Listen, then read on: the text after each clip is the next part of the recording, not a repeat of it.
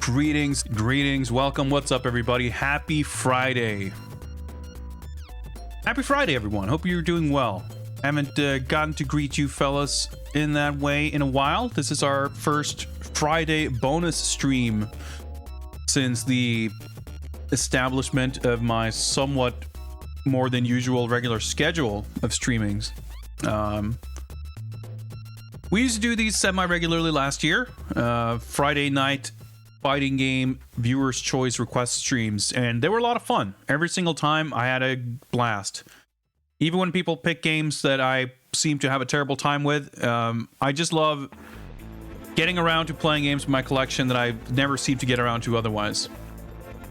D, Atomic Runner, what is up? Sanuj, Kakutou Oshawott, Running Wild, Mike, welcome everybody.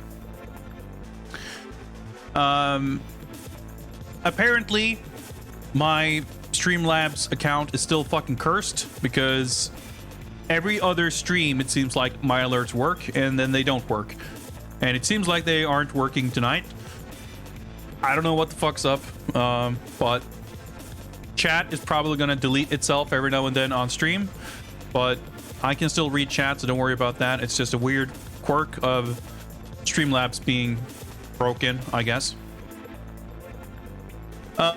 We are going to do this the old-fashioned way. We are going to do some raffles, and I will set the first one up very shortly. The basic gist of this format, which I just reminded myself that I should bring up my timer here, is you do a raffle, and winner of said raffle gets to pick a game from the list, which you can take a look at by just typing exclamation mark VS in chat. You can see there what games are available to pick. You can see what games have been played. And currently, you may remember if you were here for the last time we did this, we ran into some technical difficulties trying to play Tekken Tag Tournament 2 on PS3. I've been a little skittish to try and use my PS3 since then. Basically, my console just kept shutting down. I don't know if anything is broken or wrong with my console or just that game, but I don't want to invite disaster. So PS3 games are temporarily unavailable until I can do a little more research and see if I need to replace my PS3 or what's going on. Maybe that game is just burst somehow. But fret not, there are literally hundreds of other games to pick from, so I think we'll be all right. Oh, hey, there goes the chat, by the way. General Soldier, what's up? Sword Fam, what's up? Happy Friday to you. Did I add the appropriate con coin rewards? Well, I did do some slight overhauling to my con coin rewards. I have modified, adjusted for inflation certain prices of things. I will make available the reward to skip the raffle, but as is tradition, I want to make sure we do at least one raffle before people start cashing in instant game picks. There are probably more coin reward changes to come in the near future. We will, after this stream is over, we will create a new community challenge to have another stream like this, and that's basically my plan for the format of this moving forward. Instead of doing it on a scheduled, bi-weekly basis or something like that, we're just going to keep this recurring community challenge for people to chip in, spend some coins to make these streams happen. People seem to enjoy these streams, and so do I. But I will admit that I also enjoy having Fridays off streaming, so we're just going to make these a bonus stream whenever appropriate. All right, Atomic Runner, get those rigging protocols ready. Man, I feel like I have a bunch of shit to talk about, but I don't want to get too sidetracked. I want to actually get started doing this because we've got a lot of games on that list, and if we're ever going to make it through, we're going to have to make sure to get through a couple of them per streams here. So give me a minute as I set up my first raffle of the night here.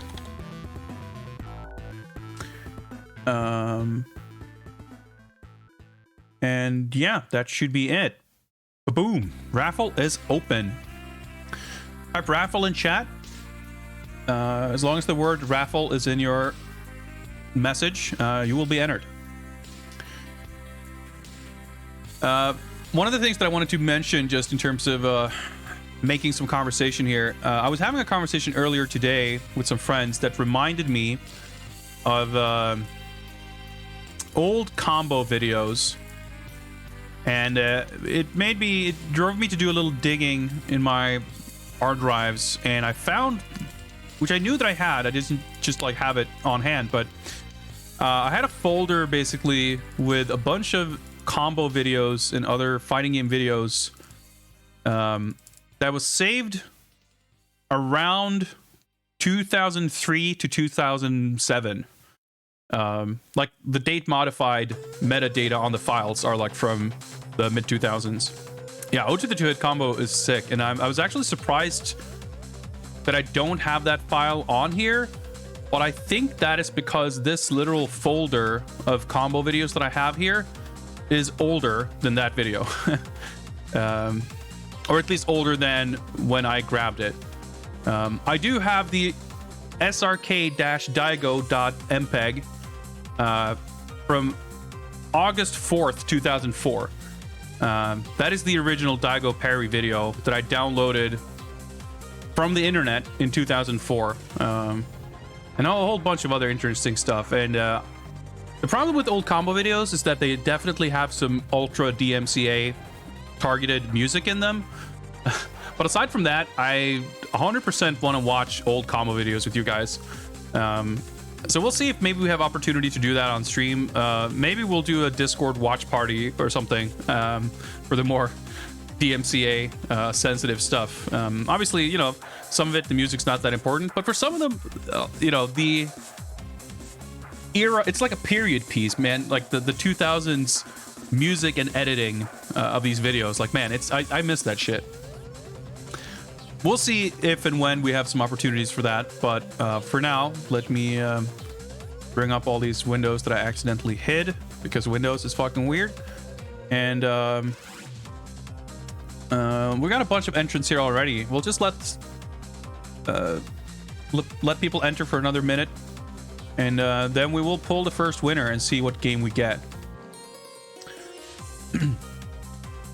Yeah, Joe, if you want to have a chance of picking the first game, just type raffle in chat. I almost said type ruffle. You can type ruffle, but that won't help you. I wish the raffle selected a wrestler for each entrant and made a battle royal to choose the winner. That'd be sick. Like, I would love, like, you know, there's so many fun, like, raffler sort of mini game things that I've seen on people's streams. I think shit like that is really fun. I'm not sure, like, the problem with that is if it's like really time consuming. I mean, it works if you're like picking a game once a week, but if we're playing games 30 to 60 minutes here, which is roughly the schedule that I'm trying to keep, raffle mini games that take like 5 minutes aren't maybe super appropriate. Let's not go there, Electro. Let's not go there. All right, guys, last call. You have a couple of seconds accounting for Twitch lag to enter the raffle. You can hear the music getting all dramatic. All right, guys, let's fucking do it. First raffle winner. Boom, Running Wild. Excellent rigging. Congrats. Pick your game, let me know what it's going to be, and I shall do the appropriate setup to make it happen. What you got for us, Running Wild? Oh yeah, and raffle is not open. Gotta remember to do that.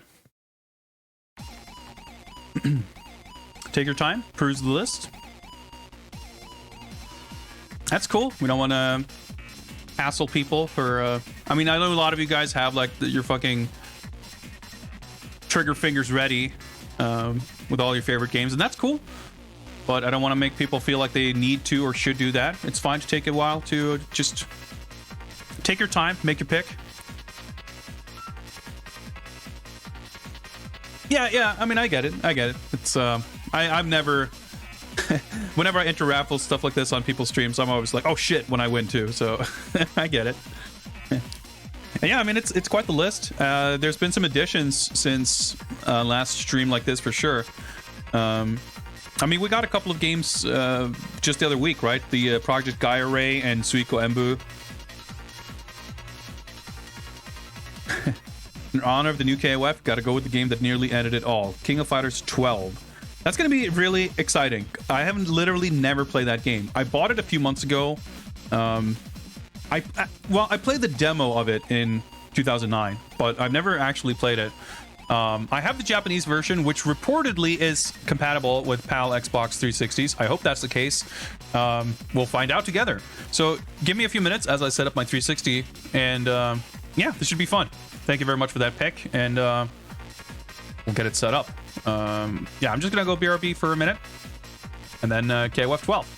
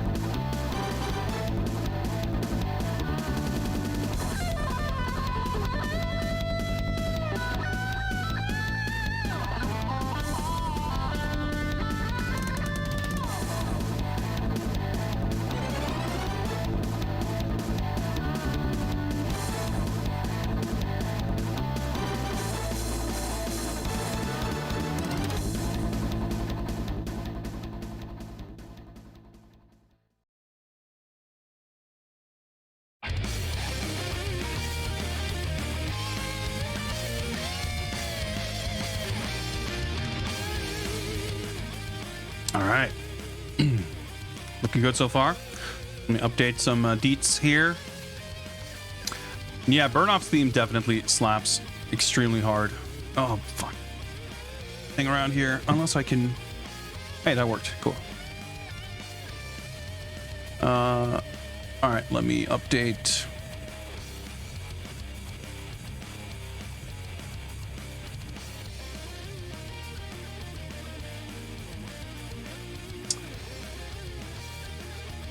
And let's get the cover here.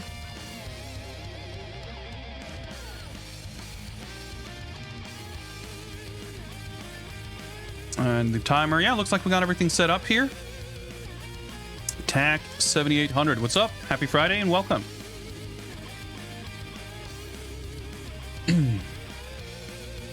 SNK Hero, welcome, welcome. Do I have extra soundtracks to KOF 12? No. Let me stop the music here and let's boot it up. If it's a DLC thing, then no. It's a physical disc or something, then I guess no. This is my copyright here. The Japanese 0 rated. Oh, there's a patch. Probably takes 2 seconds. Yep, that's just how it is on 360 for some reason. Yeah, I picked this up last year, or maybe the year before even, from Surugaya for like 500 yen or something. And yeah, luckily this is one of those games that is not region locked, so there we go.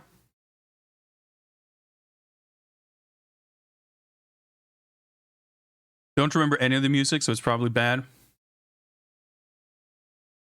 Yeah, it's interesting. Like, there's definitely more, like, KOF games that are more memorable than others in terms of music. There were sound effects before, right? My capture's not just mute. There we go. Get the right sound source going.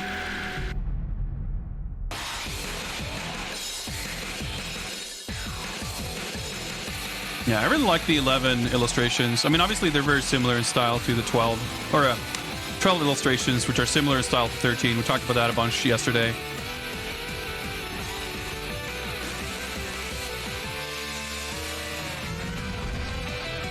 But yeah, this game was like super... I mean, it's like half of a game. It's just really something they had to put out to recoup costs, basically. And 13 was like kind of the finished version. Even though I suppose this one has... Well, does this even have a story? I don't think so, because it doesn't have teams even, so it probably doesn't have real endings. But then even 13, they put out KOF 13 Climax, which is like 13 with all the console editions, because they added a lot of stuff between the initial arcade version of 13 and the console version of 13. There's like 5 or 6 characters that were added, not counting the DLC ones, but I think it was like, who was it? Like Billy, K-Dash, or whatever. There's like a, I don't know, a bunch of characters and stages that were not in the arcade. Arcade lets you play time attack battles in all 5 stages. Does that mean we have... Is there 5 matches? I guess there would be 5 matches. I guess the game has like fucking 12 characters in it. There's gallery mode. That's cool. I guess there's like the character illustrations and then maybe something else. We'll see. We'll see.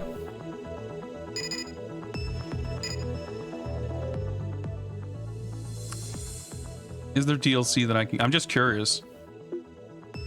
Okay, yeah, I guess we can buy a lot of hard rock arrangements. That's kind of cool. I mean, it's not particularly expensive. It's not that I mean, not that I know that I would ever use it. I don't know. Oh, you can buy gamer picks. Okay, that's cool. Dots and Illust. So it's like pixel art, I guess.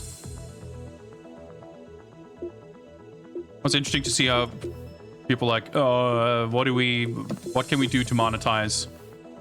I mean, pretty standard stuff, but still neat to see.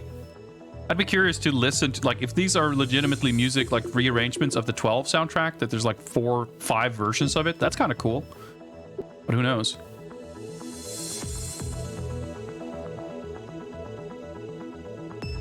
Yeah, there was a dub, wasn't it? The arcade version of 13 that had an English dub. That wasn't actually used, I think, in any version of it, but the files were like, when people ripped the arcade version, they found like data files for the English voices, but I don't think they were used. The console version definitely didn't have them. So let's take a look here. Wow, there's only 3 difficulty levels. That's interesting, because there usually is definitely more than that. I guess we'll keep it to normal. We're probably going to get our asses kicked, but that's fine.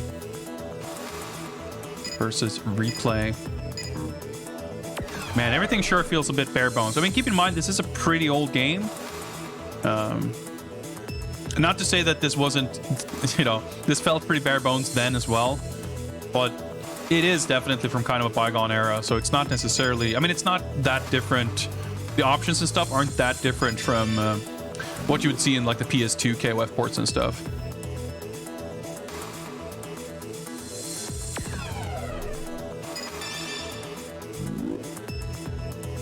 So did the arcade version actually use those English voices? I mean, I never really played it. So I'm curious to see if... but, oh my god, this is clunky. I don't know what any of the...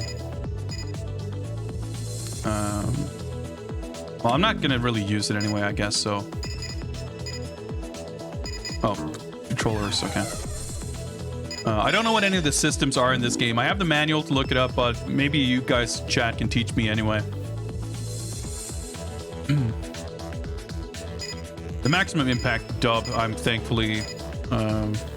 I know of it, I've heard it, but when I first played Maximum Impact, I played the Japanese version, so I've never really had to suffer the English voices. And then I think there was like a version that was like there was like a download, like an image that leaked online that I downloaded and burned that was in English but didn't have the dub because it was like a pre-release version or something.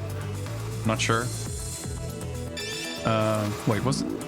Okay, so there's no like option for the sprite filtering and stuff, because I know this is kind of weird.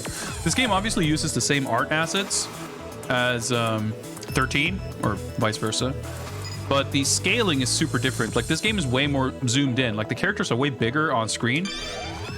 Welcome to the King of Fighters. Allow me to and then it like zooms in even more when you get the tournament. critical clash, whatever it's called. Let's start the timer. Matches will be fought 3-on-3. The tournament will be played as a time trial, where you will be competing for the best overall win time for 5 matches. It's kind of weird this... If you don't like your original win time, each match will be replayed once. Wow, okay, they were Good definitely luck on to some you all. fucking Neo Geo Battle Coliseum shit when they made this up. I guess they had to think of something. So, yeah, this is the roster, and, you know, you may notice that the order is a little strange here because, like, it's so bizarre that, like, Clark, Ralph, and Leona are all in the game, but they're not, like, organized by team because they're, like, one of the few actual groups of characters that could be considered a team. Same with the Psycho Soldier team, I guess. I guess Duel on Ash and Shenwu were in 2003, right? But it's so weird. Wow, like Mature is in this, huh? Game out a bit loud. Thank you. Let me turn it down a bit. Is that any better? So the thing is too, like I played KOF 13. Not that I remember an awful lot about that, but I'm like curious how much of that even translates. Well, let's go. So I pick. Okay. Well, I pressed the button. I wonder which color I get, but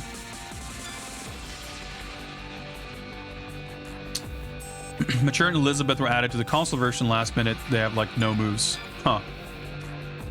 Yeah, because like Vice isn't in it, right? Yeah.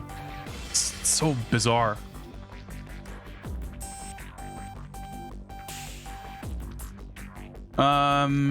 All right, let's see. Try to think like who did I use and what might they be like in this game. I liked Ryo, but I didn't really use him much in 13. Again, will any of that carry over here? Who the fuck knows? Let's do that, and yeah, let's try Kim, I guess.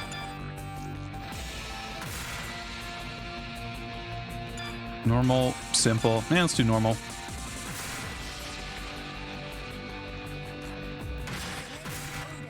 Oh wow, there's even not even like a button. Like the old KOF games used to do it like this, but starting from like 99, I think, is when they started doing it so that you push a button instead of selecting like this. So you, so it's hidden for the opponent what your order is. It's so strange that they would do it that way in this game. The artwork's beautiful. A lot of the presentation of the UI stuff is like not bad, but it's kind of weird.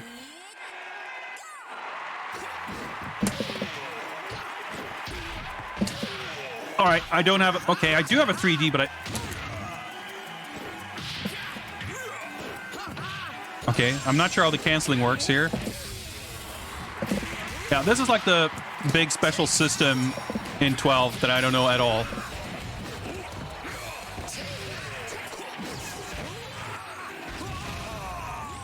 I just realized the voices are fucking English. I didn't even get an option to change it, did I? It's fucking using the system language, isn't it? Oh, that makes me so upset.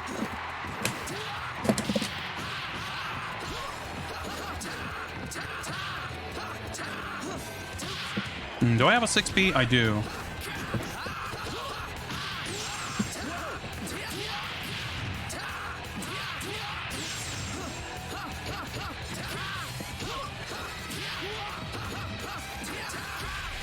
All right.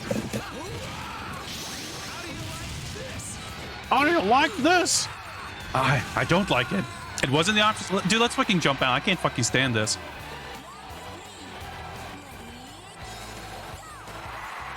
Was I literally that blind?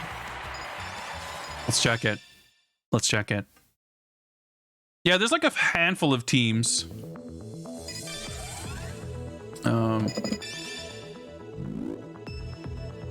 It's not in the sound options. System options? Yeah, okay, there we go.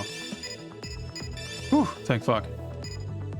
Oh, interesting, yeah, because I definitely remember this game looking like super blurry, but I guess it's got the filter turned off by default. Okay, I guess I was expecting this to be under the fucking visuals options, but no, it's under system. It's not under just display. That's weird. Anyway.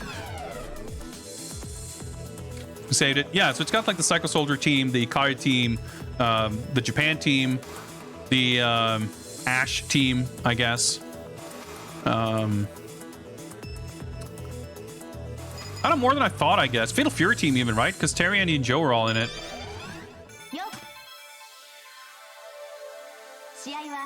Oh, I have to skip again.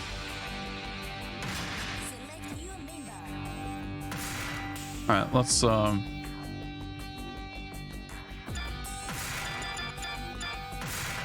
try this team.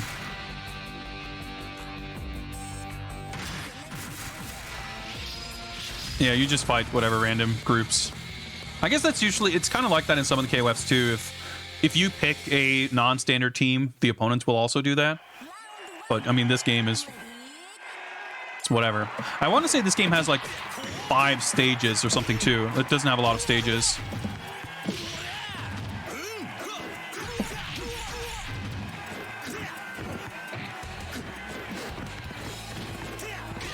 Trying to do a fucking B&B over here.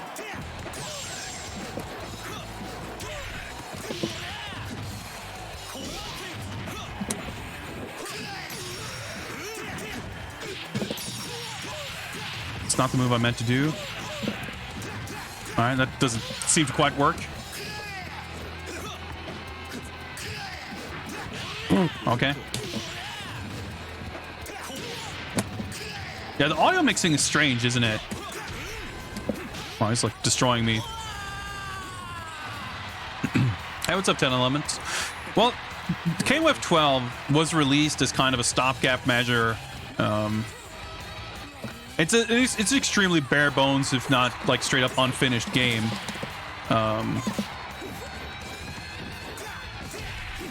And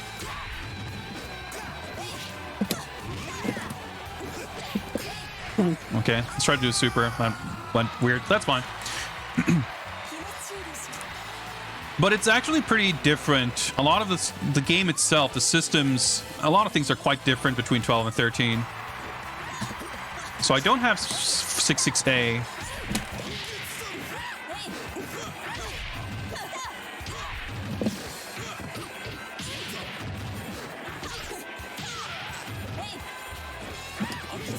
Yeah, like, there's only one... Like, what's going on with the super bar here? I didn't even think about that. You don't have stocks.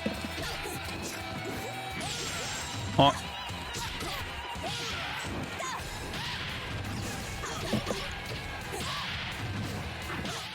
Oh. I tried to do super cancel, but didn't need it. No guard cancels. Yeah, because I was trying to do a throw and it didn't come out, so I guess that's different. No super cancels.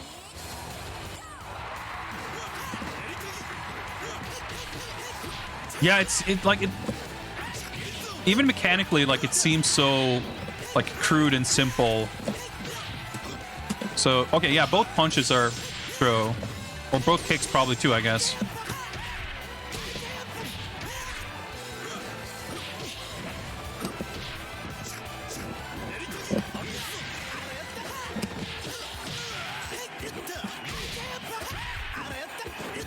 But does he have air super? Probably not. Wow, that didn't do a lot of damage. All right, that's this. I don't think he has, like, 6C, I don't think is something he has in 13. I'm not sure they recognize it. If you land critical counter... Okay, so that's basically how you get, like, an SDM. Interesting, interesting. Yeah, this is such a weird system. Yeah, I'm fine with this time, whatever.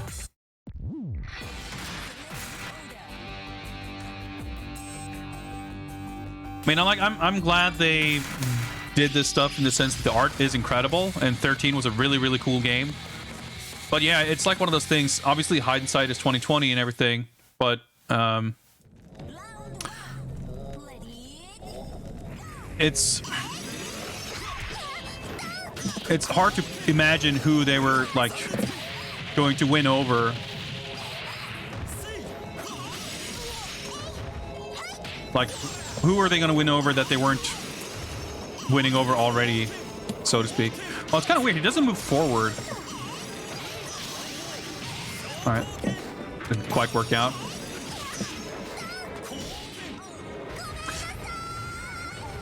Was this stage in 13? Like, or at least in the arcade version? It seems familiar to me. A lot of the 13 arcade stages are kind of like this, though, with the like the weird kind of big crowds of like weird looking characters. It is in 13? Okay.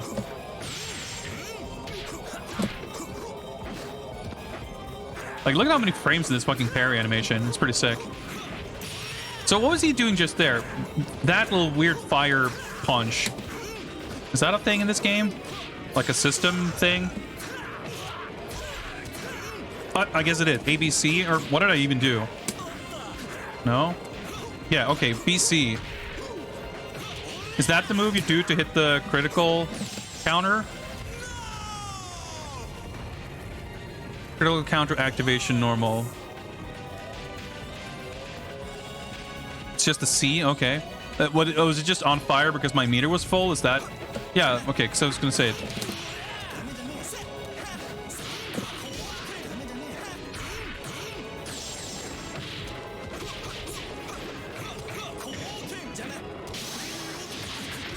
Dude, I'm like struggling as hell to get the supers to come out.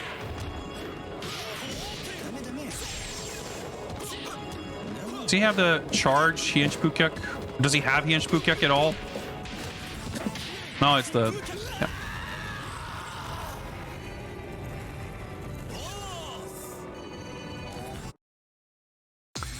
Yeah. Close normals are forward input. Okay, okay. Yeah, because that felt really weird with Kyo, because I was trying to do, you know, C 3D into up kicks, whatever, and I couldn't get it to come out. I got it once or twice, but that's probably why then. And Kyo's far C kind of looks like a close C.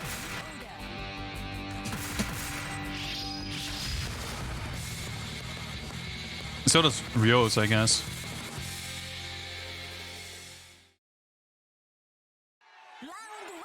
Oh yeah, right. This is this stage is in 13 also. Yeah, it's like the it's so zoomed in, like it feels really weird.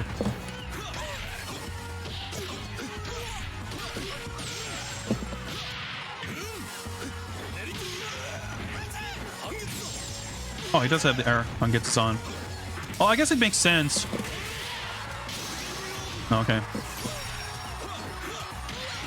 Makes sense that people didn't get a lot of new moves in 13 because like they're gonna be using the sprites that they have basically. Yeah, I don't like a lot of these stages. The stages they added for console 13 I like a lot better. Like a lot of these like weird amorphous blob of a characters that's in these backgrounds, they just look kind of strange. I mean, not even taking into account the implications of the like native jungle men or whatever, like that's kind of fucked. There we go, fucking finally. But just aesthetically, like they're kind of stylistically so different. And it's also weird that you have like this entire stage where like all 50 background characters basically look the same. It's a little bit strange. Like the stages, the console stages they added in 15 or in 13 generally had a lot fewer people in them, but they were also less like noisy. It's kind of a cool idea in theory to have like that was meant to be one of those, to have crowds that like the animation speed is dynamic, so when they get like more excited they start moving faster. In practice I don't like how it works out because it just feels like it's so overwhelming a lot of the time.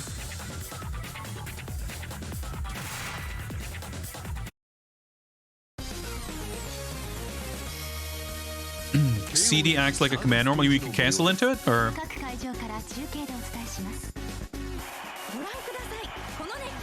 this looks great though.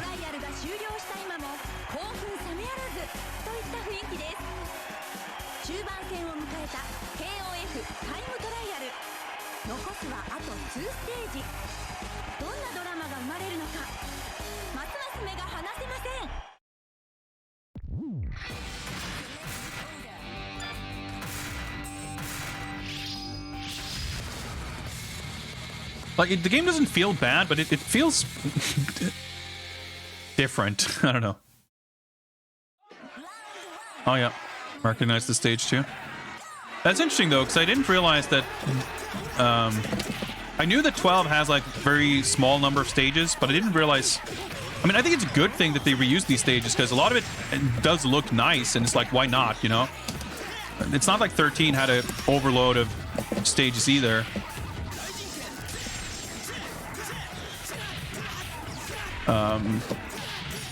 But it just kind of makes the game feel like even more like a just something thrown together from assets, an unfinished selection of assets for what would eventually become 13.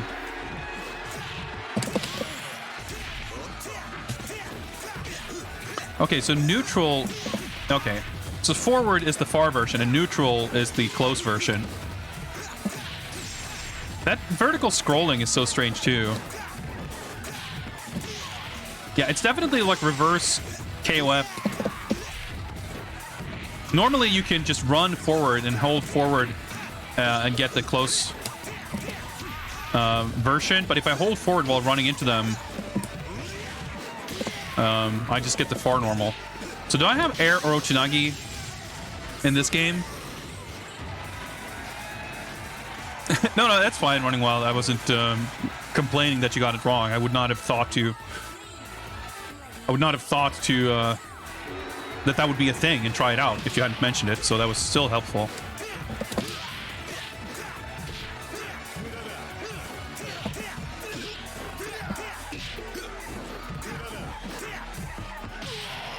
And it's...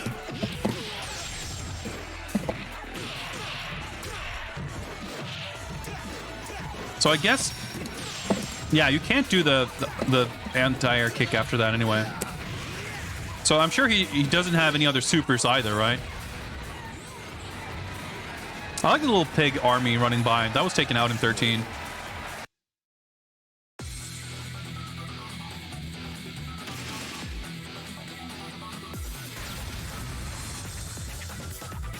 Yeah, I'm just kind of surprised that I would not have thought... I mean, obviously they put a lot of effort into 13 and whatever, but I would have thought that they would have sort of concentrated on the parts of the game that weren't finished, or, you know, that they would add more characters and stuff versus adding more moves to a character like Kyo, who... I mean, the air or Tsunagi is a big thing in the game or whatever, but it's not like, if it didn't have it in 13, it's not like you would really miss it or feel like he was incomplete. Certainly not compared to certain other characters. No, okay, he does have that at least. I guess you can do that after the up kicks then.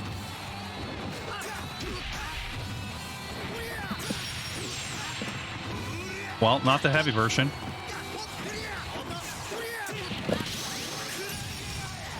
Did that even combo? It didn't look like it.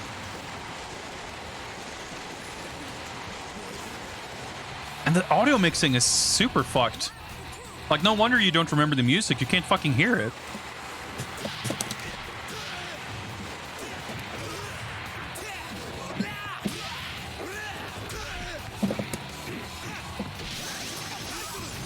Dark Crush, okay.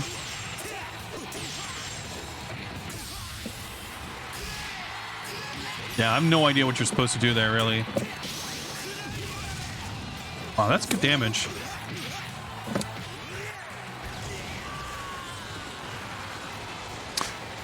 I guess the AI is like not really finished either, because I'm having a bizarrely easy time with this for being on normal difficulty. Like, I mean, it's not like I'm doing any real combos or anything either, but like neither of them. Neither are they. Yeah, he doesn't have jump 2C either.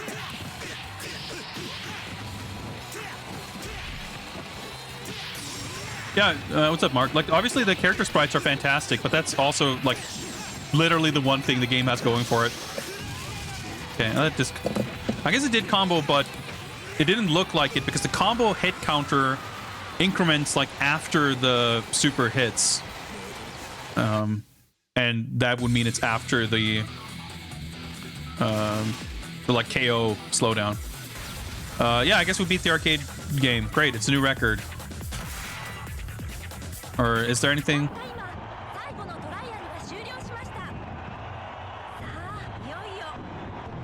You fight Ash? I don't know.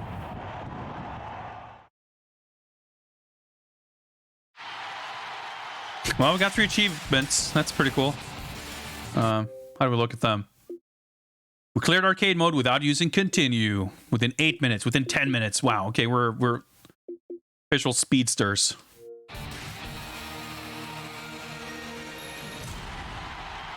Yep. So yeah, like, feels a bit, you know, half-baked in so many regards. It's like, it's just the amount of content that's so weird. Everything that's there, at least in terms of the art and everything, like, it's good, but it's interesting that a lot of the names, I mean, not that I know all of the staff or anything, but looking at the credits for like KOF 14, I don't recognize a lot of the other like top level people. But that makes sense because I think they definitely staffed up. Like a lot of the SNK, like the old school SNK people that are there now, they weren't there during this period. It's my understanding that they kind of staffed up post 13. Yeah, that's Xavi doing music at least.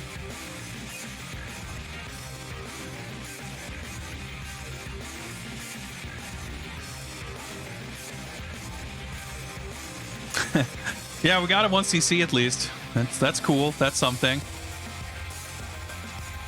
Ogre's illustrations are the best thing about the game. Yeah, they're beautiful. But yeah, it's interesting too because like you can see, obviously Nona was the art director for this and 13, and you can see his influence very clearly in the character designs, like in the sprites, the way they look, their postures and silhouettes and everything. And you can see it in the backgrounds a lot, I feel like, with the characters. But interestingly, the cinematic artwork stuff, I mean, there's not a lot of it. I feel like that has a much stronger, like, Nona vibe in 13 than it does in this game. Game over. Thanks for playing. You're welcome, KOF 12.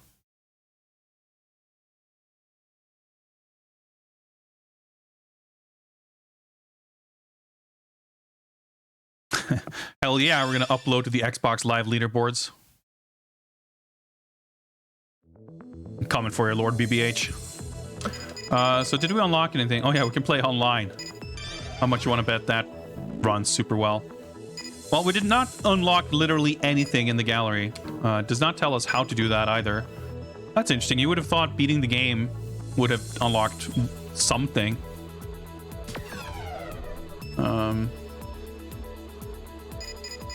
I mean, we can spend a few more minutes with this. Here's to see. Yeah, it's like, of course, it doesn't have like a tutorial or anything.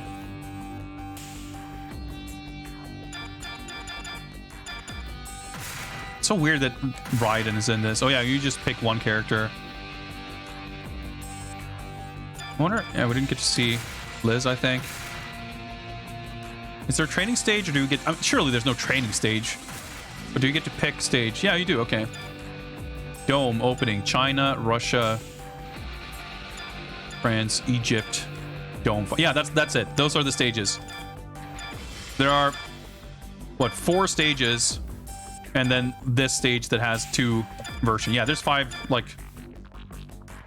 It's like just so fucking barren, this game. Like, Isn't Too Fond, I think, is... Not only is it an understatement, I think it's also, like... I don't think there's a burning, like, hate for this game. I think there's just, like, a vast apathy towards this game, I think. Like, people just don't know or care about this game, I feel like. I mean, it's not like people like it, but I also think that there aren't that many people who played this and got really burnt by it. I feel like people... I could be wrong, I guess, but, you know, personally speaking, at least, I feel like I wasn't even really interested in this. So I don't know how many people even, like, played this enough to be disappointed with it. I mean, I imagine anyone who did was, but... Yeah, it's like, I don't know. So does he... Yeah, that's interesting. His SAB is not the same as in 13.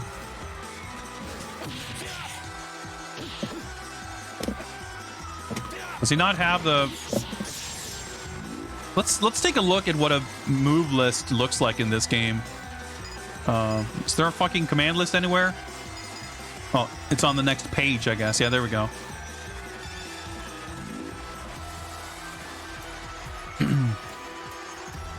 Like, I guess this is made for fucking SD TVs. It's got to be huge. You can't fucking fit anything on screen. Is this how they hide the fact that there's no moves?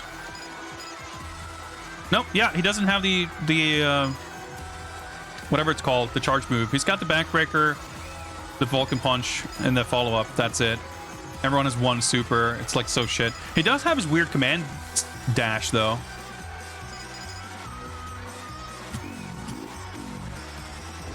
This is such a weird move.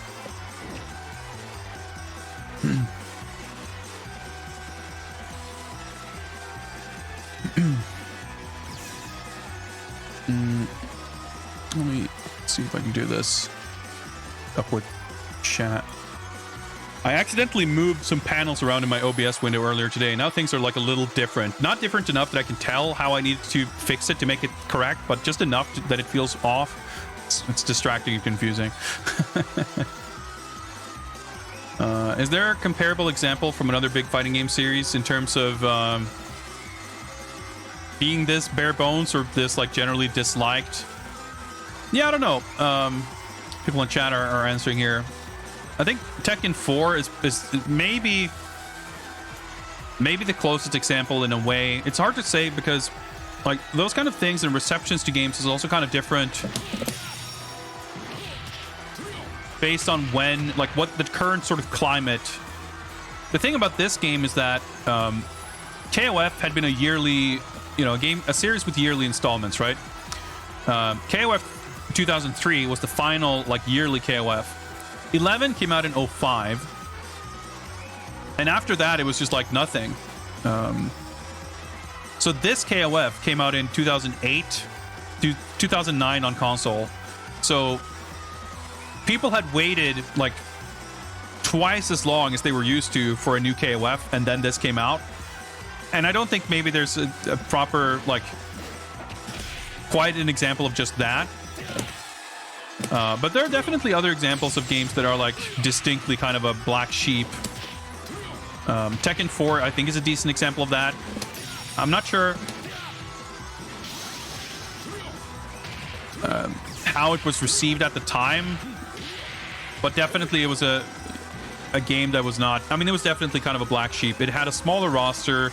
It made a lot of system changes. And a lot of the changes, both aesthetically and mechanically, were not really carried forward in future games. Samurai Shodown 3, I know, is also not thought of very highly. I mean, Samurai Shodown Sen is also not good, but it's like a weird spin-off that came, like... It doesn't have... I mean, you could say the same thing for KOF Maximum Impact or fucking KOF Sky Stage or whatever. Like, KOF Neo, what's called Neo Wave. Like, there's some weird outliers, but this being like kind of a flagship mainline entry and being such a weird thing is, yeah, it's peculiar for sure. Yeah, I mean, there is more to explore here on a technical level, I am sure, but at the same time, I feel like we've given KOF 12 its fair due. Maximum Impact was the 3D one for PS2. Yes, that is correct. Yeah, Samurai Shodown Sen had awesome new characters. I love Angelica. Walter is super sick. Jay is cool. Like, almost, I don't like Gallows, where it was called a Viking, that much. He's like just a bit generic. I'm not a big fan of Suzuhime just because she's like a little girl character, and that's an archetype I don't much care for. But at least she has like a surfboard sword, which is makes her a little different as far as those kind of characters go. But by and large, the new characters in that game were great.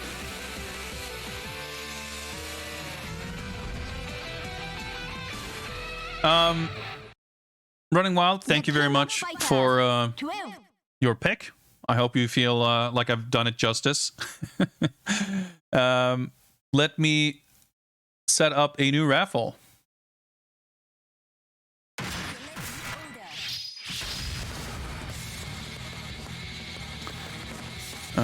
There we go. Boom, the raffle is open, and in the meantime, I'm gonna go check the spreadsheet here and update, make sure we mark this game as played. King of Fighters 12. There we go.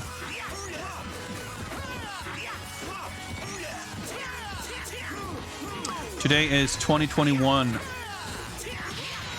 February 18th? 19th? What's today's date? I gotta fucking check my phone. 19th, even. Look, you got a text, by the way. Oh, okay. Got a text from the postal service. Apparently, something I've ordered just arrived in Sweden. Maybe it's my Summer Games Done Quick t-shirts. I haven't gotten those yet. Maybe they arrived. Who knows? I'll find out. Oh yeah, I want to say that the Street Fighter miniatures game that I backed on Kickstarter was expecting to ship this week. I guess that probably didn't happen, but it might happen early next week. We'll see. But yeah, raffle's open. Type raffle, and you can pick the next game if you're lucky. I'm also going to The King of Fighters do some challenge concoin shit update here. There we go. What's up, Socrates? My beard is I mean, that's very kind of you to say. I'm not sure I agree, but it's fucking running rampant. That's what's going on, and I'm too lazy to fucking shave. I wish I could give the excuse of quarantine, but I've like cut my own hair since I was like 17, so it's not like I would go to a barber to cut my hair or beard. But there you go. Big Vitus, what's up? Where do I get my Japanese stuff?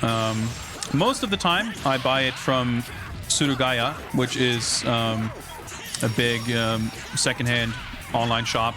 Well, not strictly secondhand, but they have a lot of used games and comics and stuff.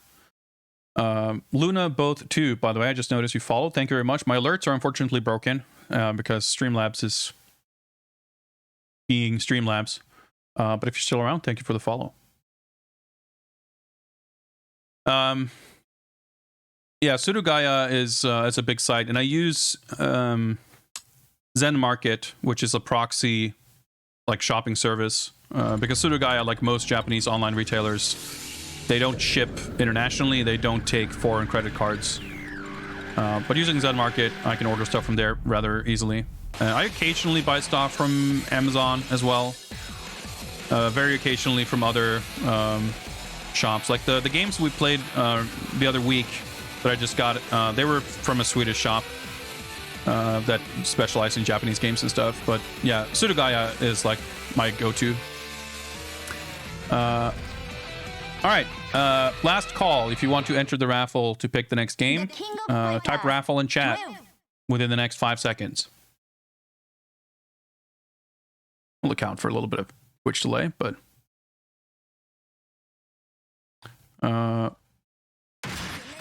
it's Surugaya, like that. .co.jp or something, I guess. How do Swedish customs fare?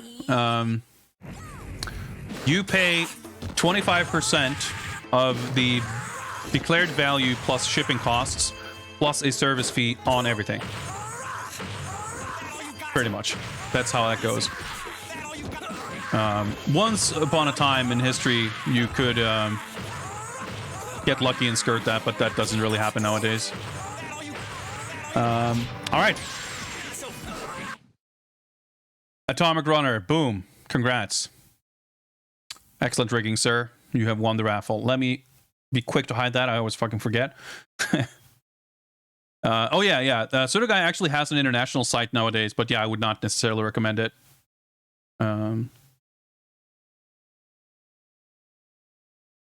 Yeah, but it's like there are different like brackets for value. Like the service fee that you pay, I think it's like either €8 or it's like 15 or something roughly, based on the value. But yeah, you can get something literally that it's worth $2 and you pay an additional $10 for, you know, fees. That's like how it works out. About time we spend some time fooling around with 3D Kakutou Tsukuuru. All right, well, I'm going to warn you up front. We're probably not going to be making much stuff. I don't think we have time. There's not enough Fridays in a year to make anything in that game. I mean, it's pretty amazing. But we'll take a look at the edit stuff for sure. But luckily, it does come pre-packaged with, well, kind of a game. So we'll do that. We'll say goodbye to KOF for now. And we will, yeah, I guess we can just fucking hop on over here. Oh yeah, we're gonna do some changes here to my capture to get the PS1 going. Change my capture settings.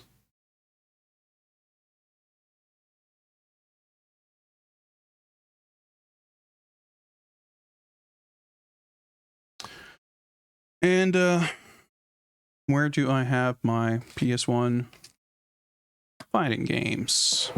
They're here somewhere. I can get some jams going in the meantime.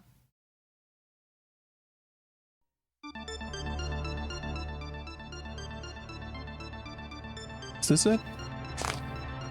Nope, these are PS3 games.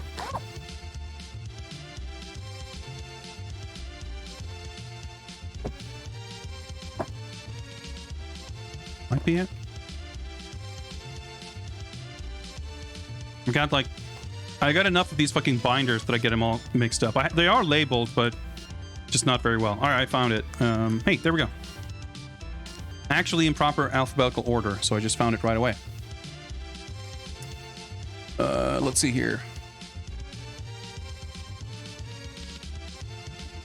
That should be my PS2. Yep, there we go.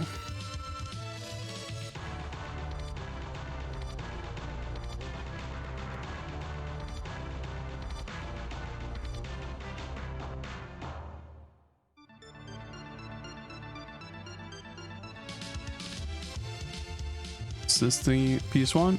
Oh, yeah, there we go. I mean, it's a PS2, but it's a PS1.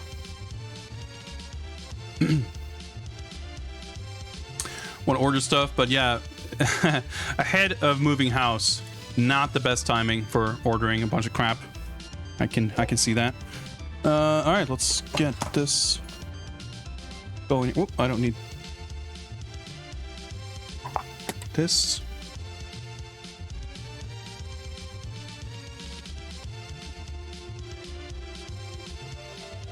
Fucking getting all the cords all tangled up.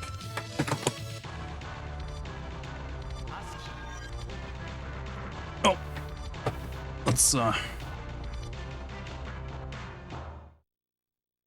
that, and let's hook this up.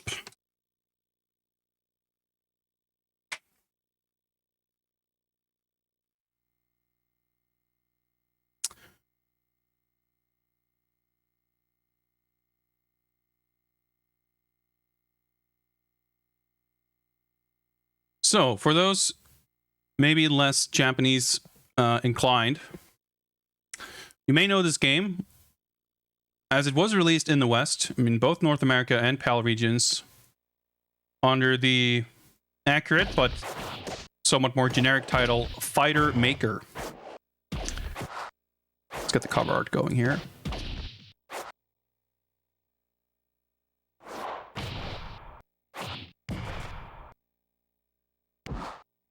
This is published by ASCII. You can see on the bottom right there is the ASCII Tsukuuru series logo. And this is, of course, the part of the same series as 2D Fighter Maker. Action Game Maker, I think it's called. Pixel Game Maker, it's called the English version. And probably the most famous branch of this series, RPG Maker. They're all part of the same series. And it's still running. They don't put out new versions of Fighter Maker, but 2D Fighter Maker, or 2D Kakutou Tsukuuru for Windows, was pretty much the tool used in Japan for like indie fighting games for like a decade plus. The 3D version, obviously being on console, didn't really have the same lasting power. And I mean, you can't really make games with this that you can sell the way you can with the PC software. But it's still kind of neat. And yes, there is a sequel to this. I believe it's on PS2. I've never played that one. I did, however, play this at least once back in the day. Man, this is like the third arcade stick that I'm like fucking wiping off this fucking caked in dust. I don't use these arcade sticks often enough, I guess.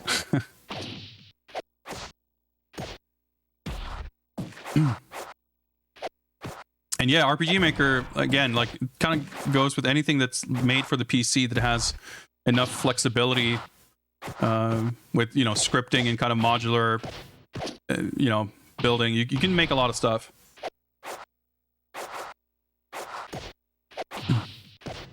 Yeah, the models are not terrible. It would have been really cool if there was a PC version of this or the sequel. Just like how they would have been able to open up for people to kind of create their own graphics. Because the way this works, it's kind of an impressive feat in like engineering that it even allows you. They had to come up with the interface for allowing people to like edit stuff. And you can edit basically frame data, you can edit animations, you can literally create, you can keyframe original animations for the characters. But as you can imagine, it's pretty clunky. Like, you gotta keep in mind too, this is a 1998 game. If, like me, you have some experience with 3D animation, if you've learned, you know, 3D Studio Max or Maya or whatever, and like create animations,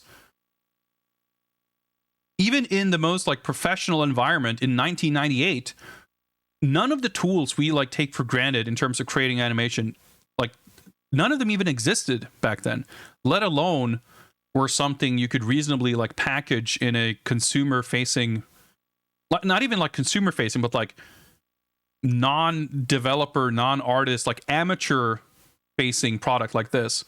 So the fact that they even tried is like remarkable, and the fact that they arguably succeeded, I think, is amazing. Having said that, you know, by the standards of its day, it's really, really cool. But obviously, if you have any familiarity with 3D animation in a modern context, this leaves something to be desired. And yes, the save data for this is 15 blocks, which reminds me, dude, I still fucking didn't pre-order that fucking super PS1 memory card. We talked about it on stream previously, but I didn't actually, like slipped my mind to put in the pre-order. It's supposed to come out in March, so I should get on that. 8-bit mods, I think they're called, the company who are putting it out. It's like, what is it, 50 euros or something like that? 40, 50 something for a memory card, a PS1 memory card that takes micro SD cards. So like you could put in a 1 gigabyte micro SD, and that gives you like 8,000 PS1 memory cards worth of. Actually, it's probably even more than that. Anyway, you get like essentially infinite memory cards in one physical card.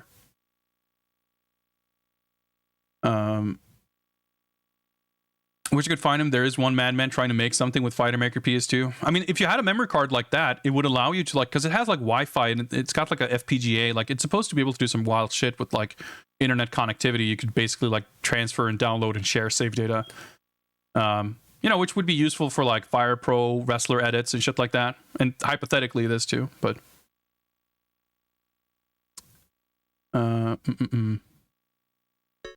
yeah, I mean, any tool set that let people make stuff has the potential to be something really amazing. But of course, you know, it takes a infinite amount of patience. And that's the kind of thing, like, if you played this in 1998, you didn't really have much like this. You could spend a summer vacation just going nuts at it. But today, like, to scratch that itch of creating a fighting game, animation, or whatever, like, yeah, I mean, you can get Unity, you can get Blender, you can learn to do it like properly and not with these like ultra archaic tools. Character selected, continue, off. Let's keep it that way. Hyper mode. Oh yeah, let me also, before we're right in the middle of a raffle, let me also enable the reward for picking the next game if someone would like to do that. It's a little more expensive nowadays, but the option's still there if you want to skip the raffle. I think it's limited to once per stream. Playing a bunch of Dojin games and ASCII logo. No, this is going to be... Well, that's the thing, though. Like, it's used by a lot of good stuff. And, like, I bought the most recent, that action game Tsukuuru, or I think it's called Pixel Game Maker in English, on Steam. It's really cool. And as far as I understand it, La Mulana 2 was made in that. Because there is like a sample test thing, content template thing that is like a tiny little snippet of La Mulana 2, like 2 rooms and a boss fight or something, so you can kind of see how it was built. And that's really cool. So let's hop into the edit mode real quick. Just to like get some kind of an idea of how crazy this can get. So create new fighter, load, save. I guess this is just like, you know, clean slate, whatever. So profile. What?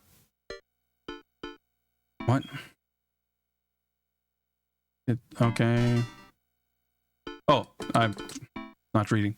We could write their name, their, you know, birthplace, birthday, gender, blood type, hobby, occupation, fighting style, and author. So you can put your name here as like the author of this character.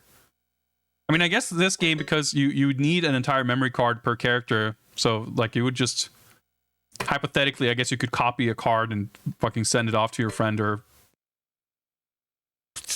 to I don't even know. It could be distributed somehow.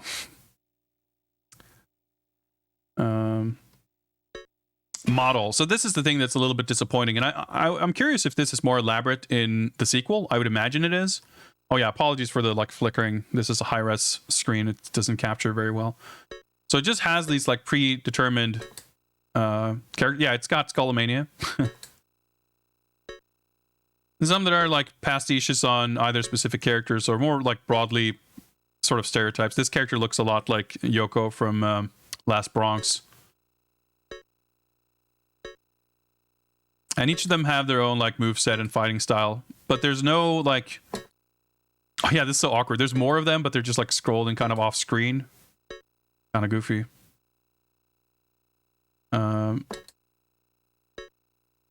Yeah, that's it. And it's just like wrapping around. So we can pick Wesker over here. Yeah, I would imagine that this would be one of the aspects that they get expanded upon a little bit in the sequel, because it's literally, you cannot change anything. You pick one of the models and then that's it. But we can go to the motion section here. So we got strikes, throws, win and loss anime. So this is like win poses, losing poses, and I guess probably a few other things like that. Nope, it's literally those two. Win pose, lose pose. So we can load, save, convert. I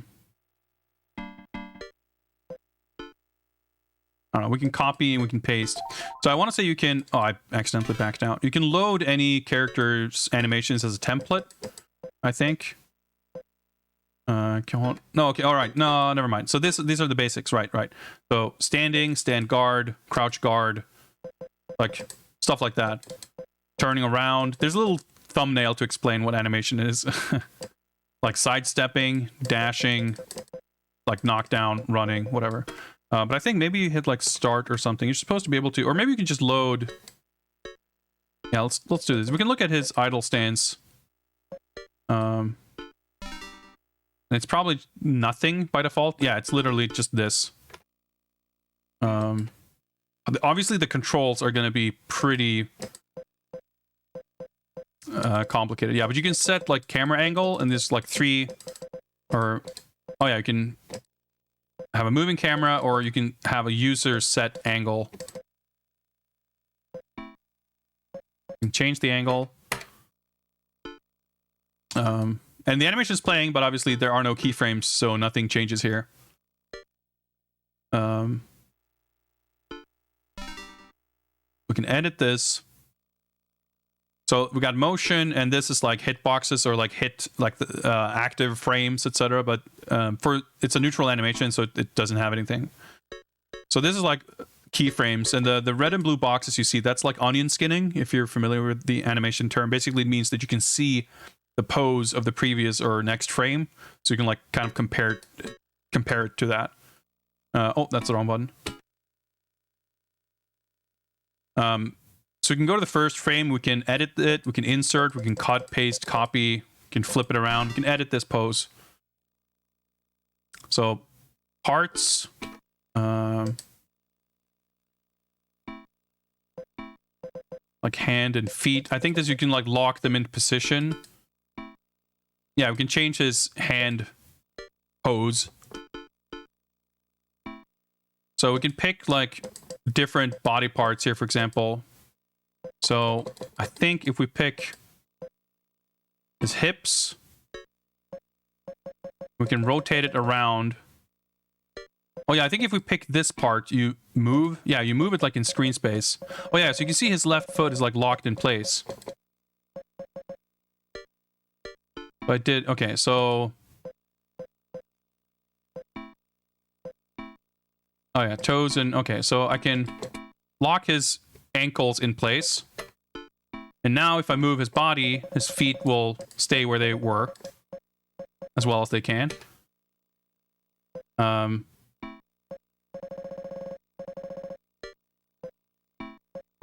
can change the position like so. But in order to kind of see exactly where it's going, I should probably rotate the camera so I kind of see what I'm doing here. But as you can see, like, it's pretty... I can't really see if he's moving his arm forward or backward, but sure, let's go with that. Like, yeah, exactly, Atomic Runner. Like, it's really impressive that you have all this freedom, but it's doubly impressive that they, like, figured out a way to do it.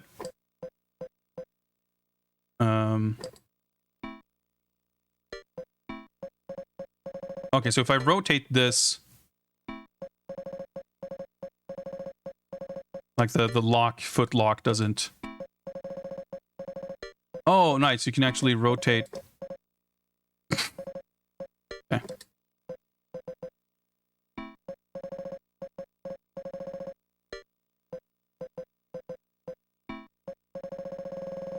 Alright, that's not quite... Alright, let's give up before we break anything worse than that.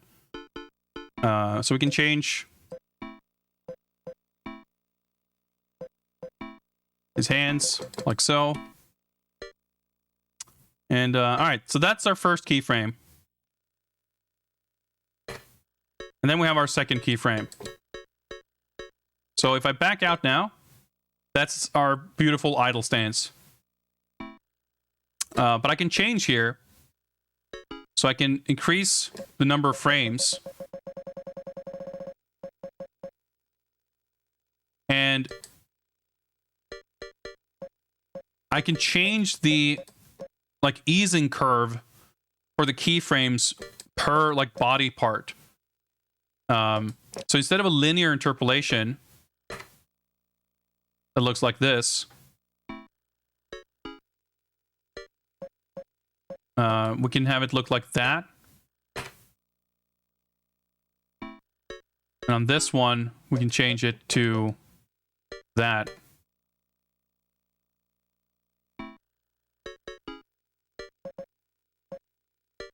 That's better.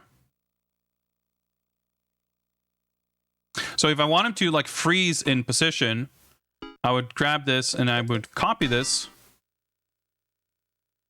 And I would insert a new frame and I would paste it. And I can paste only part of the body, which is great, by the way. We can do that. Which isn't what I was planning originally, but like pretty good. It's pretty good. I can cut this frame and I can insert it here and paste over everything. And now you can kind of see that onion skinning effect going on. We see the body sort of position, what's going on. So let's grab this and edit this pose, and let's grab everything. Just put him down on the floor. And I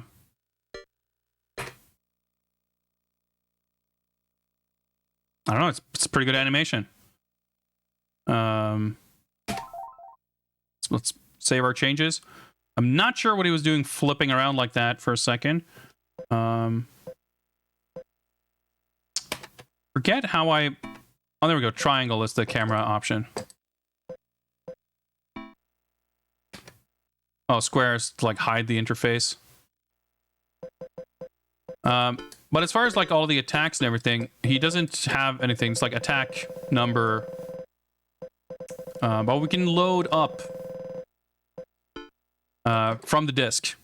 So these are all the fighting styles. Hakkyokuken, that's like... what do we call that? 8 Extremities Fist is the English title. I guess that's like Baji Kwan. It's like that style, right? It's like Akira from Virtua Fighter. This is something... oh, it's Jujutsu, okay. And I'm not sure what this is exactly. Some style of Kung Fu, I would assume. So it's this, I guess. Full Contact Karate, Taekwondo... bunch of other that I can't quite read. Female pro wrestling, martial arts, command sambo, capoeira, pro wrestling. So these are all like, again, represents like each character. So Justice Hero, I'm going to assume that's Skullomania. Yeah, that's it. So there's not, I guess there's some fighting styles that are shared between characters because there's definitely fewer styles than there are characters. But let's load up the set of Justice Hero. Yeah, so we can look at his jab. His idle animations, actually, it's not too bad for Skullomania. Hell Thrust. It's a pretty good name for a normal.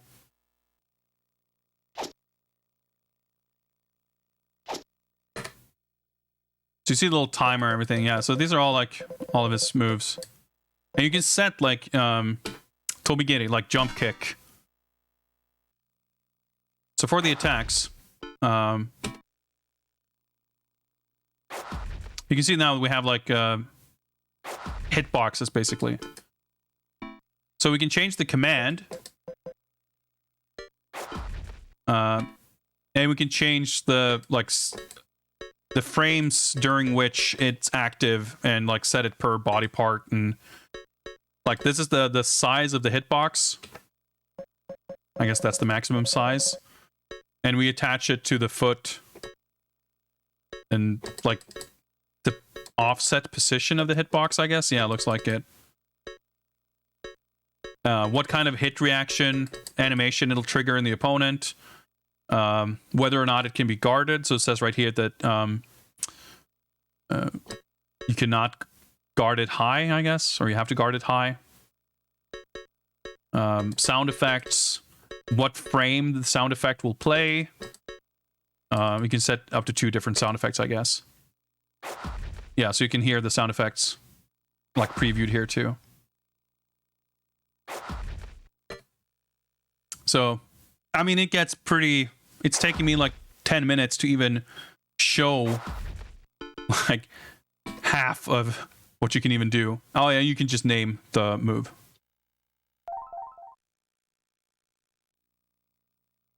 Where's Skullo Dream? Well, let's see if he's got the step in upper. So I guess these are all like mostly normals and stuff first. I mean, the game doesn't have specials per se, but I would guess some of his trademark moves are in here. Skullo Tackle, Skullo Back Turn, Hyper Skullo Punch. It looks like it's got a lot of attacks in there. Skullo Head, Skullo Dive version 2, Skullo Crusher, Skullo Slider, Super Skullo Slider, Back Fist, Scorpion Needle. Are these? No, they're not throws, I don't think. Turn, Low Spin Kick, Skullo Combination 1 and 2, 3, 4, 5. Attack. Okay, so that's it. Let's see what Skullo Combination 5 looks like.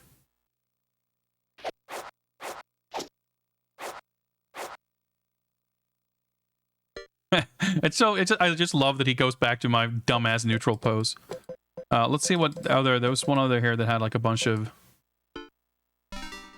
inputs and stuff. Or like moves. Kind of cool. You can also set like the offset. As you can see, he's like actually moving forward. So the craziest shit, we should... we're gonna have to take a look at that. Yeah, Hyper Skullo Punch.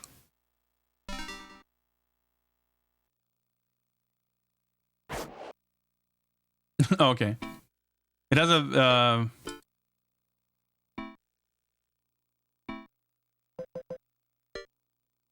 I'm confused, because it looked like in the menu that it had like a lot of icons, like it's a lot of attacks. Yeah, you can see it there.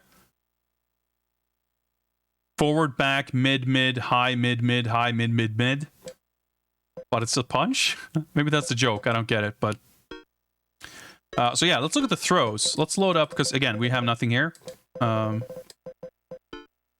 load up... I mean, I guess throws are always going to be cool.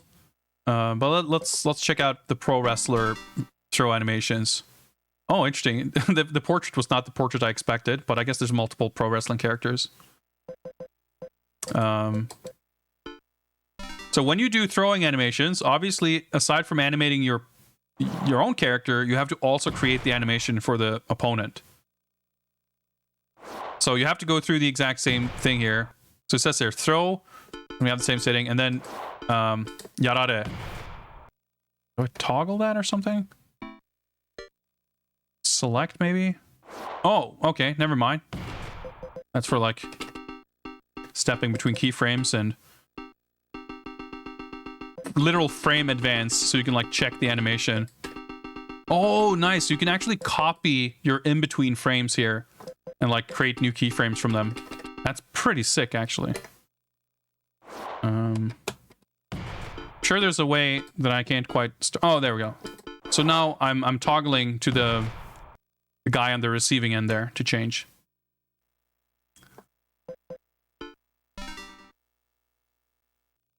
So it's like kind of double the work, because otherwise the general like getting hit animations are just part of the like standard animation set. Atomic Buster. Oh, it's like a back turned. Oh, okay, yeah. So I guess it's like the command is just mid plus guard. But I guess there's some rule somewhere where you set that this is what happens if the opponent is back turn. We can load up Skullomania's throw data real quick and see.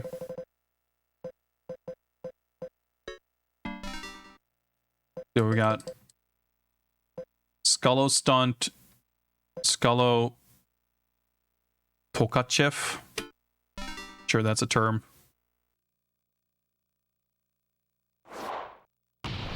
Oh yeah, that's a Skullomania throw.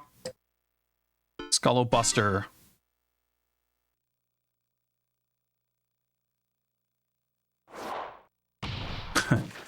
There was a Muscle Buster in the Pro Wrestling moveset. I wonder if it's the same animation. Skullo Ecstasy.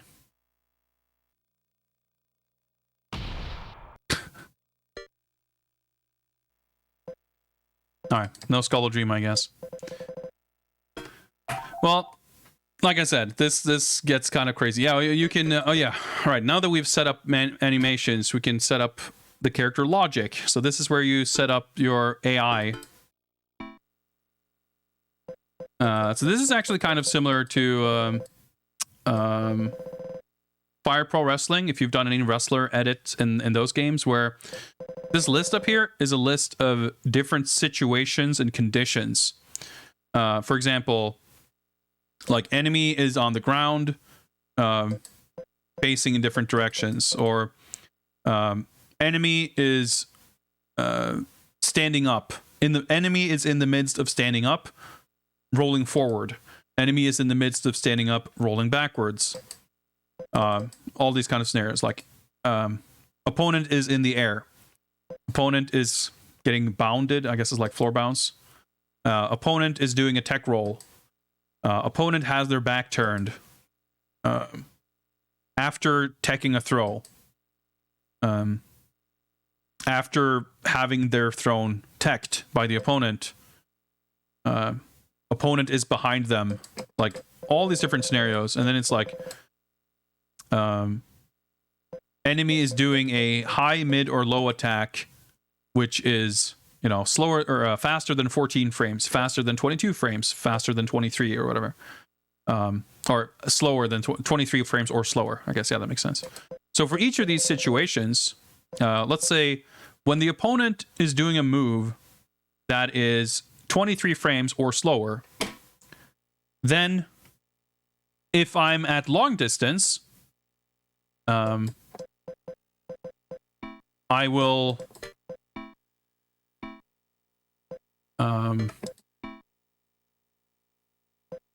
attack with my uppercut.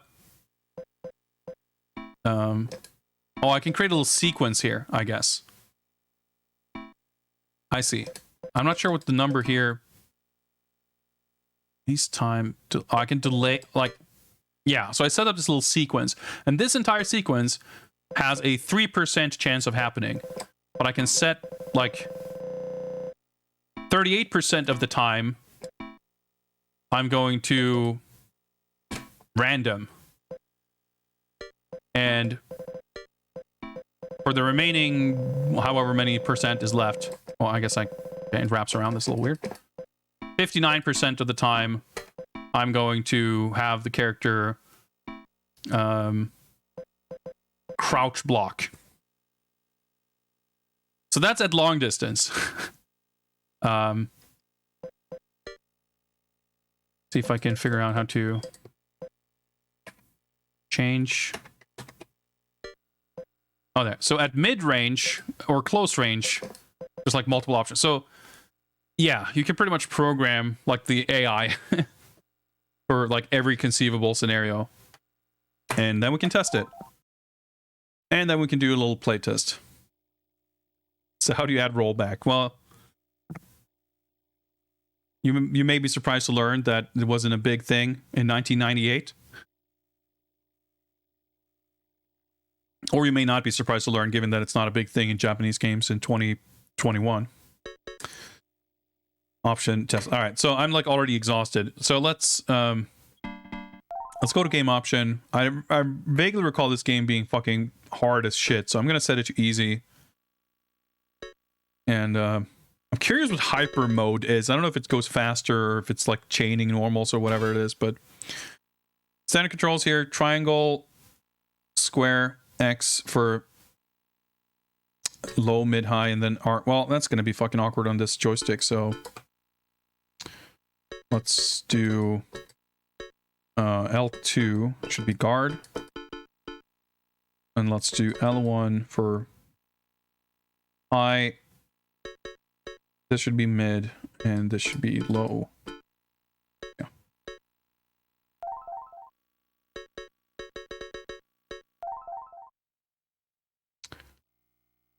CPU battle.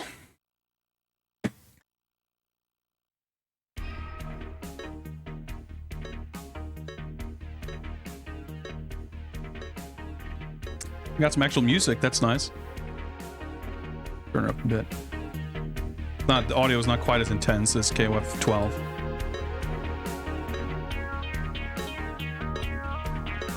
Well, I mean, I think there's an obvious choice here. I feel like we gotta go with the female wrestler, right? Well, you don't have a say in the matter. We can load like custom data for this character. Or standard, right? So any loaded custom data will be erased. That's fine. We just have it be controlled by the CPU, which seems a little strange, but that's cool, I guess. We could just do a watch mode of like a single player playthrough. Load screen, super exciting looking. But yeah, like it's pretty like detailed. Like there's definitely worse looking, at least from a technical standpoint, characters in like PS1 fighting games. Like it's 60 FPS. Like it's obviously a pretty clunky, not that great fighting game. But for being a game that obviously has a lot of other things to focus on beyond, you know, looking amazing or like being a lot of other things to focus on than being a good fighting game, it's still more visually, like, comparing this to like Virtual Hiryu no Ken or I don't know, any number of other games we've played, it's definitely not, you know, embarrassing itself. I like how the song barely got started by the time we ended the match, but that was the breaks. What we get for playing on easy, I suppose.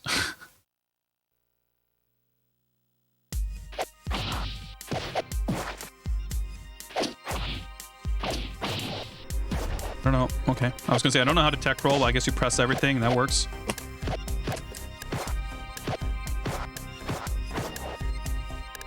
Shit.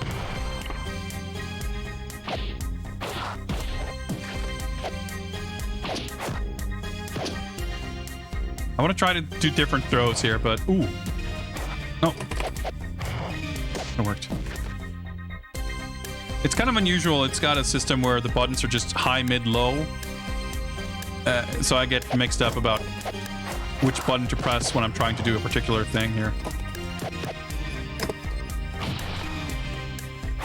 I mean, you say Guile, but he's got fucking Paul Phoenix's moves. And he kind of looks more like John Crawley anyway. Oh shit, that was pretty sick. No Tekken stomping, I guess. We can do a little drop kick.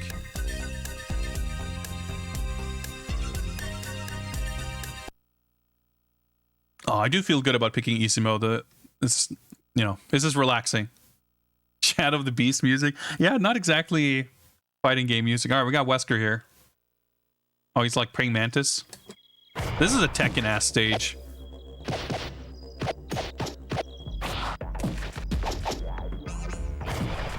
Yo, that lariat though. Fucking floor bounce lariat. That's pretty sick. Just do a command dash. Oh, that was his throw.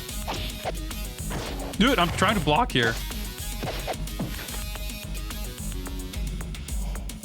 Like no voices or anything. Yo, the fucking floor bounce jumping elbow.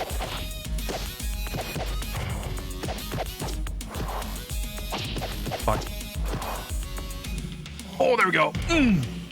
Fucking big suplex. Okay. Well, it's another tombstone.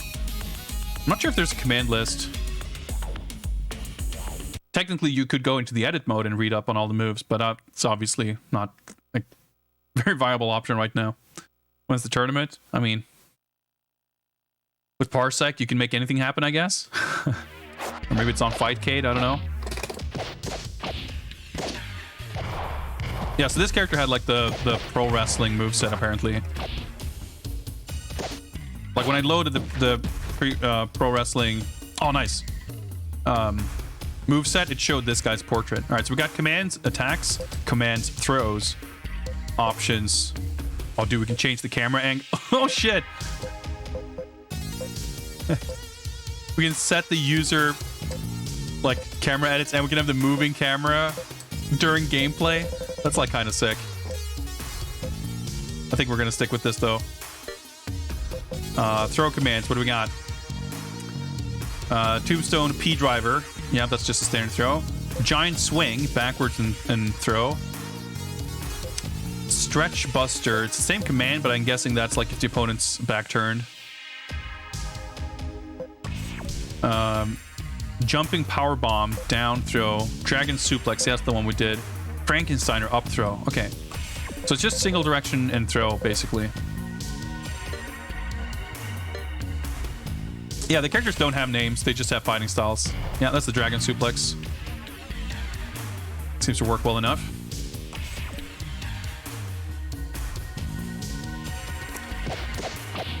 Frankensteiner. Every throw has the same like whip animation. The combos in this game are real though. There we go.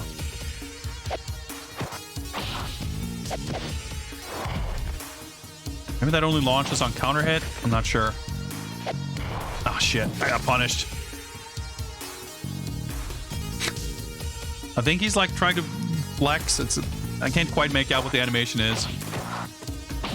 Oh dude. Getting floor bounce Enziguri. That's down. Still got the tombstone. That's a good chunk of damage though. Nice, you can't hit the low. Oh. Nice. Got him. Like the music's not bad, but it's like the level of intensity does not seem to match the high octane action of the game.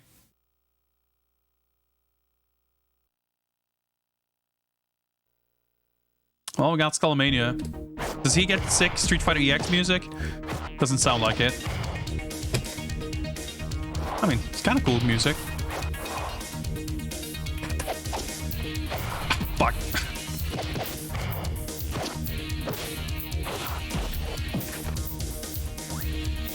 Oh shit. I wasn't actually sure who was throwing whom there. Because I tried to do an input for a throw I not successfully pulled off. Maybe the down throw is like against crouching opponents. Oh, and maybe back plus throw is only for back turn opponents or something to get the giant swing. Yeah, because back plus throw does this suplex, which does like a third of the health, by the way.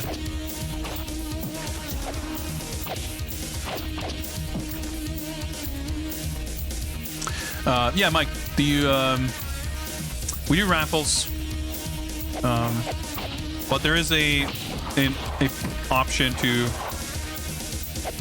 skip past the raffle nonsense and just pick the next game if you would like, and that's can be rewarded. I believe I've set it to once per stream. Oh shit!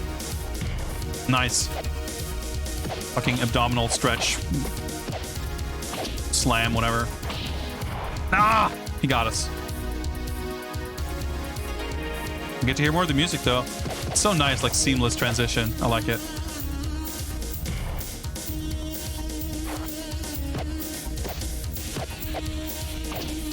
Got a little guard crush thing there, it looked like. Did that hit low? Or maybe he punished my tech roll. That's maybe more likely. There's like no running attacks, I guess. At least this character doesn't have them. Oh boy, that's the fucking Skullo combination there. Palm panel slam. Yeah, I guess that's probably what it is. Yep, that's a combo, by the way. I cannot block that once it hits. Damage on that, though. Oh! I thought I could punish it, but he was in the middle of his string. Nice. He did his little superhero run. Oh! Fucking mid kick.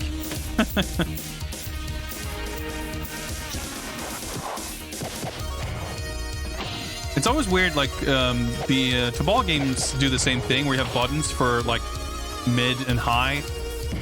So, like, I can do a full crouch, but if I press high, she stands up to do a high jab. I mean, it makes sense, I guess. She doesn't have a crouching high attack, but it still feels weird. Oh boy, frame data. Because it's like the jab button normally, so you think you're gonna do like a just crouch jab, but no, you just stand up to punch.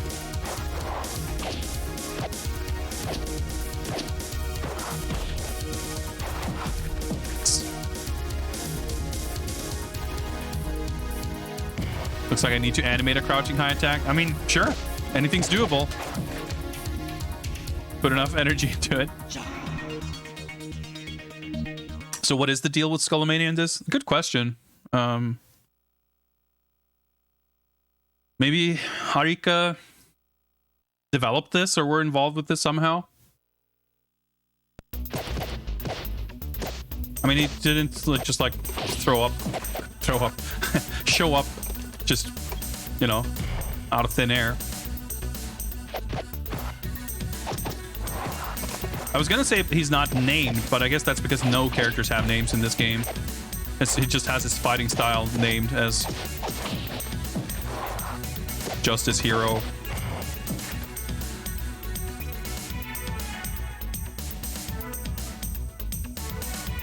It's like pretty chill background music, making me want to like add this soundtrack to my music rotation.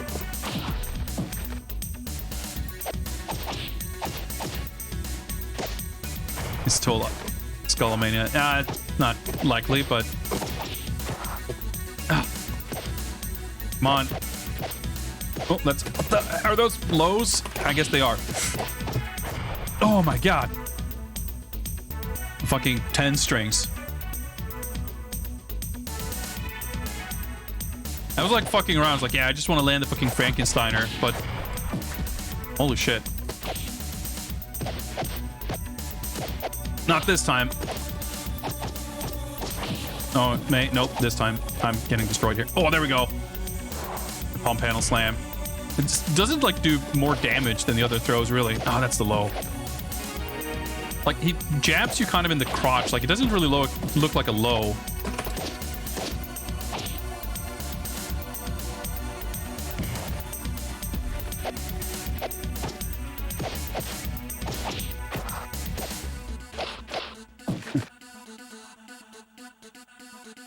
The inputs are a little clunky when you don't know the moves, but it doesn't like control poorly, I would say.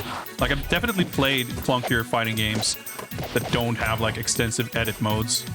Ah, shit, I whiffed the throw. The throw range is not great. There we go. It's death.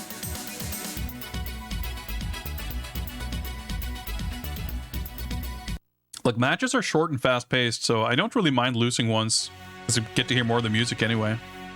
Oh wait, did I beat it? I guess I beat it. As we can see, we recognize any names here. There's like one lead designer / programmer and 2 other programmers. Character and stage designer, Joe. All right. Good job, Joe.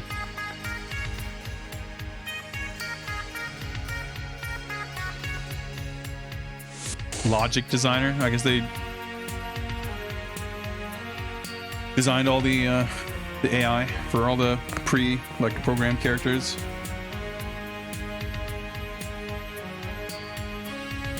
Art worker. That's a good credit.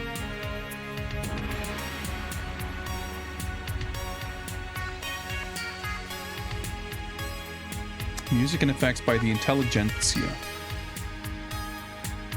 Sukyuchi Kenji.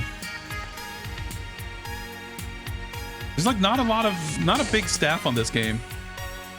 Yeah, special thanks to Skullomania from Arika. Poll to win Ikebukuro Sara. Huh. Digital Famitsu.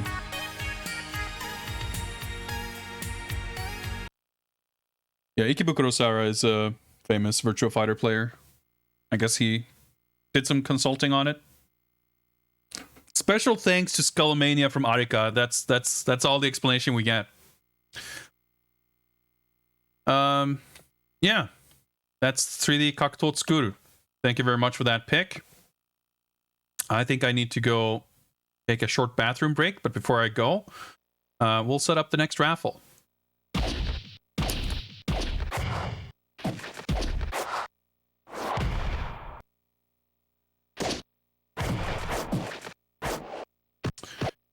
There we go. Raffle is open.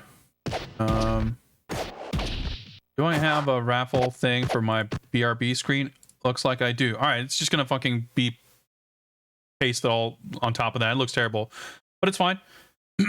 Raffle's open. Type raffle in chat. I'm gonna play some music and be back in a couple of minutes.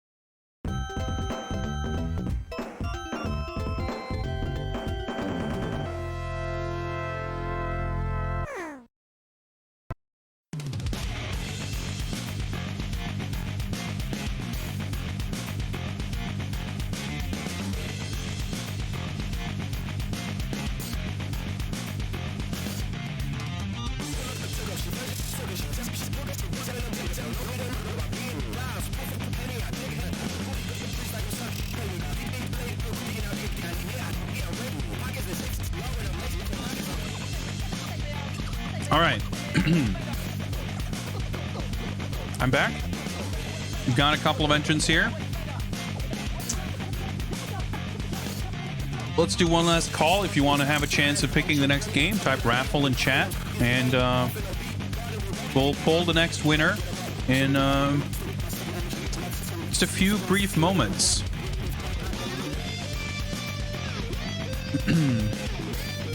Last call for raffle entry. Keller Miller EX, what's up? And happy Friday. Squeaking one in here on the finish line. Let's see if you're gonna steal this one. Let's roll it.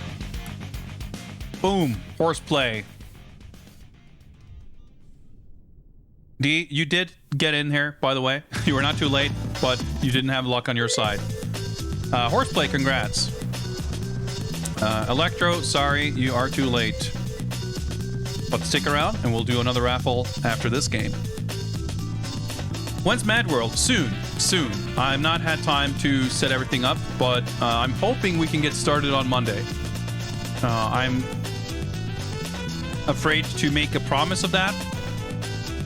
If I don't have a serviceable Wiimote type solution, and if the game cannot be played with any other controller that I have, I'm probably going to have to borrow a Wiimote, which I probably will not be able to do by Monday. But I really want to get started on Mad World this upcoming week at least.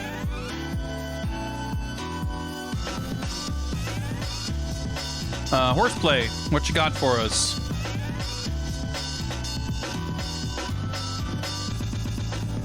Play some Street Fighter EX3. You got it. Let me just make sure we mark 3D Kakutou Tsukuuru as having been played. And this always trips me up. I'm always like, dude, didn't we just play Street Fighter X3? How can that be eligible? But I'm pretty sure we simply... I played it on stream when I had just bought it. But it has not been picked for these streams. So it's totally eligible. And yeah, we can do that. Unless... Aha! I've been lied to by myself. We did play this. EX3 was played in September for Fighting Game Request stream, so it is not eligible, I'm afraid.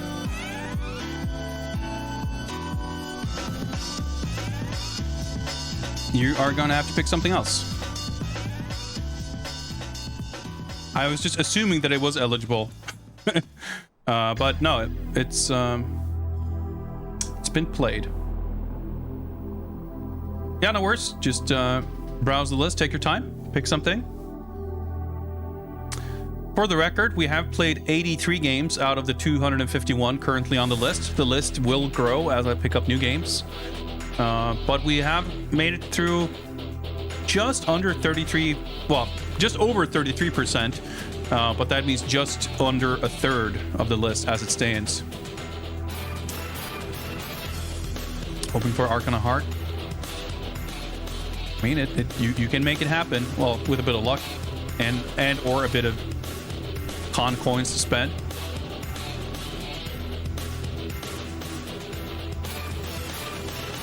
There's a number of games here that I have never actually played. We already had one of those today, playing King of 12, but I picked up some games on Steam not that long ago, including Arcana Heart 3. I picked that up. It's not the most recent version. It's not 6 stars because Love Max was cheaper.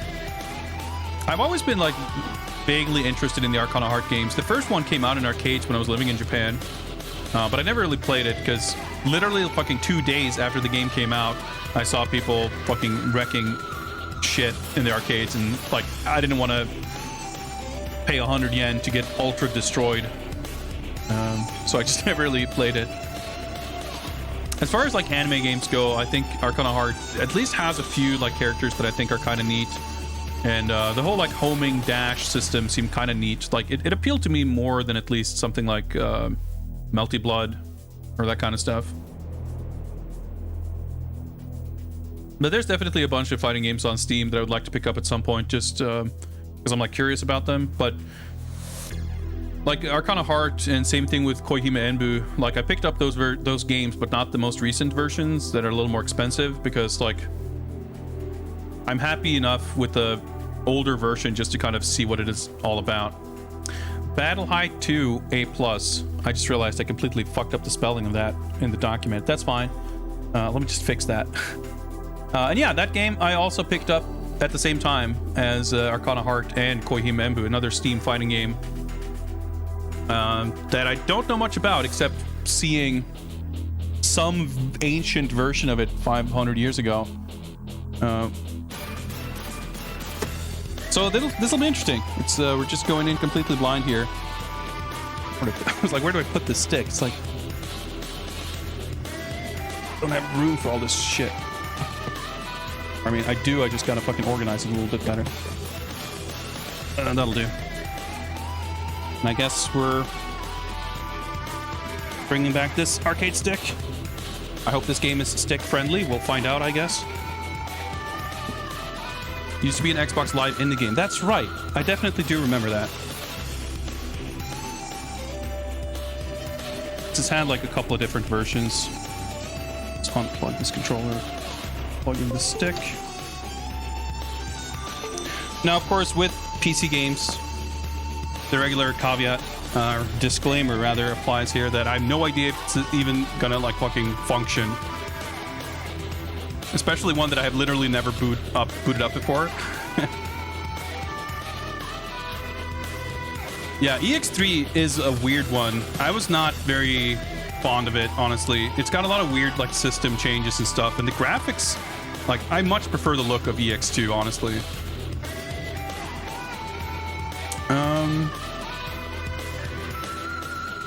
Do I have a cover art for this? Surely not.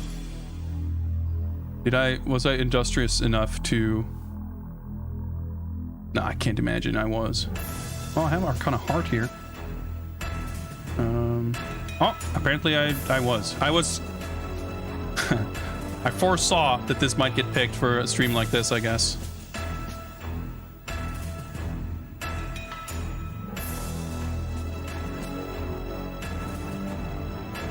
Well, there we go.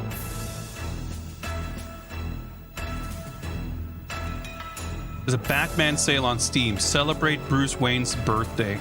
All right. I think I've got all the Batman games I need. All right. Let's see if we can figure this out. Battle High 2 A+.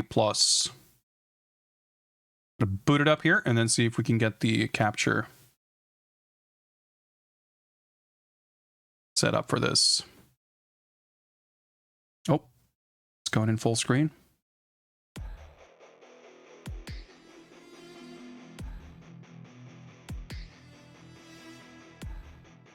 Hey, it's working. Audio looks a little low. Sounds a little low.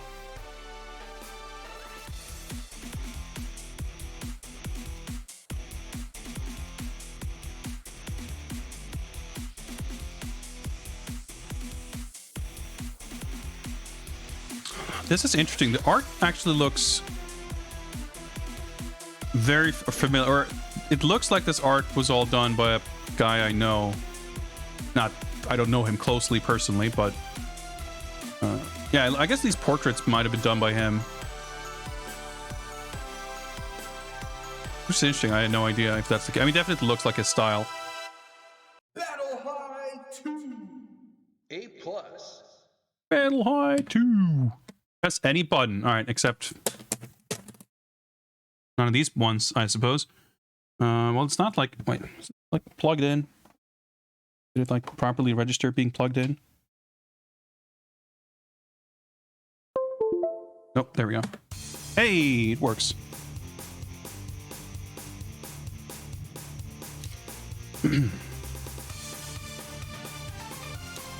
Let's hop into the options here. Weird. Are you... What the fuck's going on here?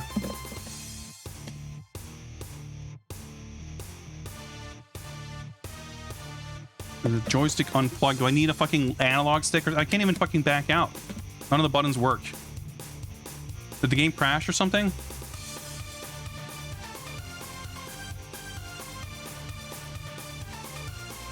Okay, the full screen button works.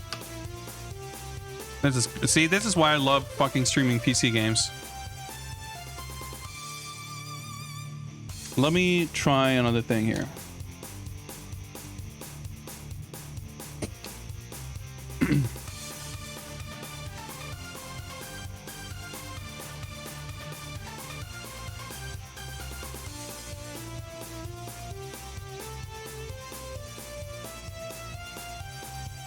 Okay, I guess we're exiting the game and trying to boot it up. I plugged in my controller also to see if that works better. Yeah, Galdelico. That's the guy I was thinking of.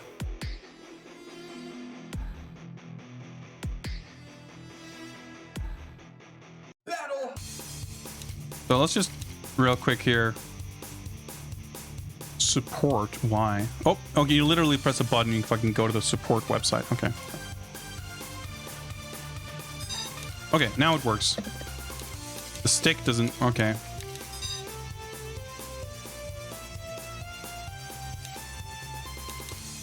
Overhead. Throw. Like...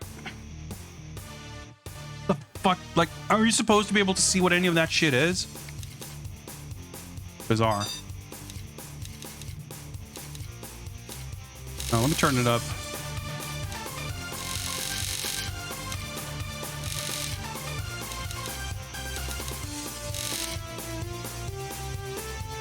Stage type, music config. Oh, that's kind of cool. There's like different version soundtrack for the A+ version. I guess we're playing on pad. If you unlock stuff, I mean it's pretty. New backstory. Okay. Training challenge. I mean, it's like pretty compared to what the other games we've seen today. It's got a nice set of features here. Let's start the timer just so we can kind of keep track.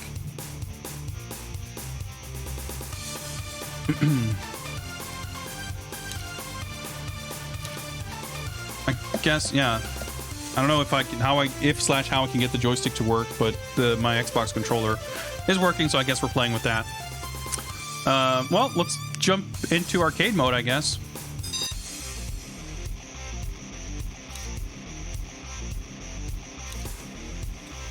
Principal, my right can. So the scaling of the like artwork is like all pixely and weird. Yeah, if you've got the rundown on how the game functions, by all means, let me know. I kind of wish you could see what the characters looked like.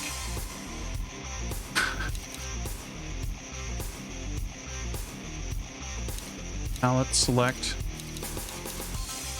Okay. I like this color, I guess. Let's try Michelle. So is that the list on the right? Are those the character? I guess so. Yeah, okay, so Michelle Walter. What's these weird frame drops? Round Oh, one. the pixel art's not bad. Try to dodge this. Animation's not great, and the sound mix. You know what? Can I? Let's turn this shit down. The sounds are really obnoxious. Oh, I didn't mean to do that. That's fine. Michelle. Let's try this again. Round I feel like the one. 2D stages probably look better than this.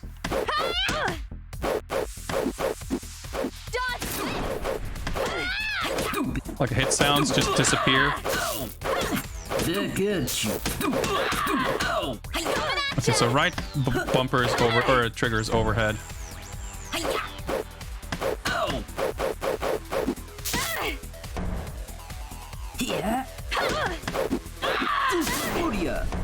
Yeah, I mean, I would not say that KOF 12 is like the standard bearer for like feature sets in a fighting game, of course, but as far as like indie fighting games on Steam, a lot of them are not this, feature rich. Round 2. So you can do supers if you have full meter, but you only lose half of it for doing it. Is there a command lists? Okay. Elemental specials second form. Down, down, down, overhead. Okay. Emotional explosion, half circle back. Otherwise, quarter circle, forward punch or kick. So second form means I get follow-ups on the stuff. Oh, it's so like spacing. Like this is not well designed at all. It's just like hard to take in. You cannot read any of this at a glance. Elemental supers. Quarter circle forward, half circle back kick.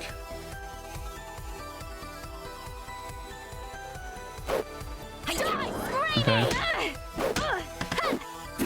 So am I in my second form now? I guess so.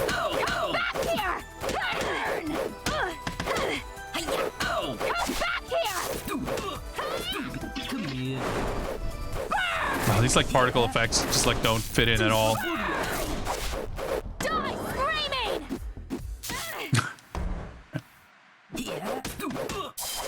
Okay, so that's like a dash cancel. I see.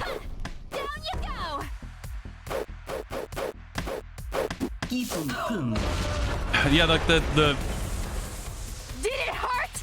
sound effects when you hit stuff. It's like so. It's like hitting a cardboard tube on a desk.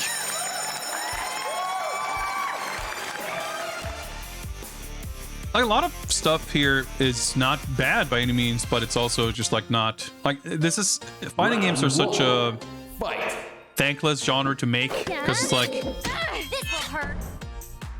stuff needs to be so good for it to be even like okay. You know, like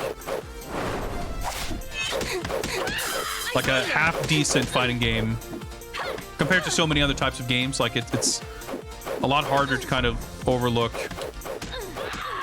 stuff not being quite polished. But like again, like the animation is not fantastic, but like the pixel art is good. It's not even like, oh, it's not terrible. Like I think it's good. It's not world class, but it's good. I've definitely seen a lot of games. I mean, if I were to make a fighting game and this is what the characters like looked like in terms of quality, I'd be happy with it. I think the stages look pretty shitty and the sound mixing is really like they clearly have like proper voice actors and shit, but the sound effects for the hitting and the overall kind of mix of everything, it's kind of weird.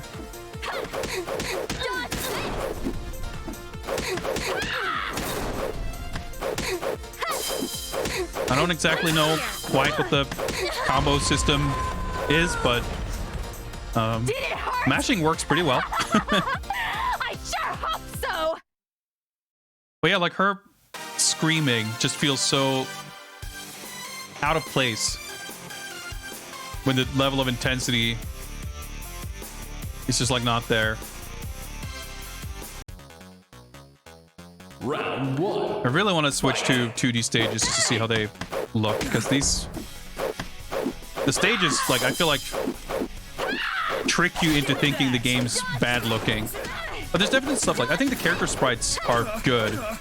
Everything else, like, the character sprites are better than everything else in terms of the...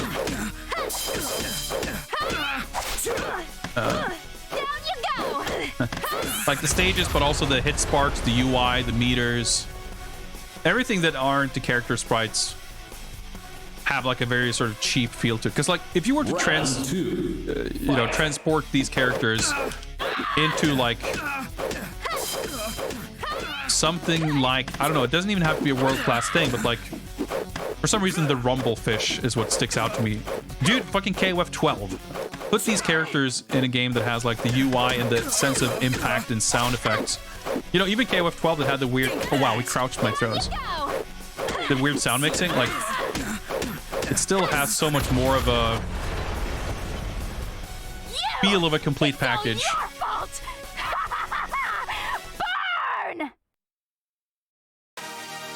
Yeah, I don't think, and the thing is too, like, I don't even think any one individual aspect of this is unforgivably bad or just like too amateurs to work. But it doesn't fit together. Like the art styles on the portraits and the character sprites are very different, which can work, but they're kind of juxtaposed here next to each other, which looks a little weird. The 3D backgrounds look pretty shitty. The background characters didn't look great. The UI, the fonts, like, it just doesn't feel cohesive.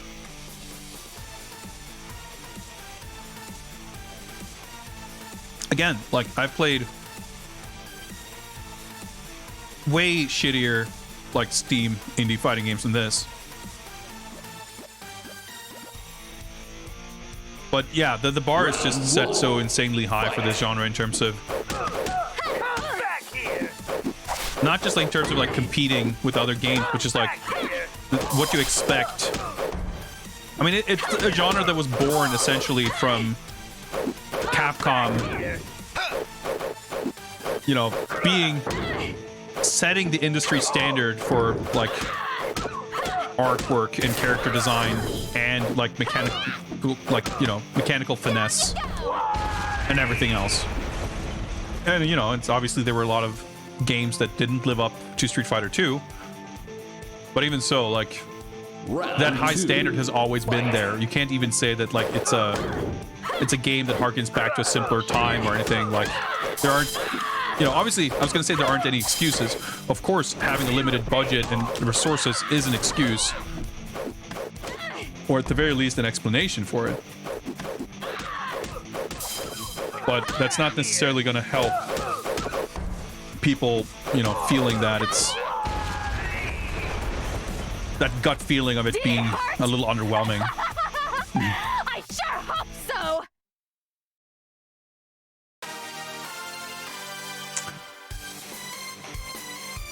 Small characters remind you of Super Nintendo Samurai Showdown.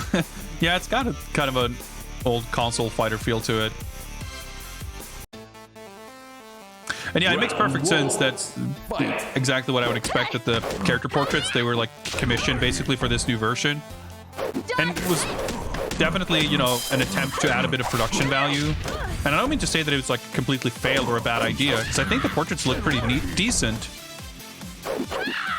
And I think they absolutely could work, but it's just like how they're used, and it's not strictly just the contrast of the portraits versus the in-game sprites. It's more so the portraits versus the in-game characters versus the background characters versus the backgrounds.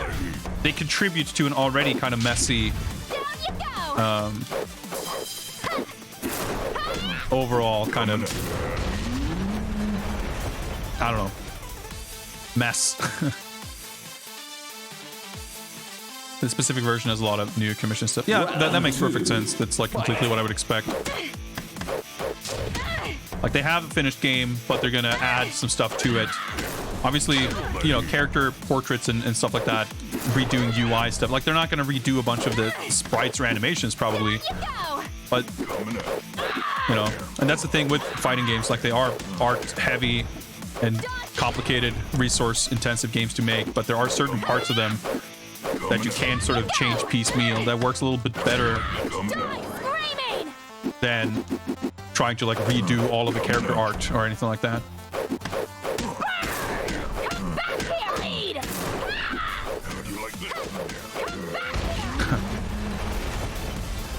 Yeah, it's definitely still part of the super system and the second form stuff that I don't quite get. But, you know, like I said, it doesn't feel bad to play.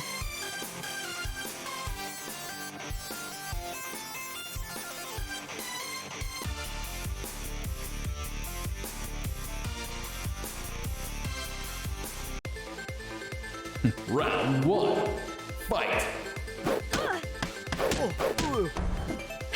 Pick a card. Whoa, what's with the twice as loud voice? Pick a card. Card?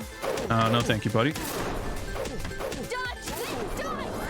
Dude, I'm trying to see if I can like cancel into the super. It's not working well, but at least Bleed! I get my second form here.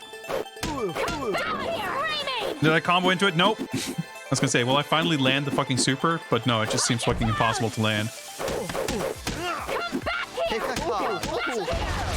It's fucking voice. No one else would pick it, and I have some familiar. And that's awesome horseplay. I appreciate it. I'm learning more than I would just going in completely blind. So that's awesome. Can't dodge this.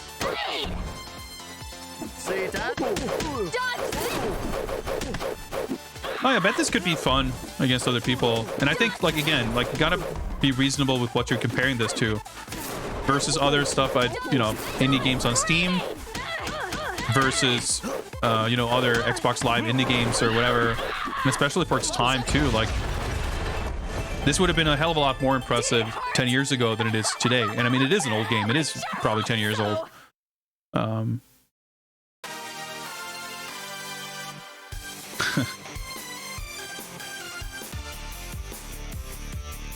think it's pretty neat. But at the same time, like, I don't know. I can't say it's, like, blowing me away or anything. But yeah, I mean, it's cool. This is one of the things I love the most about doing these streams. Like, having people in chat educate me about these games that I don't know much about. And if I can, through that, help educate other people who's watching, I mean, that's even better.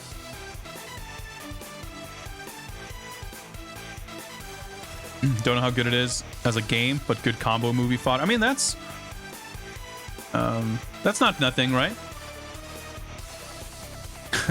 Fight the count. Yeah, I mean, I know of the game. There's definitely games I could / will add at some point. Obviously, anything I buy, I add to the list. But there's stuff out there. I'm guessing. I think that game's free to play, also, right? If not, there are definitely other free-to-play games that hypothetically could be added on here. Okay.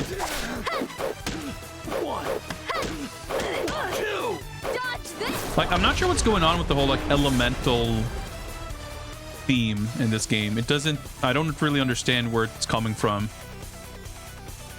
Round 2. Fight. Like, I feel like having a... Not to say that they can't have, like, supernatural stuff, but... having a school theme is, like, enough of a theme. I would imagine. That without any kind of lore explanation for it, it seems a little out of place. Although at the same time, like, without it, maybe the characters would seem too generic. I think the character art is good, but the character design is quite bland. I sure hope so!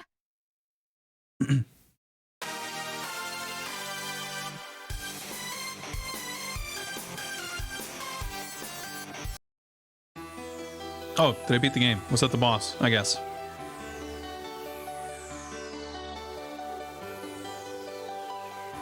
Kind of cool. Proper endings. That's also a first for today's stream.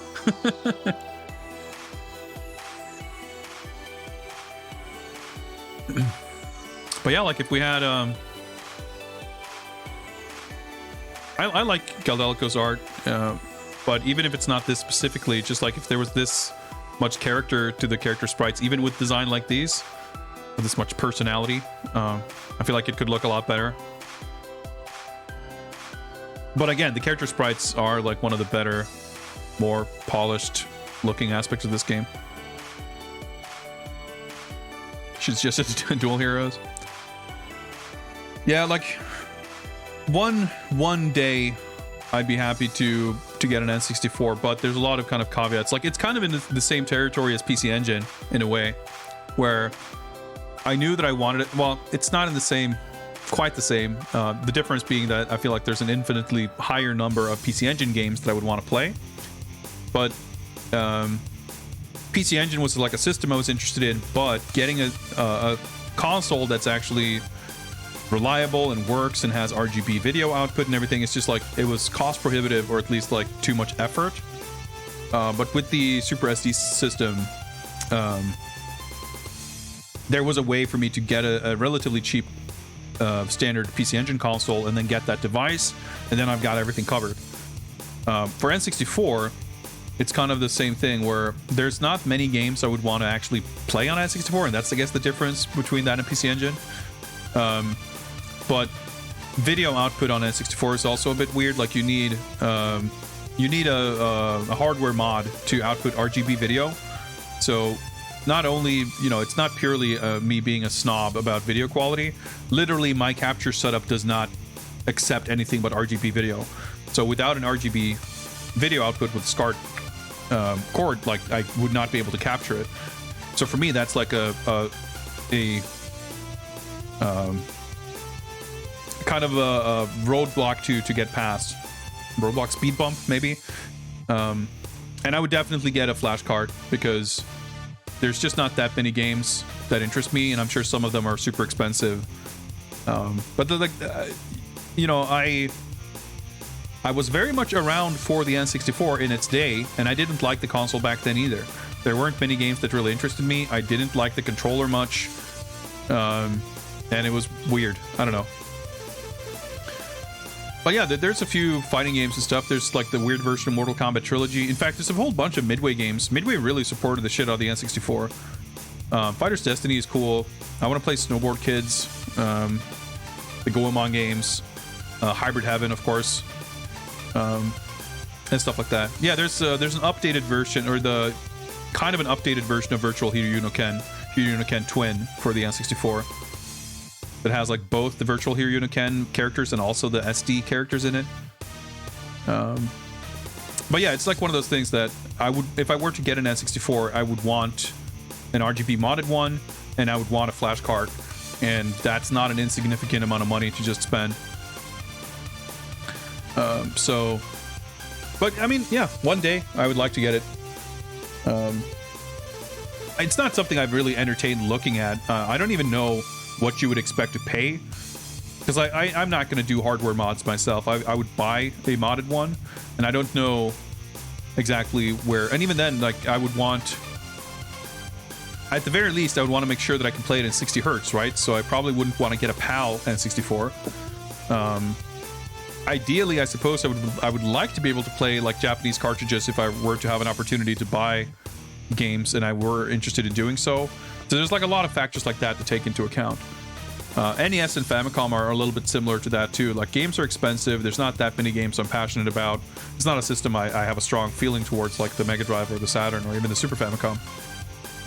And also, like, you need the fucking high-end version of the Famicom to even get composite video output. Otherwise, it's just RF.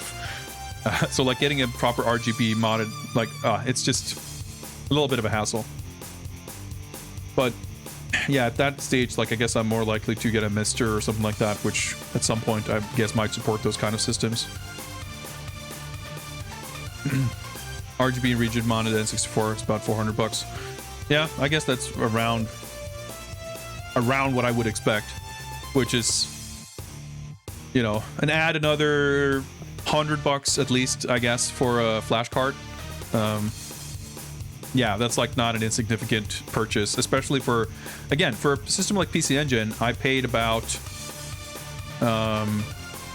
let's say,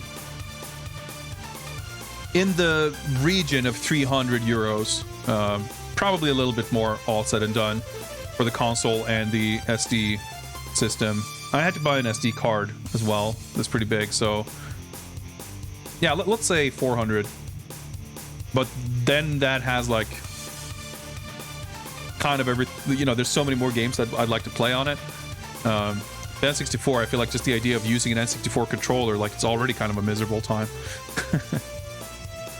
Anyway, before we're completely done here, I am curious to take a look at the challenge mode. We didn't really see every character either, did we? Dude, it really bothers me that the portraits are so, like, zoomed in that I can't, like, see.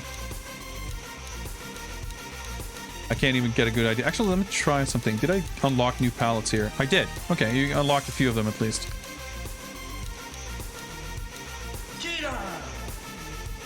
I don't think we saw this guy. Oh, dude, actually, let's change the 2D stages. So this is a good opportunity to see what those look like.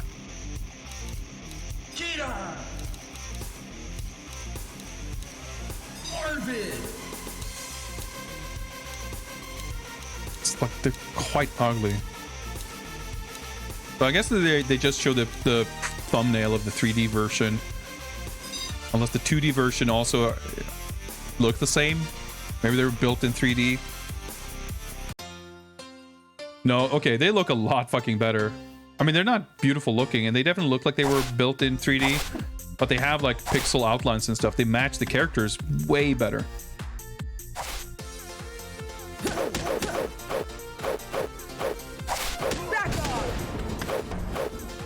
Oh, right.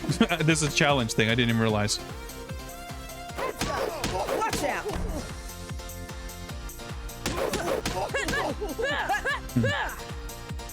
Eye of a storm. Juggle after that.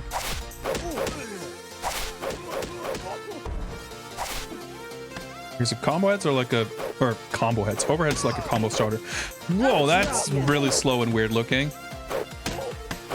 I have to be in the corner for this? I'll drop ya. I guess so. Watch out!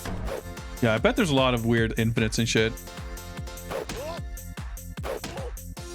Back off! This mid-screen only? Back off! I guess so. Oh, it's so weird. Like the symbol just has the button, but the text in the beginning says crouching. So I'm just looking at the symbols because the text is like obnoxious to read. But then I was like, oh no, it's crouching. Like, Heads up! huh? Heads up! Heads up! Coming through! Heads up! The buffering is weird because I'm getting the Coming through! Heads up! Coming through! I'm not getting the crouching light kick to come out. I'm getting this move instead. Heads up! Heads up! Dude, Heads up! Heads up! Watch out! Coming through! there we go. Okay. The audio mixing is so weird too, like the stereo panning when you're like in the corner.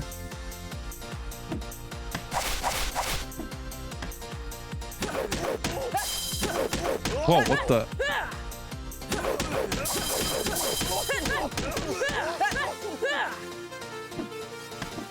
Oh, the meter's slow to come back.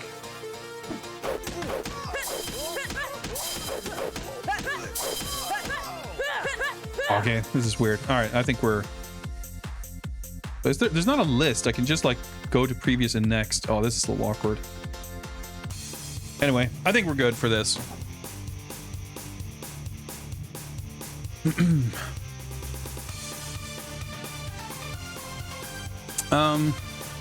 Actually, let's take a look at the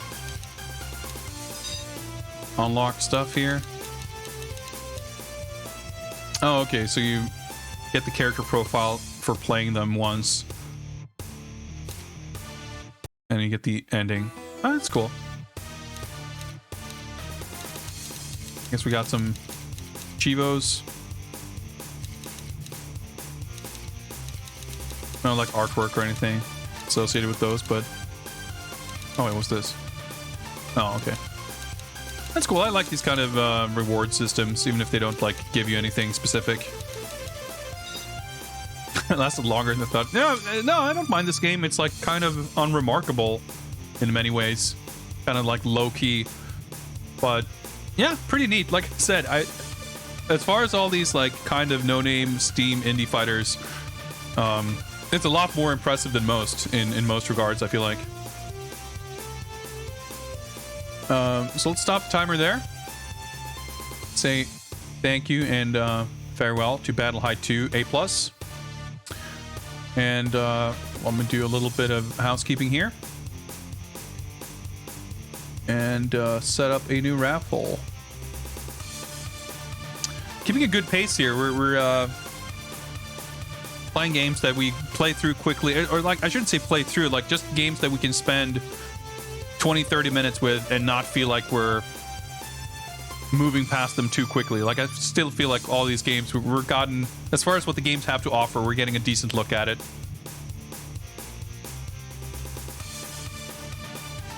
In Hunt for Indie Fighters, thought this one was good enough to spread around. No one else thought so. I mean, I can see that too. Like, I think it's fine if I had the opportunity to play this with someone, if I was so inclined, which I generally aren't, maybe, I wouldn't say, no, I don't want to play this. But at the same time, there are probably other games I'd be more interested in playing, you know?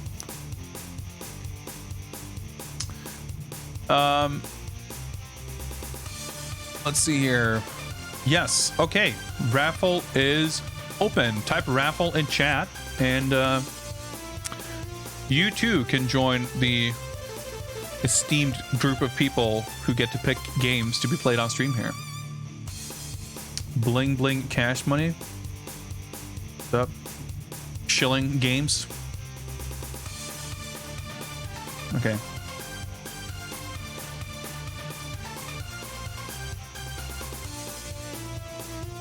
2D roguelite shooter. Okay, I don't know. Doesn't interest me much. I thought it was a fighting game.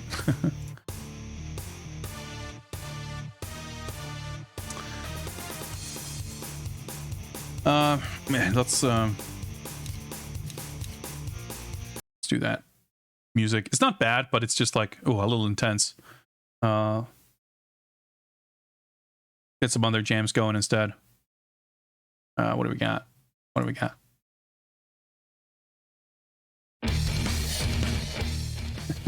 Much less intense.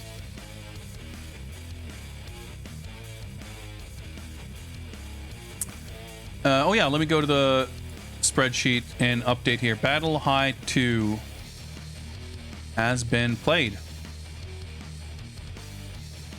And it was played on 2021-02-19. Hey, there we go. We have played 84 out of 251 games, which puts us at 33.47%. We're officially past 1/3.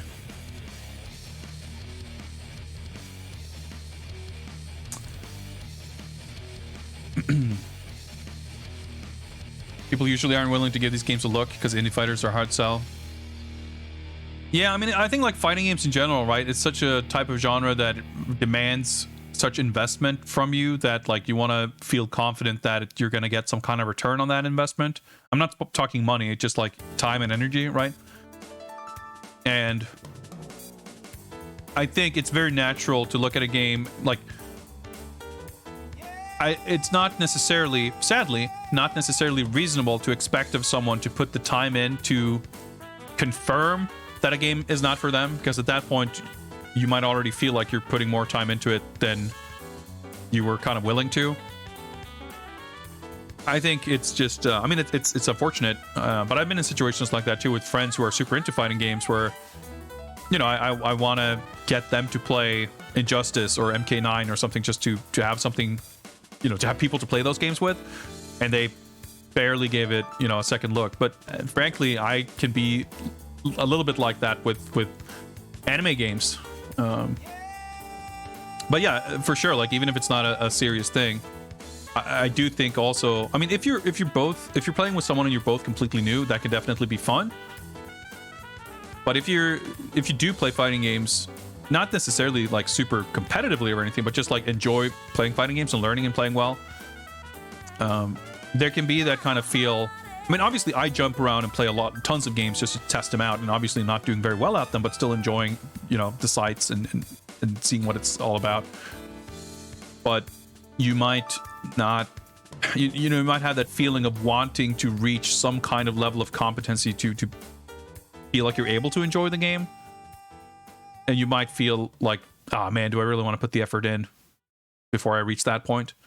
Not saying it's entirely logical or reasonable maybe to think of it that way, but it's not, I think, it's not necessarily fair to fault someone for feeling that way, even if it's like mostly subconscious.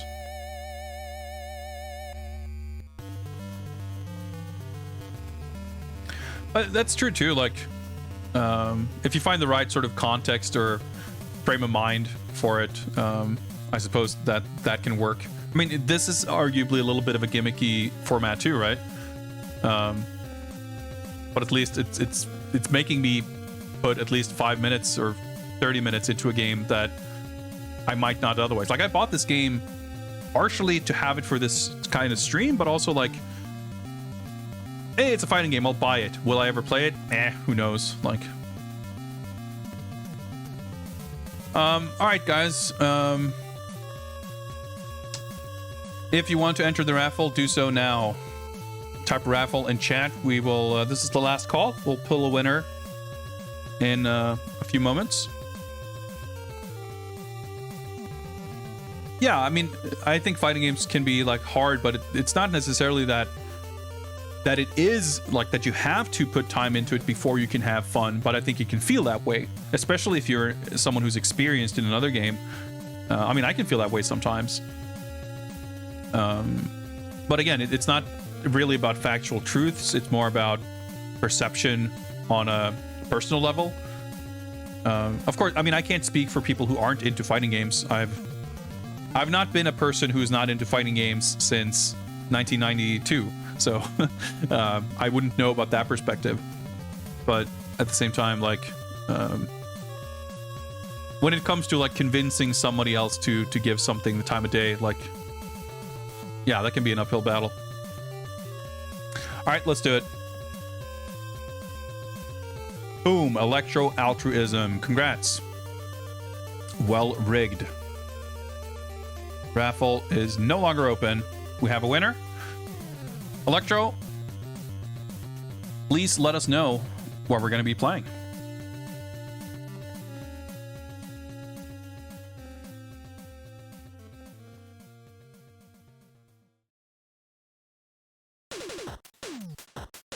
Well, I think it legitimately differs from game to game too, right? It's like what the learning curve is like, and what level in that respective game you might feel like you need to be at in order to start having fun. Like some games, legit, like you're not really gonna get to the meat and potatoes of what the game is unless you have some basic fundamental level of execution or understanding of the game systems or what have you. But for sure, I don't think it's actually true, but I think it can feel that way. Cody sold me his rigatoni. I'm glad to hear that, I guess. Maybe. Is that good news? Rigatoni or not, we're gonna need you to pick a game, Electro.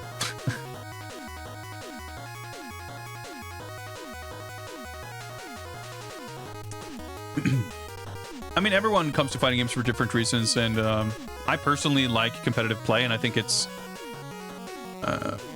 for me, I'm not competitive in the sense that I'm, well, first, not very good. I like competing in tournaments. I've done that a lot of times. Never done... Well, I shouldn't say never done well. I've done well in certain small groups. But I just think it adds a dimension to the game that...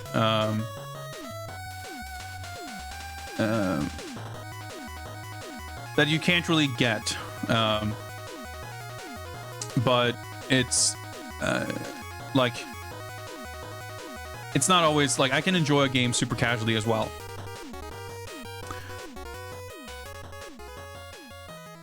Toshinden 3 is the pick. All right, we're gonna set that up. For this one, I actually will double check here my private game collection spreadsheet here to see that I have the right memory card, because I do have some save data for like unlocking characters here, I think. Should anyway. Toshinden 3 card B. All right.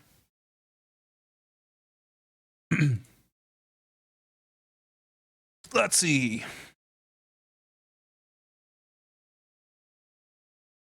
All right, let's... Oh, hey, that's card B.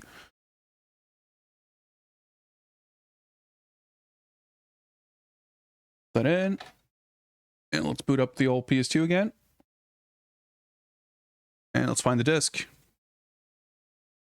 I remember being pretty underwhelmed with this. I played this once when I first bought it, after having been kind of enamored, impressed, I don't know, having positive reactions to Toshinden 2. I just want to double check that it's eligible. Yeah, okay. Toshinden Ura is the only one we played for this. Because I feel like people who are like Toshinden fans seem to generally have a... Like Toshinden 3 seems to be well liked. But playing them, I want to say we played all three of them kind of back to back on some stream, like in summer. And 3 has a lot of characters. But I feel like 2 is still kind of the cooler game. 3's got this weird, like the UI, it's at the bottom of the screen and like super low damage and kinds of weird stuff going on. Oh yeah, let's turn on scaler.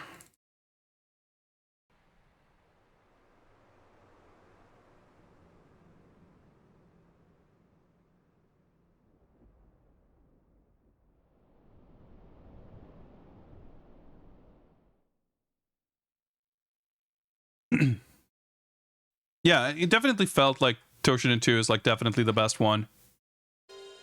3 has some stuff going for it for sure, but it's not... I definitely prefer 2. Alright, let me get some arcade sticks out of the way here.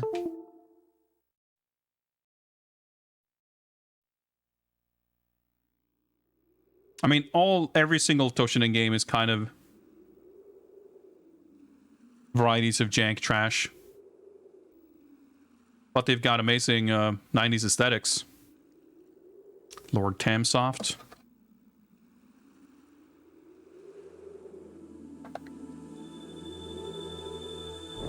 等身大部会で繰り広げられた秘密結社との死闘。闇の武闘大会はその使命を終えたかに見えた。しかし未来を自らの手で切り開こうとする戦士たちに新たな敵が立ちはだかる。彼らは飢えていた。燃えたぎる戦士たちの血に。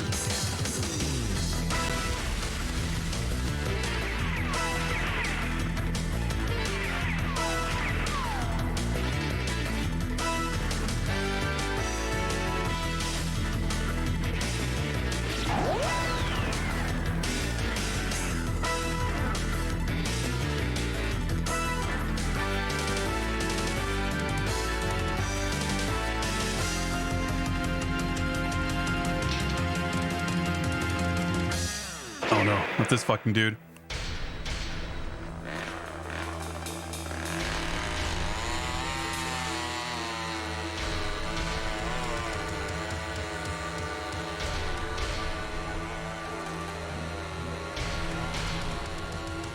Yeah, this game has like a ton of characters, but all of them are like clones. Like a bunch of new characters, but there's like, it's kind of like Tekken style where everyone has like a clone character.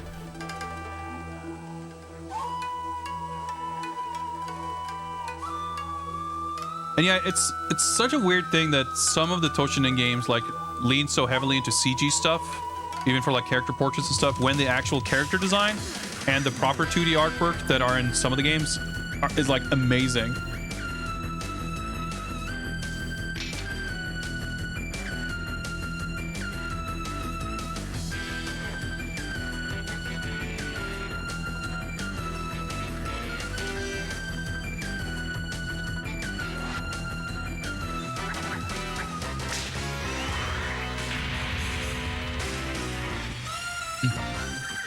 Yeah, the gun click there is from, it's in Guilty Gear.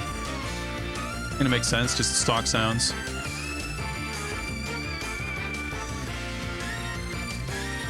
And yeah, music is also something that this series generally did really well. Toshinden 2 soundtrack fucking bops hard. This is like a long intro with not a lot going on. It's like not very rapidly paced.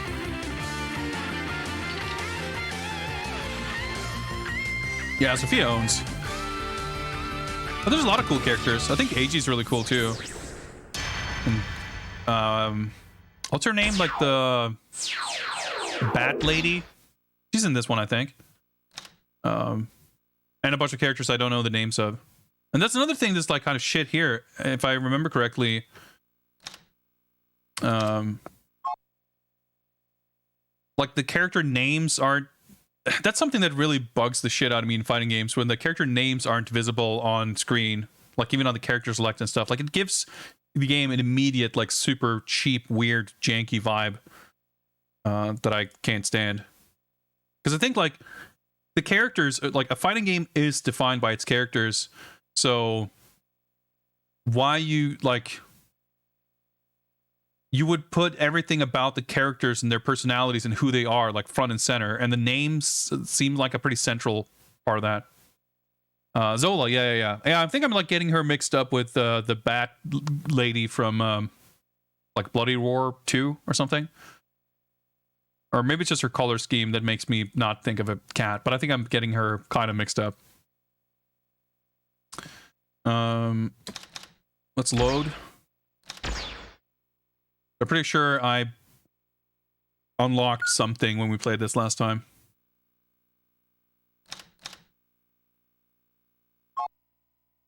And I'm sure I've got like weird control. Well, maybe I didn't. Well, maybe not. Okay, maybe I played this on pad last time because it doesn't look like I set this up. Well, okay, it has like weird. Okay, I guess I would have played this with the default settings because my joystick right here is it's a Real Arcade FS, I think it says. It's like all worn away. This is a Hori joystick for PS1. You can kind of see the button layout, that the face buttons are in the center with the L shoulder buttons on the left. The modern standard with you know, L1 and L2 being on the far right was definitely not a thing at this point. I think the Real Arcade Pro for the PS2 is maybe the first Hori stick that had that layout, and it's since become like the standard. But even, you know, the Real Arcade, this was the first, you know, wave of Real Arcade joysticks. It doesn't have like Sanwa parts or anything. Like it's all Hori, like Sanwa clones or whatever. Oh, it's Real Arcade PS. That makes sense. Yeah, there was a Real Arcade SS for the Saturn as well. And like if you buy like an arcade joystick, I think the Capcom Fighting Soldier, whatever it's called, there's like a Super Famicom arcade stick, and it has like 6 buttons, of course, but it has like A, B, Y on a row, or A, B, and X, and then Y is up top center, and then L and R top left and right, which, like, I guess it makes sense. You want to, I can see the logic behind designing a layout like that. But long story short, like, so many games use the face buttons obviously as their kind of main inputs, that more often than not, like, if I use the default controls, like, I get confused and start pressing the leftmost buttons, because just physically that's what I'm used to, as opposed to using these 6 buttons. It's a little weird. But this game uses 4 face buttons for attacks, and then R1 and R2 is for special moves, and L1 and L2 is for sidestepping forward and backward, or, you know, into the screen and out of the screen, whatever. So I guess I probably will keep the standard layout. Yeah, the Namco arcade stick is actually pretty similar to this in a way. I actually used to have one of those. It's really weird. I lucked out on a Swedish auction site, and I just wanted the joystick, but there was an auction for a PS1 PAL console. I think it came with like Broken Sword and Puzzle Bobble and a Namco joystick, and I bought that for like 20 euros or something. It was like an insane deal. And when I got the joystick, it was actually modified, not to make it like a sick, you know, arcade perfect stick or anything, but it had been modified to make it like a adapter for like special needs control devices, like for you know, for people with a disability, basically, because it had like a bunch of ports like on the top to plug in like what looked like a headphone cable or something, and there was like a sticker on the bottom with a URL. So I went to the website to look what the heck that was about, and it was like a company that sold, you know, like foot pedals and other kind of controllers. So it was basically the same thing as the Xbox adaptive controller, if you know about that, which is like a modern thing. It's like a box, basically, kind of arcade stick sized and shaped, that also lets you plug in a bunch of extra peripherals, so you can like have a foot pedal for a button and stuff like that. So I was really blown away that someone had made, like, there was a company making custom stuff like that. But it was still fully functional as a Namco arcade stick. The reason I don't have it anymore is that I actually I had it modded to put like Sanwa parts in it, but it was like a little botched because it's kind of weird because the stick is just like this one, is really flat, so there's not a lot of room in here to put an actual arcade stick. And it was just kind of weird, like the gate didn't quite fit. It just like, it took a lot of effort to kind of get it to work, and at that point I didn't really, this was in Street Fighter 4 era, like 2009, 2010. And there were still a decent amount of games to be played on PS2. But as that became less of a concern, it was like I didn't have the energy to kind of try to keep fixing the stick to make it work properly. So I just sold it to my friend. And I mean, by today's standard, the Namco stick isn't like, I mean, it's still also just like knockoff parts. But it's not bad. And for its time, like, it was really, really good. As far as like what's the best stick you can get for PS2, I think the Real Arcade Pro series of sticks, some of them, there's a lot of different variants of it. I used to have a Capcom Fighting Jam Real Arcade Pro. That was like my first, not my first arcade stick, but my first like proper good arcade stick. And I think those came with a Sanwa lever, but Hori buttons, but the buttons were actually fairly easy to replace. Some models that came in the same case had like the buttons soldered directly to the PCB, but others had like sort of quick disconnects to make it easy to actually replace the buttons. So there are some that are like were sold originally with Sanwa parts, and others that didn't, but were more easily moddable, and those were like the most popular sticks in like the late 2000s. I know a lot of people that had the Soul Calibur 2 joystick that had also, I think, this exact like mold. I also have the Tekken Tag Tournament 1 joystick that also looks the same as this. I like how that feels, but it has only 5 face buttons, so it's not really usable for a lot of games. So that's why I use this one primarily.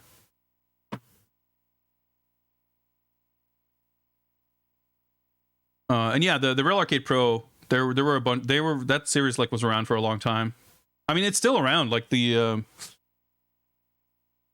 this was right here is the Real Arcade Pro Kai for the PS4, Rap 4 Kai.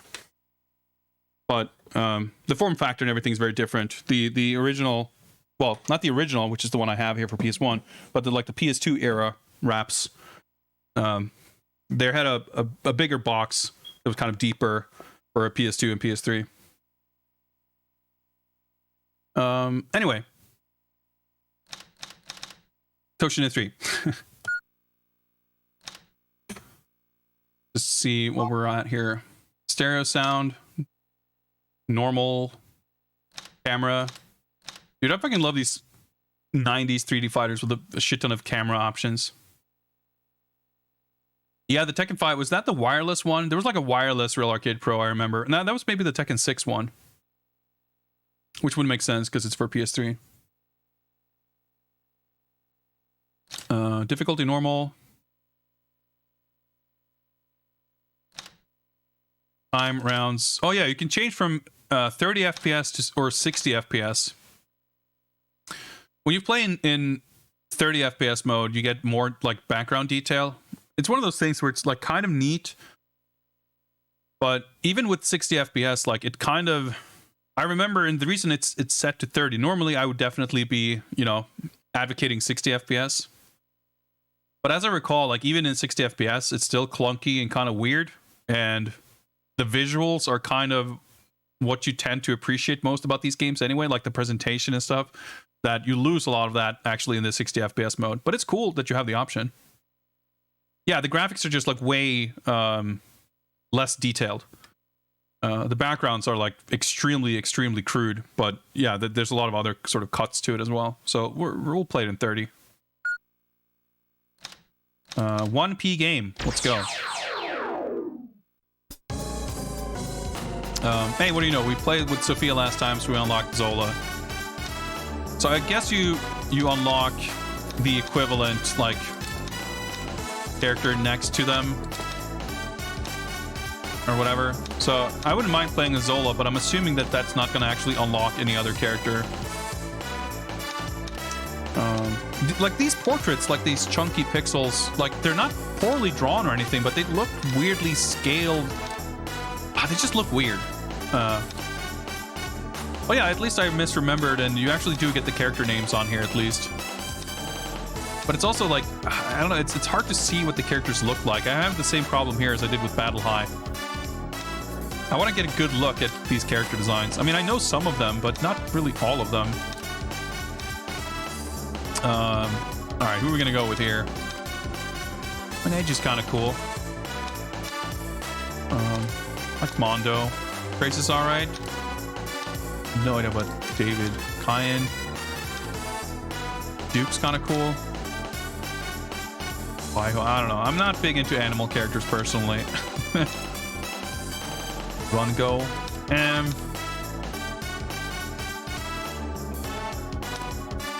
Let's go Duke. I guess we got an alternate costume. That's cool. Yeah, so there's like all these like clone characters. So I guess we get to fight at least some of them. We get to see more of the characters that's in the game that we cannot play. But yeah, see, that's so weird. Having the life bars at the bottom is just like does not feel right.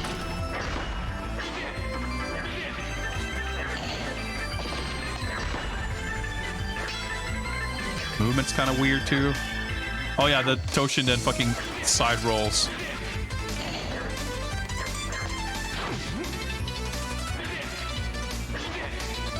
So I want to say that there are like special move motions, but you can also just press R1 to do special moves. Or R2. Alright, R2 to do a big ass uppercut. A camera, like, this game is fucking weird. Yeah, we have played this before. Like, I played this. I mean, I think there's like, if you press like all buttons, yeah, it's like a super. I guess there's no time limit? I wasn't paying attention. Oh, I guess what? Oh, maybe it's always like this for this mode. Because I was going to say, the timer, the options were set to 2 rounds. But maybe in the 1-player mode, you always do 1 round. It's like all these long-ass life bars. The game is... It's strange.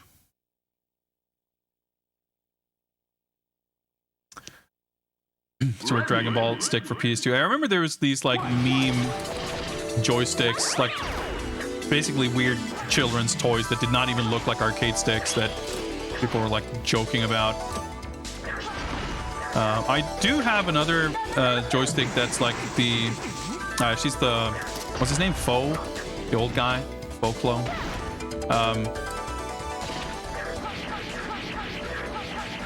All right, cool. My first PS3 joystick is a bootleg joystick that uses the same case as this one I'm using. It's the King of Fighter Kung Fu joystick. It's a PS2 and USB like PS3 joystick, and it's like super shit. But hey, it was actually no, it's not my first PS3 stick because I had the Virtua Stick High Grade, which worked fine for Virtua Fighter, but it has a weird like input issue. Where it, like you can't really press multiple buttons, so it didn't really work for Street Fighter 4. So I had to buy this like bootleg ass King of Fighter Kung Fu joystick, which has, it's like the base body is like this like old Ori, and then the artwork on it is like Tekken 5 artwork with Akira from Virtua Fighter 5 like superimposed on top of it. I should show that off sometime.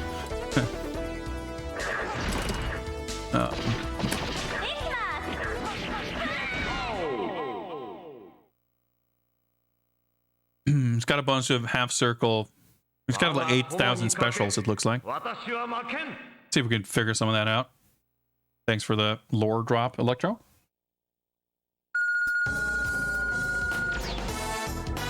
I guess we're only fighting like clone characters. That's kind of cool though. We get to see more of them. But yeah, there's like some sense of spectacle that was in Toshinden 2 that just feels like it's missing here. That's like half circle forward, heavy slash, I guess. It's the half circle back one. Yep, that's the shuriken. Do you have one with kick also? Whatever that is. No, that's just a standing light kick.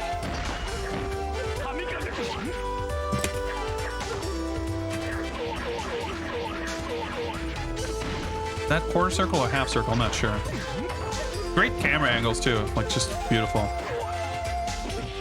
right, you hit both punches or slashes, I guess, to do that.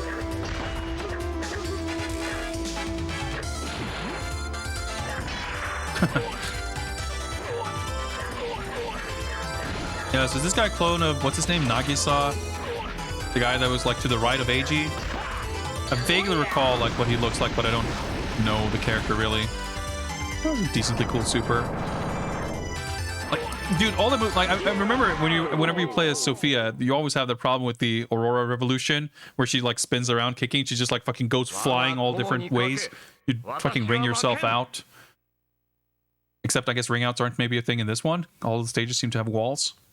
But like every move where you like travel forward and you might just pass by the opponent, like the targeting and tracking gets all messed up and it's just super weird. Ready.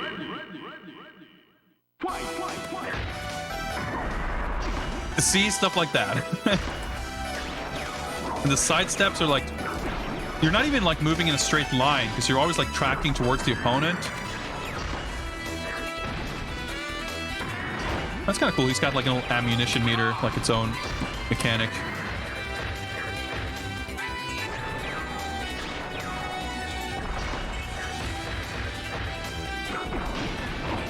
I'm not even sure about that little blue bar. I guess that's like your super meter. But I'm doing like... Okay, yeah, so it's flashing now. And I hit both punches. I do the super. I still have two glowing blue balls there. I don't know if these are like...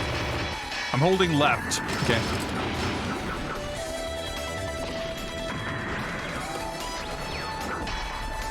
Both lights. Okay, that did something else. Cost me a blue ball. Yep, okay. That's like a different super currency, I guess.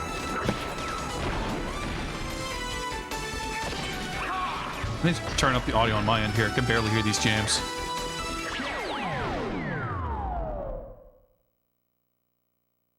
There's just something about this game that's like unsatisfying. Can't exactly put my finger on it, but I mean, I don't think necessarily any of the Toshinden games feel amazing, but I want to say the 2 felt better than this.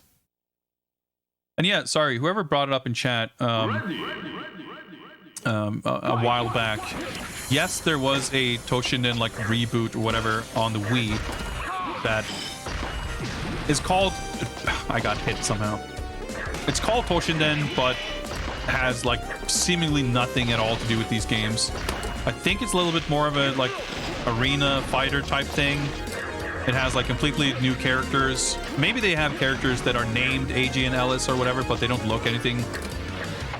You know, it's one of those things that if it had a different name, you would never have thought it's supposed to be the same thing. I never played it. I definitely have always had a bit of a curiosity about it. But it's just like not, you know, not thought of very highly. Dude, what's up with his weird like iframes going through all this shit? Yeah, hitboxes and tracking in these games. It always gets pretty wild. What's going on with his body? Is this a fucking fighter maker animation here? His spine just extends. I gotta fucking look into like soft modding my Wii U with the homebrew channel. Or whatever. However that works. There's a bunch of like Japanese Wii games that I would like to get. There's a Crazy Climber on the Wii that I really want to get. And stuff like the Toshinden game. Whether I need to buy an original disc or not, like, I don't have really any ways of playing those, like, Wii. I mean, I can play Wii games, but only PAL ones, because I have a PAL Wii U. There's a lot, you know, talking about the N64 earlier, there's definitely a lot more stuff on the Wii that I'd be interested in than on the N64. Yeah, Castlevania Judgment for sure is another one of those. I think that game has a lot more going for it than Toshinden, though, as far as I know. I don't know if either of them are good, but Castlevania has at least some kind of cool character designs. And if I had to guess, I'd say it probably has some sick music, too. Which maybe Toshinden does as well. Who knows? Wouldn't be a first for the series, that's for sure. It's supposed to look like he's breathing. I mean, that's fair. It doesn't really do the job, though. I mean, like, standing like that looks great.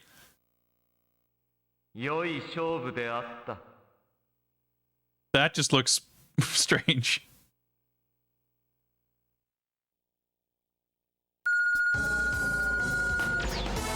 Miss Till.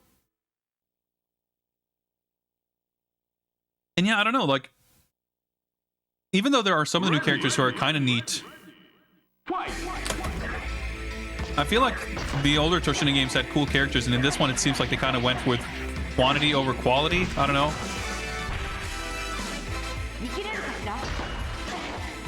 Sick music, though.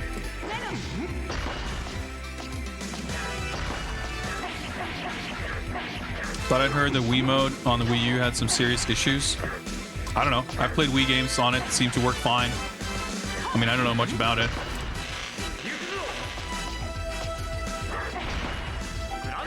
That hit, I don't know. I don't know what the rules are in this game at all. Like,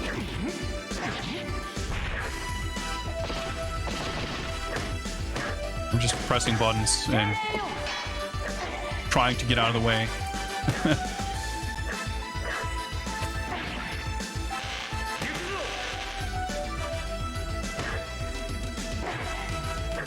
Supposedly easy to brick your Wii U. Okay, yeah, I know nothing about it. Like, I've done the Twilight Princess hack on a Wii 100 years ago when I had one. Like, me and my brother had a Wii, but we like gave it to our sister like 10 years ago. But before that, I did do that like soft mod, and that was super trivial. But I don't know. I'm just like assuming that you can probably do something like that for the Wii U, but I've not done any research on it whatsoever. Ready. All right, 10 count. See, he's a pretty strong new character.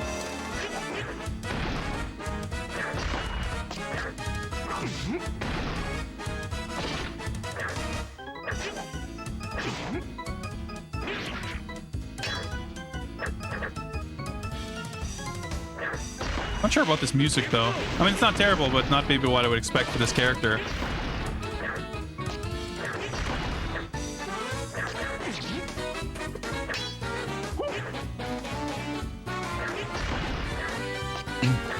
Just Michael Jackson. I don't know what you're talking about. This is 10 count. Original character, do not steal, guys. Alright. Did that do any damage? I don't fucking know.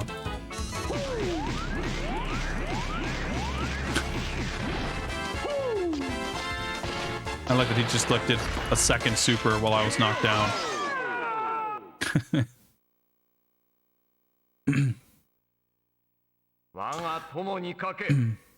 Just gotta use like Wii U specific method. I mean, it makes sense that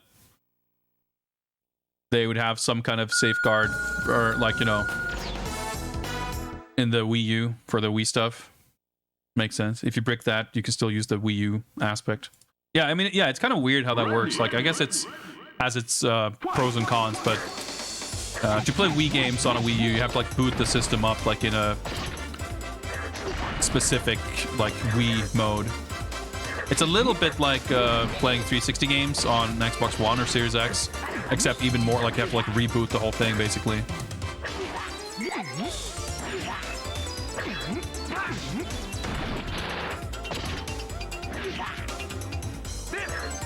Oh, that's a different move. Yeah, but it's just one of those things that's like, man, I should look into that at some point just to see if I can figure out If it would, like, if there's a way that seems easy enough / trustworthy enough, that would, oh shit, fucking giant swing. That's pretty sick. Just like give me a better way, or give me a way to play like Japanese Wii games. I actually have at least one Japanese Wii game. I have the Japanese version of Dead Rising for Wii, which I just like kind of bought on a whim when I was like not even scouring eBay so much as like trawling eBay and seeing what was being sold, and it's like, ooh, let me get this and that and this. Like, you know, that's the same period when I accidentally bought the 4 Onimusha, the main Onimusha games for PS2, kind of as a joke. Like, I just placed a bid for the hell of it for like $3, and then I just somehow won the auction. It's like, oh, whoops, I didn't mean to do that, but oh well. And I bought Dead Rising kind of similar, and it's like, oh, let me get that. I'll figure out a way to play it. And then it's like, I don't really have a way to play it. So then I bought the PAL version also when I did the Dead Rising like series marathon a few years ago. Dude, that was actually a lot of years ago at this point. Almost 5 years ago. Holy shit. I've been streaming for a long time. Because it was in 2016, I think, right? Like late 2016 is when Dead Rising 4 came out. So leading up to Dead Rising 4, I played through every Dead Rising game and like all of the DLCs. That was a lot of fun. But yeah, so I had the Japanese version, but I like, fuck it, let's buy the PAL version. So I have both. That's cool though. They have like different cover arts and stuff. As a Dead Rising fan, it's just a fun collectible thing to have, even if I don't really have a way of playing it. I was holding back, but I guess it crossed up.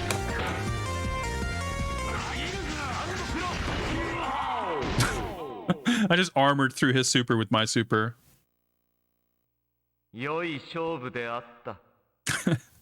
Face freaking out. I'm not sure that was a good fight, Duke, but I'm glad you enjoyed yourself. Hey, we get to see Zola. I guess we're like literally only fighting the clone characters. Maybe the game's always like that, or maybe you get that if you're playing a regular character, and if you're playing a clone character, you fight the like original cast.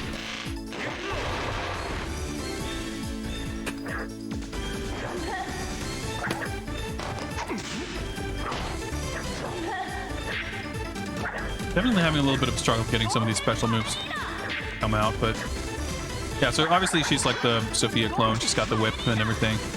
The vertical Aurora Revolution, I guess. Yeah, she looks cool. I like her design.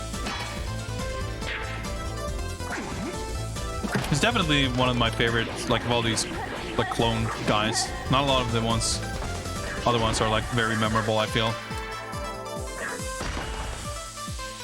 Hey, what's up, Gundam? Well, this is one of several games that feature a character that may or may not be said to resemble one Michael Jackson.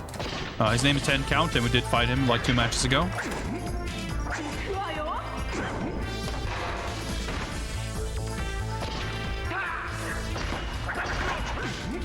All right, cool. All right, got him.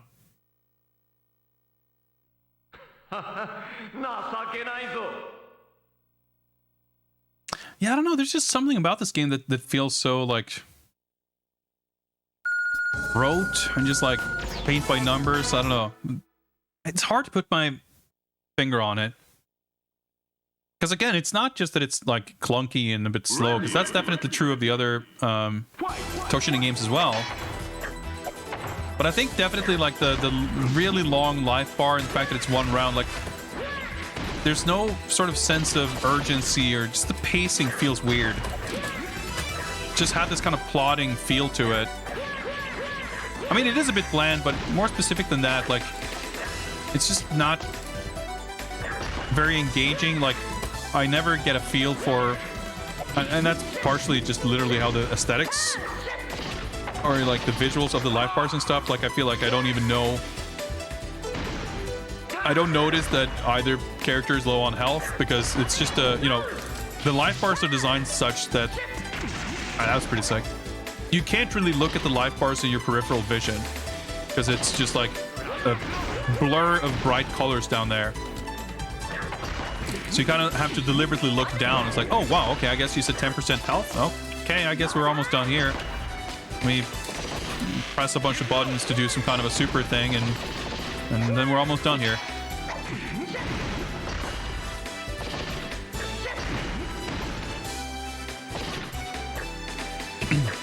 Yeah, so this is the Tracy clone.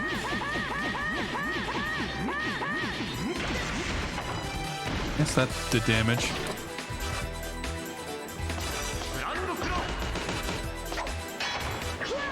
Am I getting destroyed here? Nope, not quite. Almost. But yeah, she looks pretty cool. There's not a lot of detail. Like, it's kind of weird though. Like, some characters, like Duke, has a lot of texture detail on his armor and stuff. But Rachel there looked very sort of detailed. Oh no. Fucking yeah, this is the gun dude.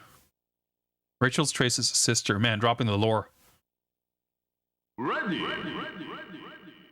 Fight. Fighting this guy in the sewer seems a little not what I would have expected.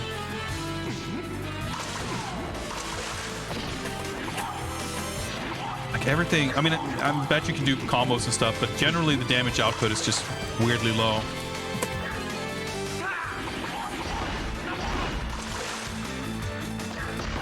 Good song though.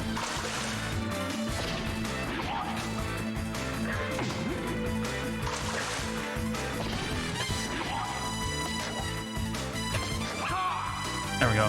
I'm not sure how throws work, because sometimes you just do that weird position switching.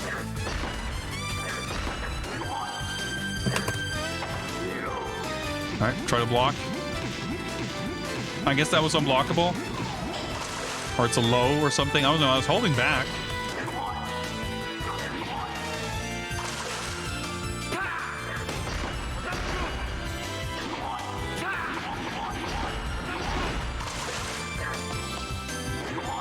Yeah, but it's interesting, like, I definitely feel like the fact that you can't really pay attention to the life bar means that you never really feel, you know, in a normal fighting game. Okay, that was sick. My fucking win pose hit him. That's sick. They put a fucking hitbox on his win pose. Sorry, that got me distracted.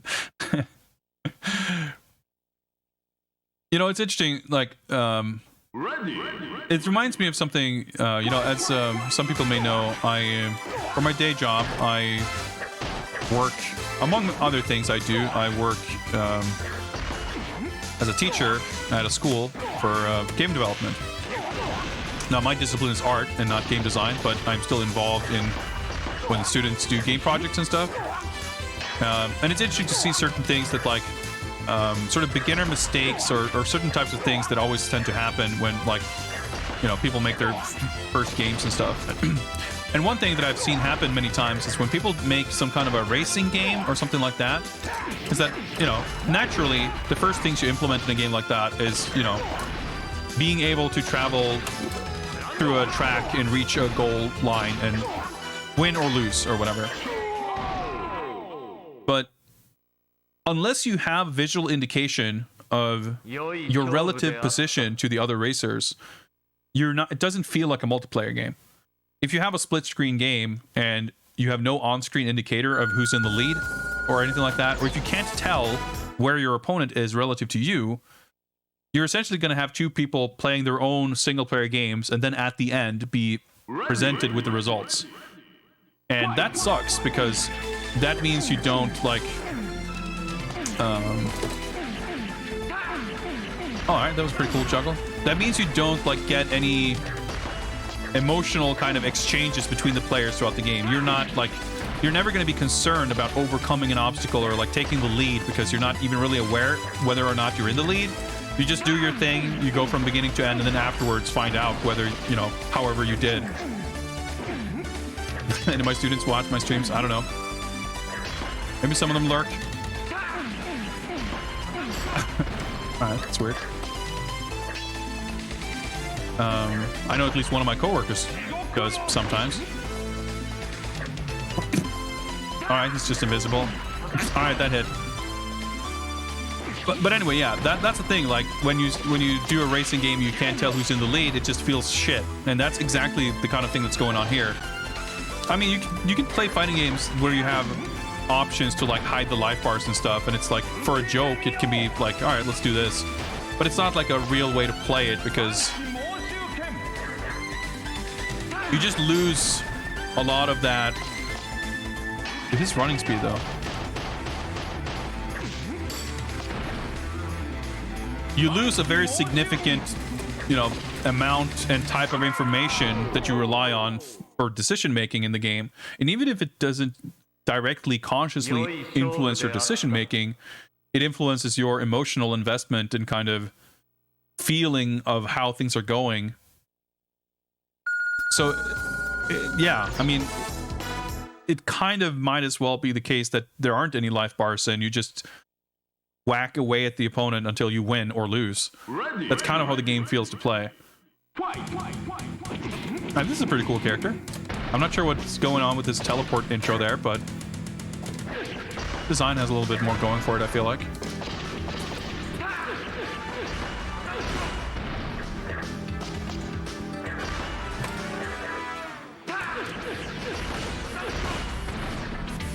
So yeah, like I think any game, presenting of information to the player is like crucial in any game. UI is obviously a big part of that, but there's a lot of information that can be conveyed in a lot of different ways. And it's always interesting to see. Like one thing that I remember made a strong impact on me when I was playing Street Fighter IV a lot back in the day.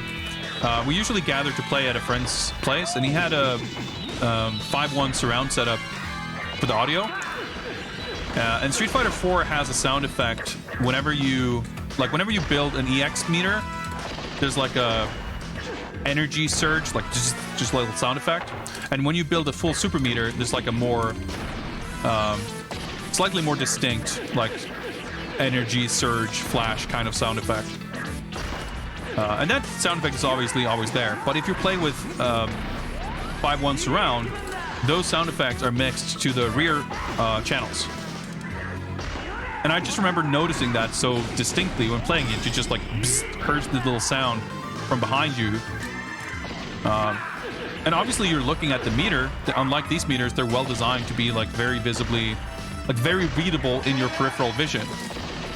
But, they said, all right, well, that's cool, but we'll do you one better. We'll have audio cues as well. I mean, not that Street Fighter 4 is in any way unique in that, but it's just a good example. Like, you can really never be too... I just realized I just looked at my life bar. What the fuck? Draw game. Okay, what happens then? We just redo it. Nice. It's not a loss. I don't know how many fights are in this, but a lot of them, it seems like. We're just doing one round, but the matches are... Well, I guess the rounds are long, so... I was going to say, maybe we're fighting more people because we're just doing one round, but... We're just doing a lot of matches in general. But his damage seems pretty fucking high.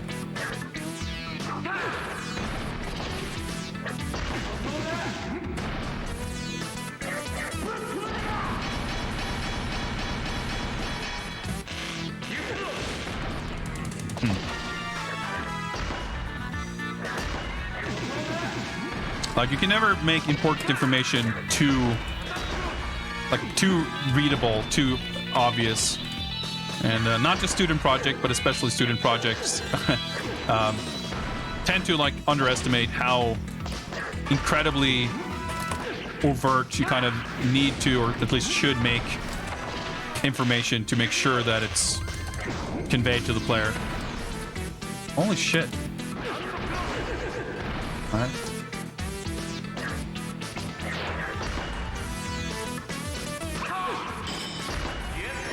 Oh, whoa.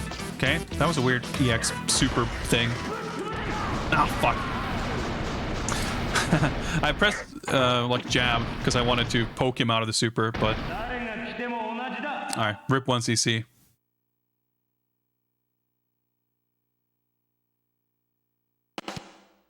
Oh. Alright, we're back into it quickly at least. That's nice. I mean, I guess the draw game might as well have been a loss because you're losing time, which I guess is like what matters. Although, I mean, if there's a like true last boss on a 1cc or something, then I guess that would obviously make a difference. But yeah, it's so weird. Like, I'm slashing him with these big sword slashes, and he poked me like twice, but somehow I've taken way more damage. Okay, it's cool that I didn't turn around. He still got hit though, so it's all good. That just tracks. Look at my life. He combos off of it.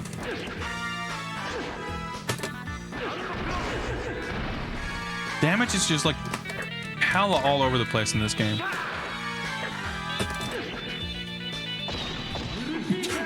That throw range though. Holy shit. I'm just trying to do like that move, but somehow I get like a super flash.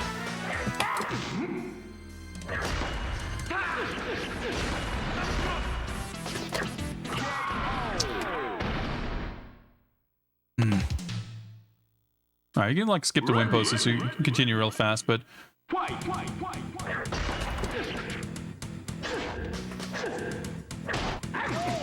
look, that like, oh my god. Yeah, he just combos that and that does as much as like 3 of my pokes.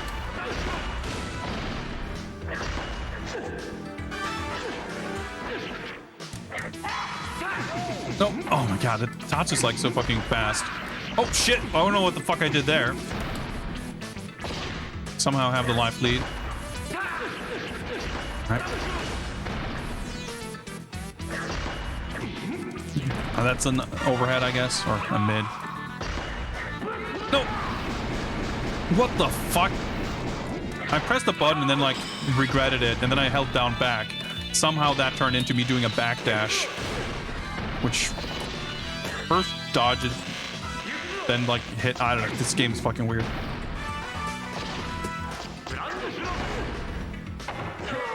Okay, did he like do some kind of a combo, like air tech or something? He like flipped out of my super. Nice. Hit him with the wind post at least. That's my favorite thing about this game.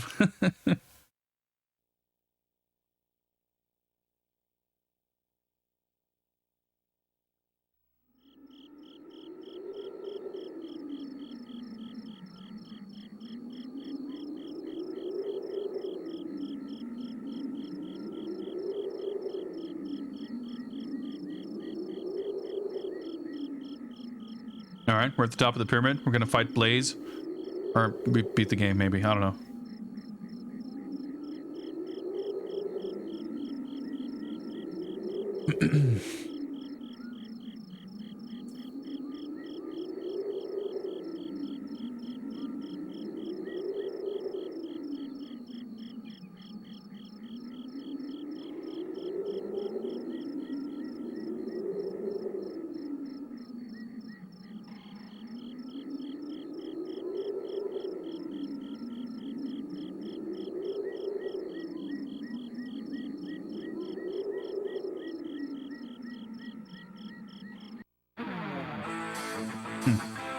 Apparently we're having above 0 temperatures tomorrow. That's amazing. Haven't had that for a while. Toshinden 3, the final battle game makes. Yeah, I couldn't be bothered trying to parse any of that ending text. So, for those of you who are more familiar with this game than I am, which seems to be a fair few of you in chat, is there like a hidden boss or an actual any kind of boss that you would fight? Dude, this song's pretty fucking good though.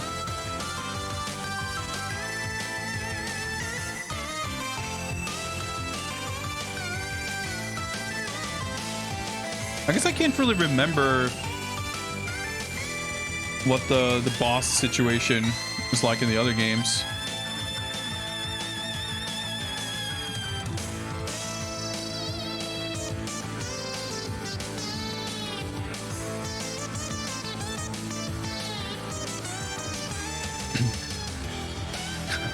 Yeah, I guess you're right, Swordfam. All the snow is gonna melt now, and that can be pretty shit.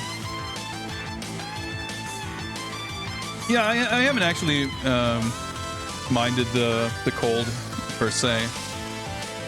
Yeah, at least when it's like minus a few degrees, which it has been. The other week it was like minus 15, and that I'm not in love with that.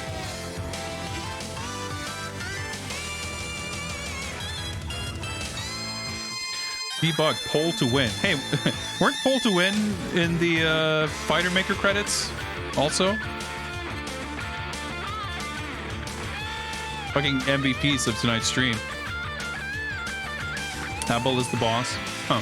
It doesn't seem like a boss character. I mean, he beat the shit out of me. His damage output seemed really high, so I guess that makes sense if he's the boss, but I mean, I feel like that is kind of an indictment of your fighting game, right? Where you beat the final boss and afterwards you don't even realize that he was supposed to be the boss character. There's like no introduction, nothing to make it like... I mean, it's perfectly in line with the whole sort of flatline feel of this entire game, I guess. We just like keep on plotting through the same sort of sluggish tempo, and then like, oh, well, I guess it's over. Man, we got so close to the 1cc though.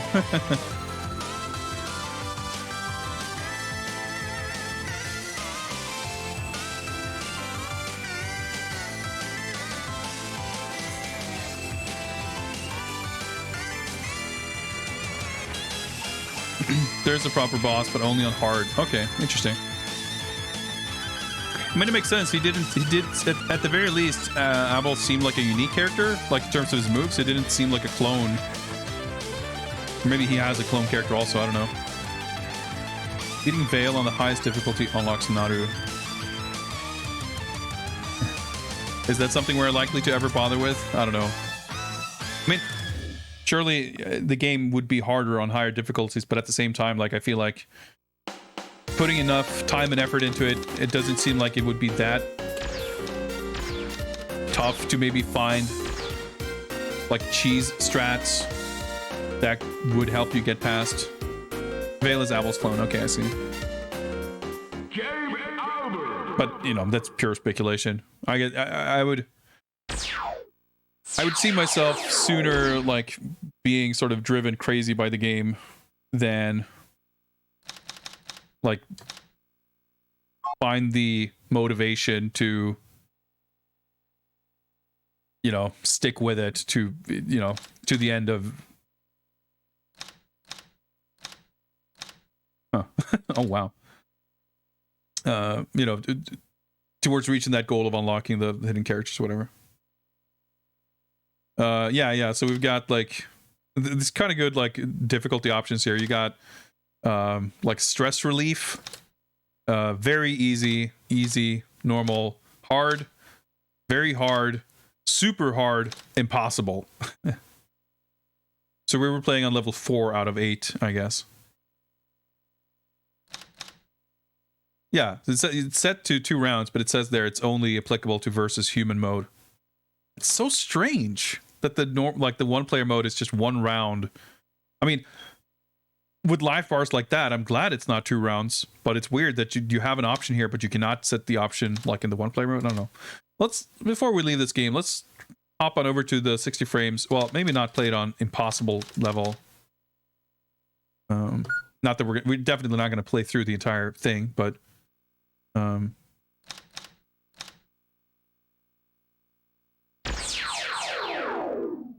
yeah, having little explanations for the options is kind of neat. It's not something you would necessarily take for granted.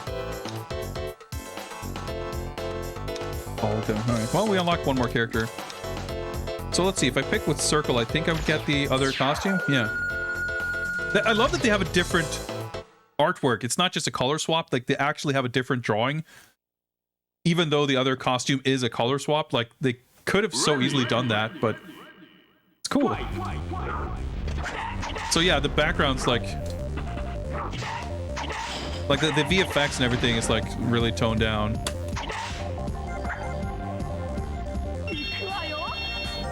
Like a lot of it kind of looks and moves a lot better, but Stages are so like I think all of them have this like black void background too, which definitely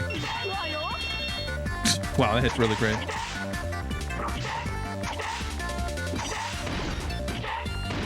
Like it, yeah, it's not a great vibe with this like.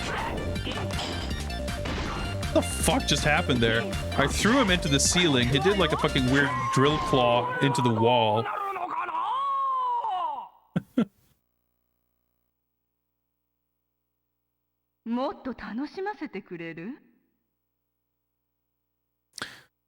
I don't know. I'm like kind of coming around to the 60 FPS thing. I feel it's so torn. Like I'm not even sure which I prefer because it's not so much because both have such strong strengths. It's more like both have such weaknesses. I mean, it is, you know, nice and fast and smooth, and that's great. But the game itself is not really. So, but it, yeah, it's so stupid. I definitely remembered it as being like more kind of the characters and stuff, like not just the backgrounds. But I guess it doesn't seem like there's that much different other than the backgrounds. But they are a bit of an eyesore.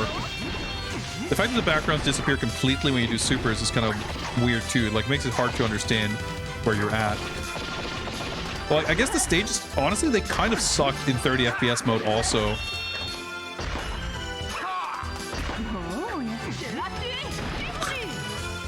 Great super there.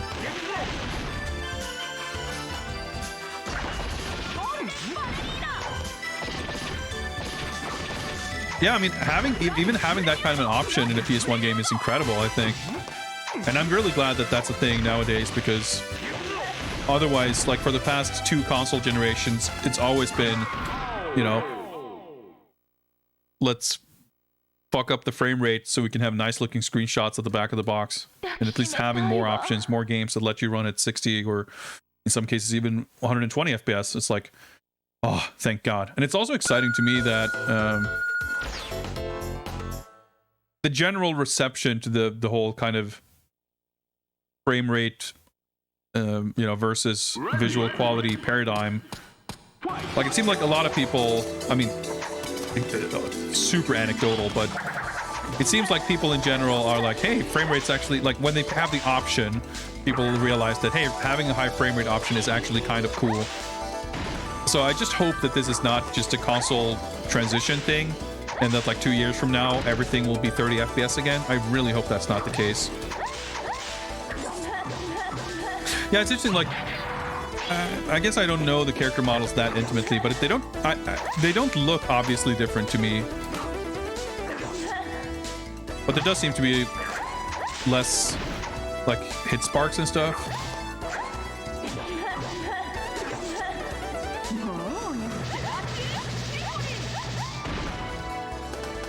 It's so fucked. Anyway, we're not going to do another, like, fucking 20 matches of this. So I think we're good here. I just wanted to kind of take a look at the 60 FPS mode.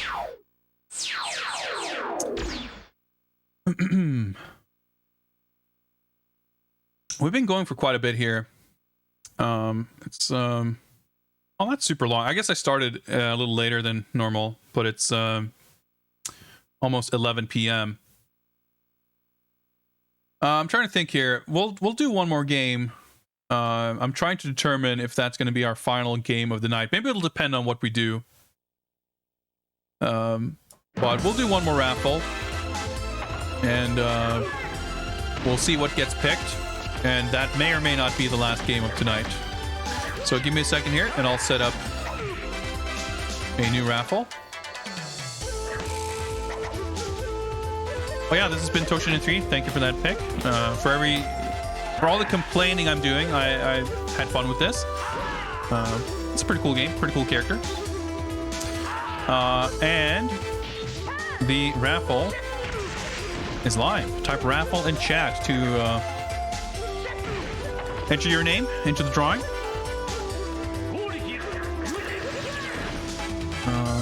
I think I'm actually going to take a super short break again before I get to soaked up in another game. I think I'm going to take a short bathroom break. So I'll be back in just a few minutes. We'll get some kind of jams going here. Let's see what we got.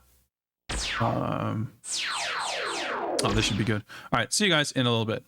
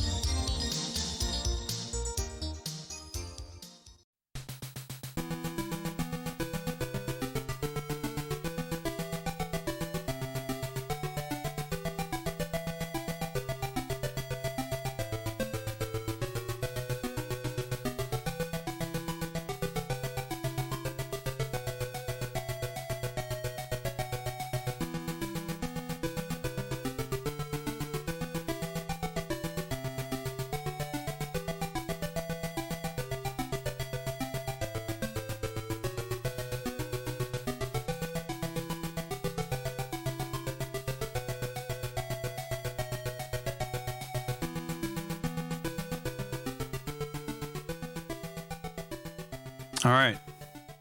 I I almost made a crucial mistake. I forgot to save, but I just did it before I came back, and I'm already popped the disk out, so it's now trying to load when there's no disk in the drive. Anyway, we're gonna pull another name to pick the next game. Oh yeah, let me fix my spreadsheet thing here. So yeah, let's consider this the last call, I guess. You have a couple of seconds to join the raffle before we pull a winner. Just gonna go here and mark Toshinden 3 is played, and today is still I typed fucking 2021 0219.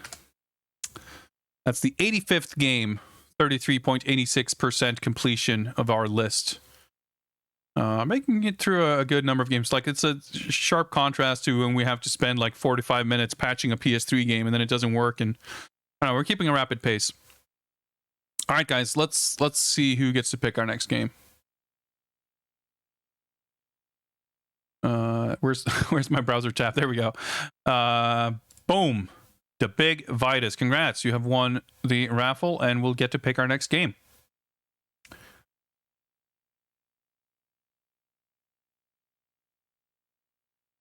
So let us know what it's going to be. I guess I didn't need to mute the music. We can get some jams here.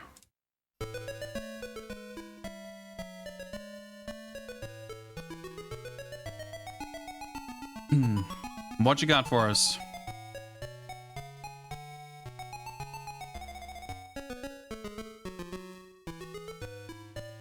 Atsushi Onita Frontier Martial Arts Wrestling. All right, cool. I've been kind of waiting for a Super Famicom game to be picked. It's been a long time. This may require a little bit of setup. We'll see how I do this best. It's I haven't streamed much from my Super Famicom in a long time. And as I recall, The OSSC gets a little bit temperamental with Super Nintendo capture, so hopefully we won't have any like technical issues. I think you guys won't really notice any difference, but it might be on my end. But we'll set it up. Oh yeah, raffle is not open.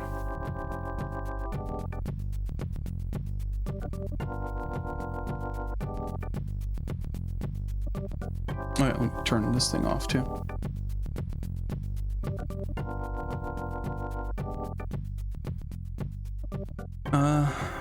So let's see. We gotta hook up our Super Nintendo cable first.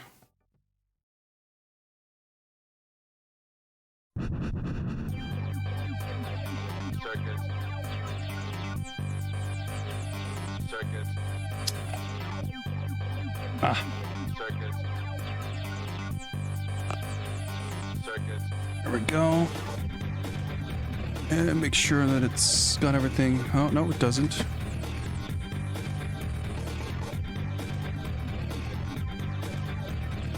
Power. There we go. Speaking of my arcade sticks, my Super Famicom also fucking caked in dust. Oh boy. Oof. Man, fucking brushing it all around, maybe not helping. Let's see. Here we go. Onita Atsushi FMW. I have played this game. I have beaten this game, but I remember it being not super easy. We'll see.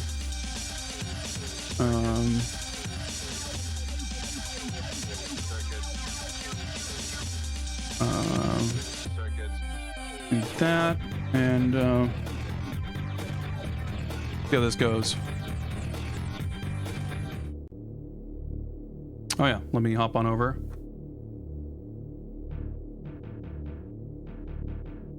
It's your typical wrestling fighting game intro.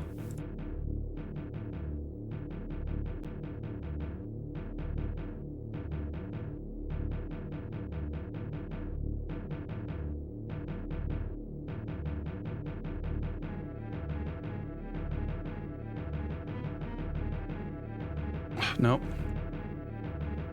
No need to double click that.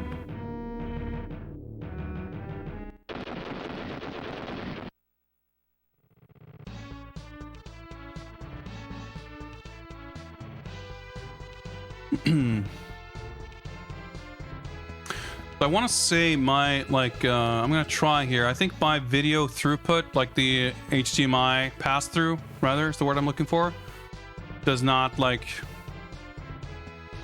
Yeah, it just keeps blacking out because it, like, something about the signal is, like, all fucked up. So my screen, if I try to play this... maybe there's something you can do with settings on my OSSC to, like, make this work. I've not been able to figure that out. Right now it seems stable. Is that because I have the... No, never mind. Disappeared. Like, because I have the monitor menu up. I don't know, it keeps, like, blacking out in a way. It's very random intervals, apparently, too. So I gotta change back. So basically what that means is... I have to play this in OBS's preview window, which is obviously not ideal because it's like kind of adds a little bit of lag. We're not playing super serious. I can live with it. I can make do. But it's not ideal. So if I'm playing something like more lag sensitive, I would probably use my old Chinese upscaler, which doesn't have this problem. Hey, what's up, Abs? Yeah. The Super Nintendo video output is weird. And I know that OSSC doesn't play super nice with it. Like, some other upscalers have an easier time with it. And some monitors like it better than others, too. My monitor is just a little sensitive to it, I suppose. I was reminded, I saw, by the way, what's his name? Mike Chi, is that his name? The guy, the Retro Tank guy? I saw he posted a video on Twitter the other day of, like, new version of the retro tank that he's working on, that he like showcased swapping between 240p and 480i with like a almost instantaneous resolution, like feed switching, which is like the fucking holy grail of like, you know, console capture from consoles that changes resolution. That was really sick because like the OSSC, even the current retro tank, like if the retro tank Pro or whatever it's called, it's faster than most upscalers, but it's still very noticeable. Like the signal just drops out for like a second. On the OSSC, it's like a little longer than that, and especially on my end with the pass-through, like my monitor has the additional kind of delay on receiving the signal. So if you have a game that changes rapidly or like often, it's like, yeah, it's really annoying.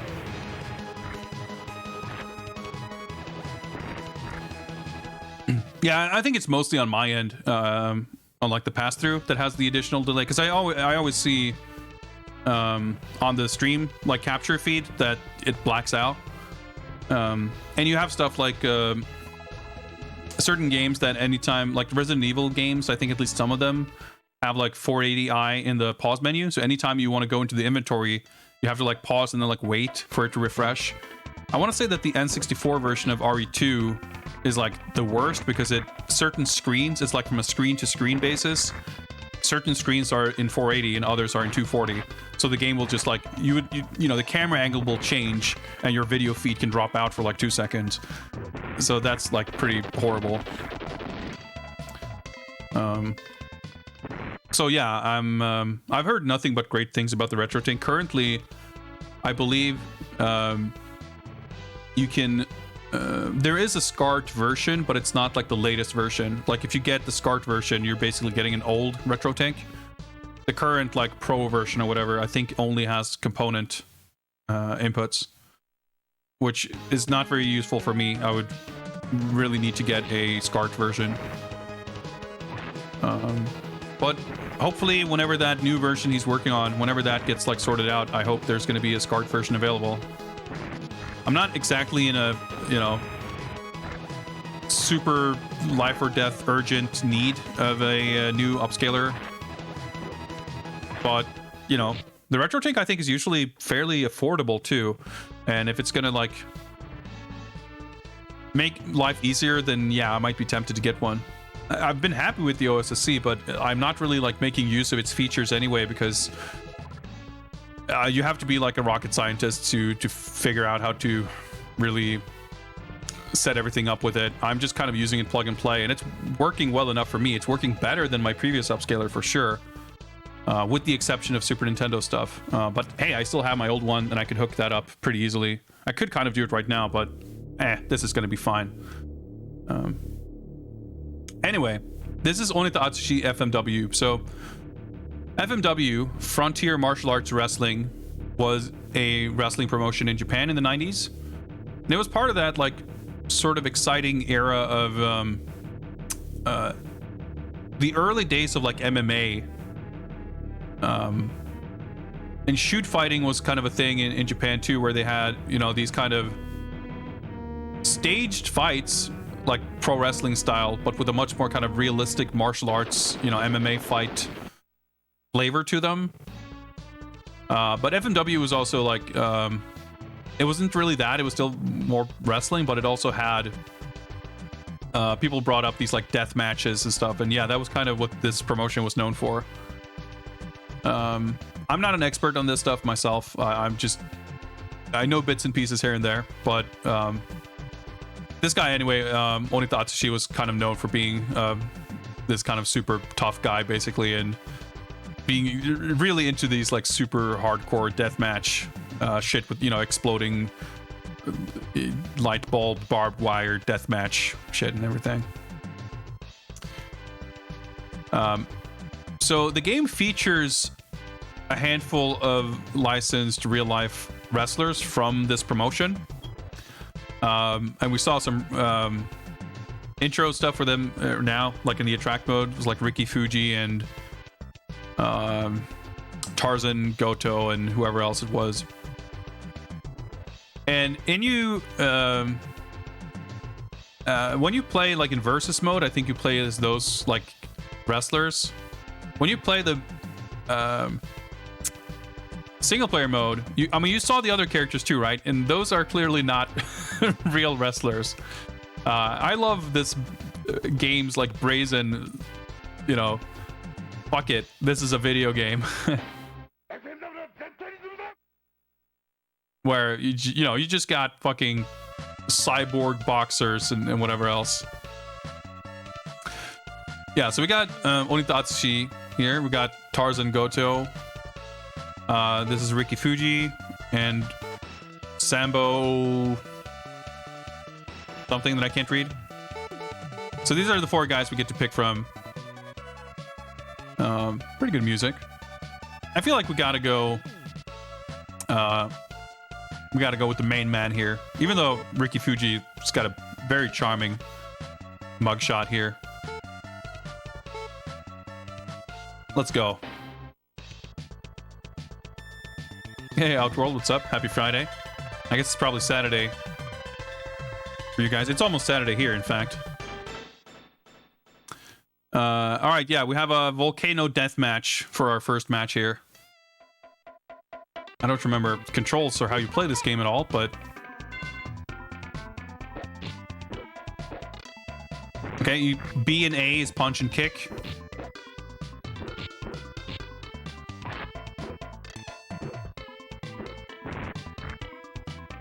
Music's pretty good.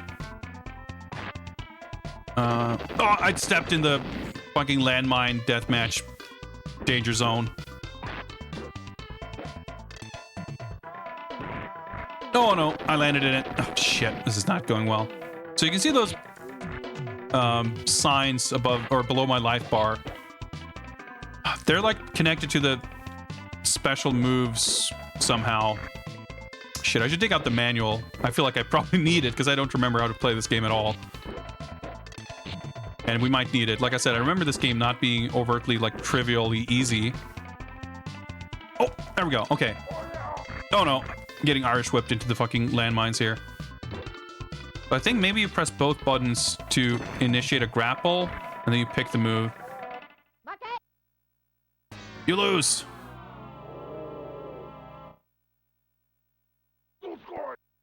Score.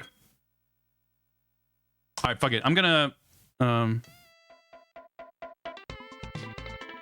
yeah, there's 2 rounds, I guess.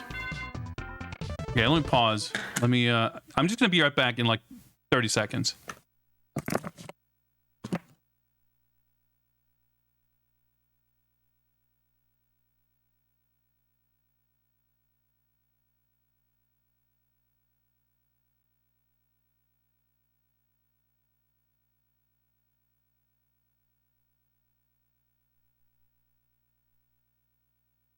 All right, was that 30 seconds? Maybe less. I got my box right here. Let me consult the manual.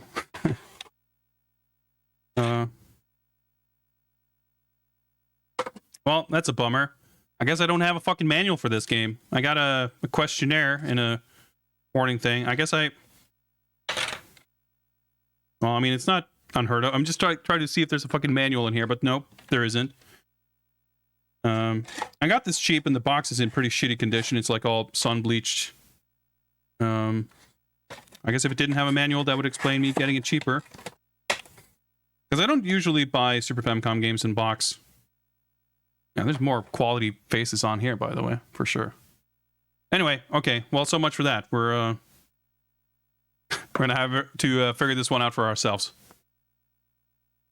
This game is better than WWE Battlegrounds. Well, yes. So are most games. I mean, that game doesn't even have fucking volcano death matches or anything. Or original character sumo wrestlers. Fucking, okay. Oh, Shinkansen. Well, X is run, okay. I like that the game is like 60 FPS when you are getting off the floor. For like about 1 second, it's 60 FPS.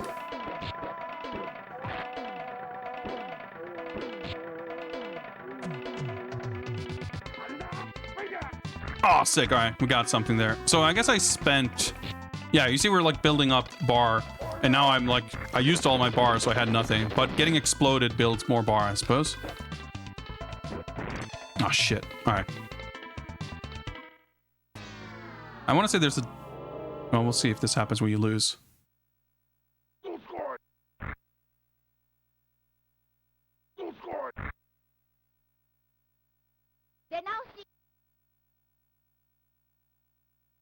All right, we got to do this over. Okay, now there's like a thing that happens in this stage, but I guess it only happens when you win.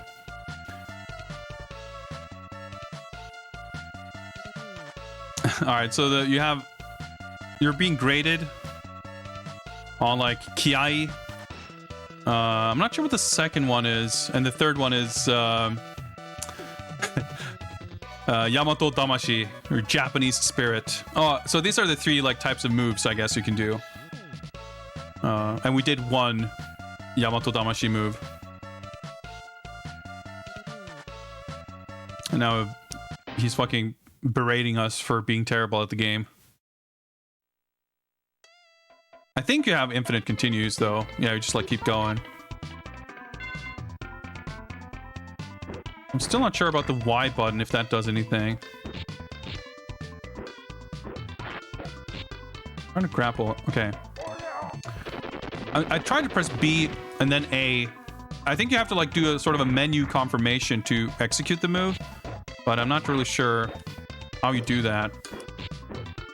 Because if you're like sort of waiting, I think that's what happened. I just sort of waited and did nothing, and then he just threw me instead. Nice. Okay.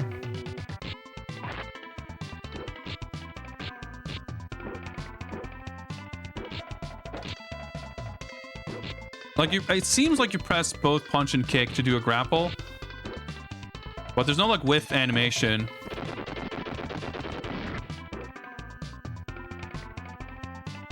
Okay. I did the move, but I didn't have good control over which moves. All right, so let's make sure he doesn't grapple me. Let's stay airborne or stick out pokes here. Shit. Oh. No, fuck.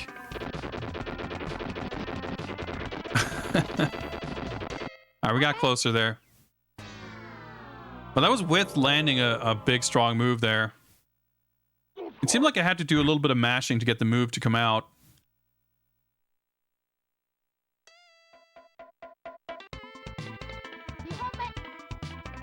All right, round two. Yeah, it's just like locking us into block, like proximity blocking. Or, I mean, the opposite of that, I guess. Because you just get stuck doing block. Like, by holding back. It's like Street Fighter 2 style. You can be full screen, but if someone is like throwing jabs, you can't walk backward because you'll block.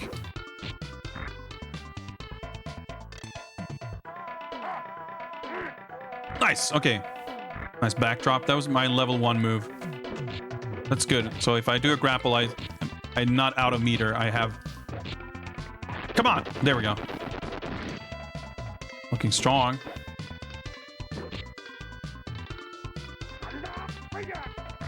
So I guess maybe I'm not like pressing left or right to scroll through them, but like each direction is bound. So I'm pressing like a direction and sort of mashing A.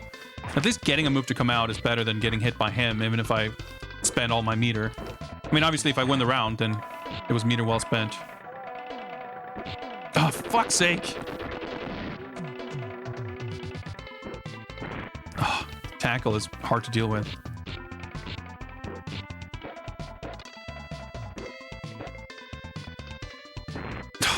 Like, he just turns around instantly. I do want to do grabs. All right, that should be the win. Oh, fuck me. That was just one round, too. Hachi! Yo, those riffs, though. Yes! I just realized the audio might be a little bit low. Turn it up a little bit. Maybe not. I don't know. You let me know. It looks like my meter reset, by the way. Hitboxes are... And there. I guess what you would expect from this kind of game. I like this guy's shorter than me. I did a DDT, I think. He took damage, so that was my move. It looked like he just belly flopped on top of me, but I guess that was a DDT.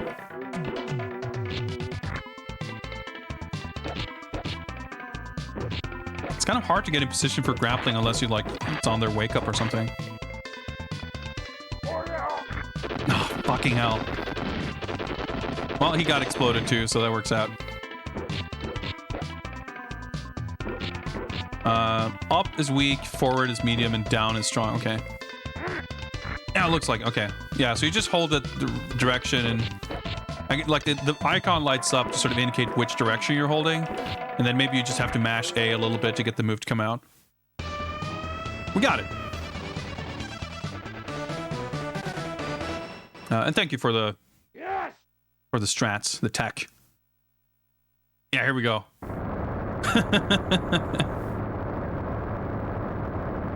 Fucking Mount Fuji just erupting. See, this is what wrestling video games should be. Ikiha. All right. Shouldn't they evacuate? I don't know. These guys are tough.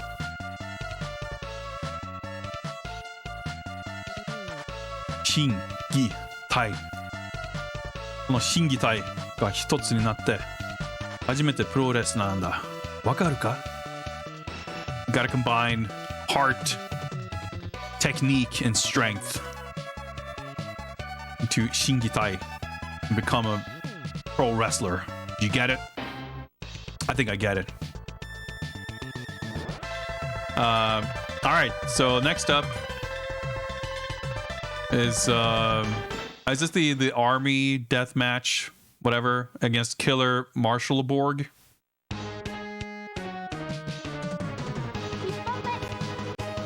Yeah, so this is where we got like fucking tanks and airplanes and explosives, actual mines, I guess. The edge of the playfield. No, fuck. Oh boy, just dropping bombs on us, or fireballs, or something. Yeah, the game has good music. I didn't really remember the music at all, but it's good.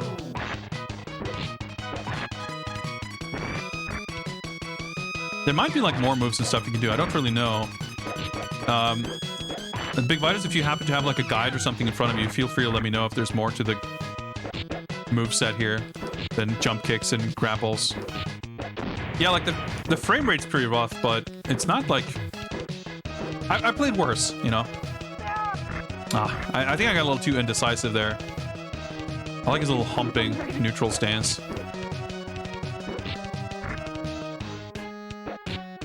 Do the pokes. Ah, fuck! I got flamethrowered. Ah, shit. I wanted to see if I could grab him. I'm still not sure exactly how you initiate the grab. It might just be standing next to them. But obviously the attacks are all like pretty fast. So you're always at risk of being poked. Unless you're pushing up against them on like their wake up. There we go, DDT. Not a ton of damage, but not bad. Oop.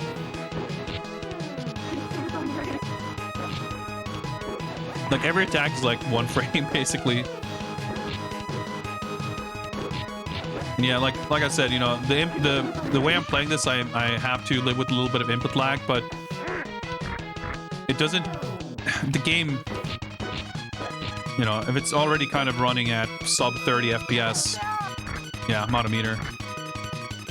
That slight delay is gonna make less of an impact. Dude!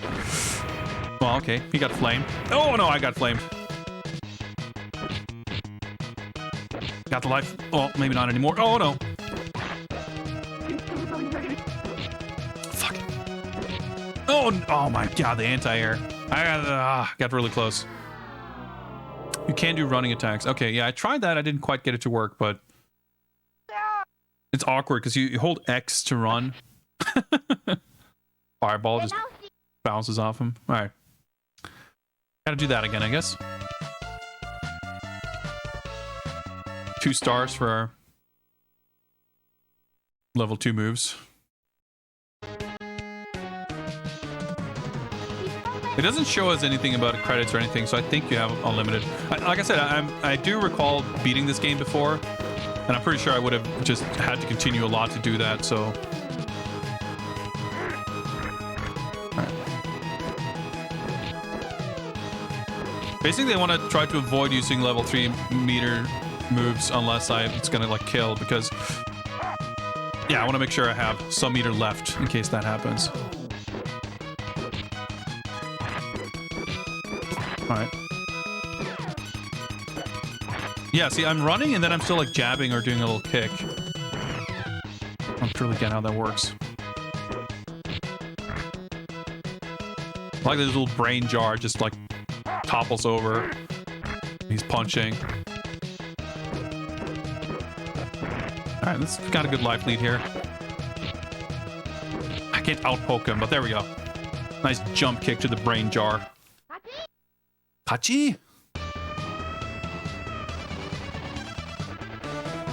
Yeah. Yes!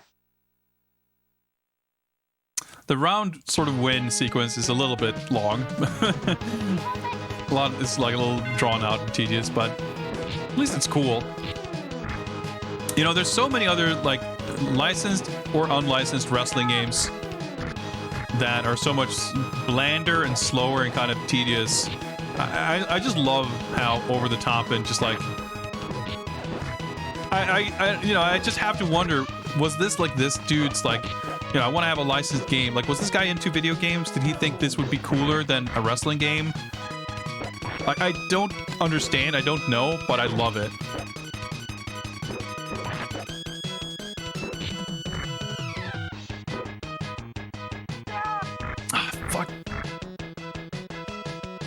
Meteor showers? All right, sure, why not? It's weird to have those indoors, but I guess it's not the only weird thing about this game. Fuck, if I only had gotten the move to come out.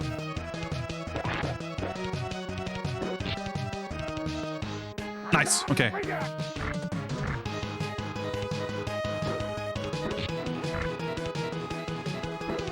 Oh my god, no. No. Oh, you're shitting me. Oh my god. How did I not get one opening to hit even like a tiny little poke there? Then getting fucking juggled by meteor showers, and then he grabs me on my wake up and I have no meter, so I can't do anything. Ugh.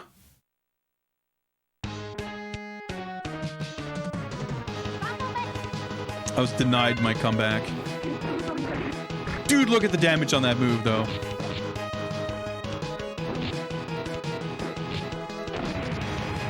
I can't, like, juggle him off the flame, but...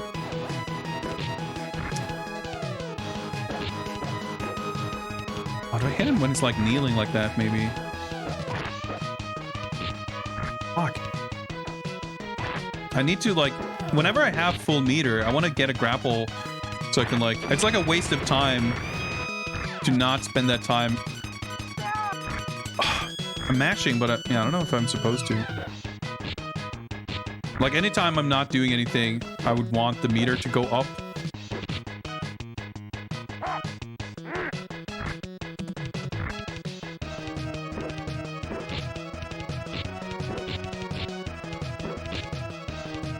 Alright, there we go. Let's not get hit by the flames. Dude, he can kill me here. Nice! Got him. Just mashed a couple jabs. Guide says, hit him with the hazards, don't get hit by them. Well, that's a winning strat. Yes! Yes! What's ha! Gekiha! Nice, we're busting through. Making progress.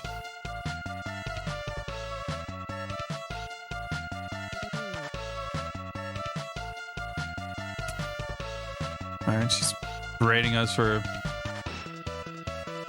not being good enough or something. Alright, that's fine. Okay. Fighting like full bore explosive deathmatch against Bomb Knuckles.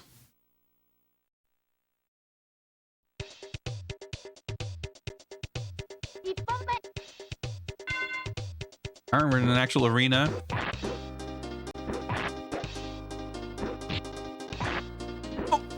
He's got the tech, the dashes. Oh no.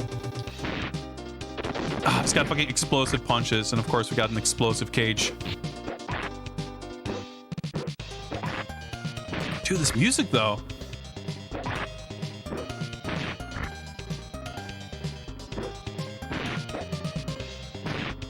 Fucking hell.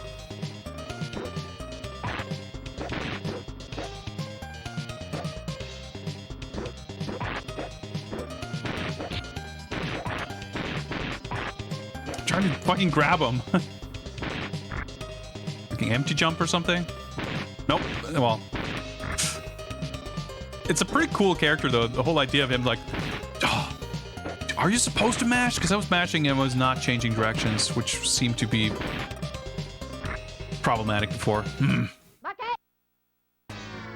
Anyway, yeah, I like Bomb Knuckles. The whole idea of this like boxing characters is just like little explosions when he punches. His gloves came off too. They just blew up, I guess. Well, he got a new pair. He's got the fucking Robert Garcia thing going on with the stance, just dancing back and forth, which is pretty cool.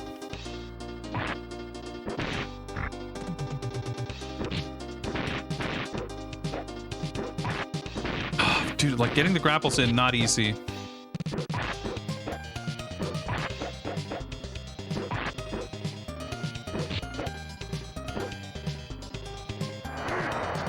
I even got the DDT. Oh, dude, the crowd's doing the fucking wave.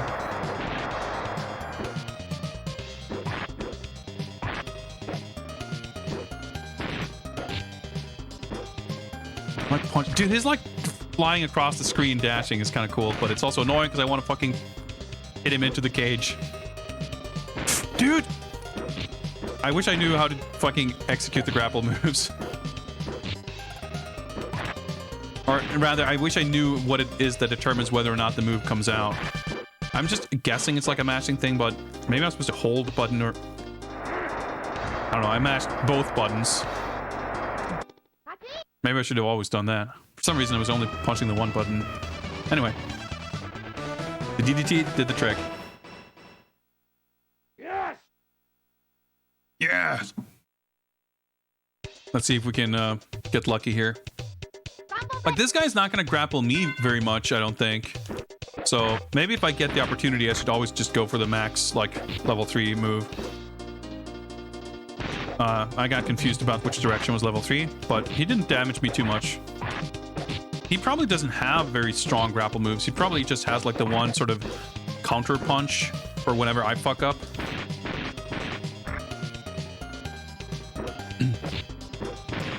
Shit, almost got him. Hey, what's up, Malone? Happy Friday. Ah, shit. It's like not letting me get off the ground here. A lot of pushback also. Like, hitboxes are such that you can't very easily like jump over. Like, they've got good like anti-air properties basically. They're like punches, these guys.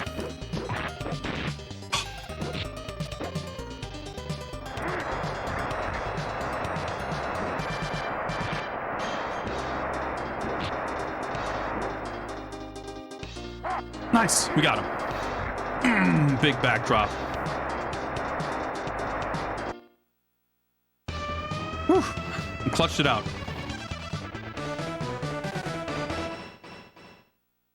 Yes!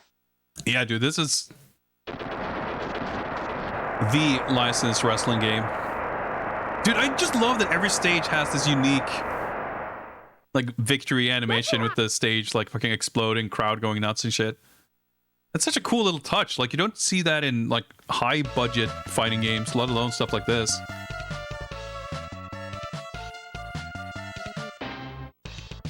So I'm guessing those numbers are like our career stats, whatever. All right, it's time for the psychedelic death match against Discover Love.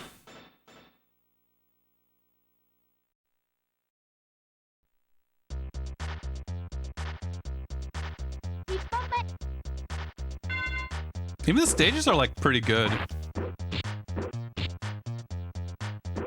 Like, I feel like there are definitely Super Famicom fighting games that are like the equivalent of this game without the license, without the like real wrestler stuff, without a lot of the gimmick shit in this that make this game extra cool.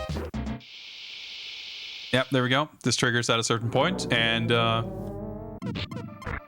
there we go.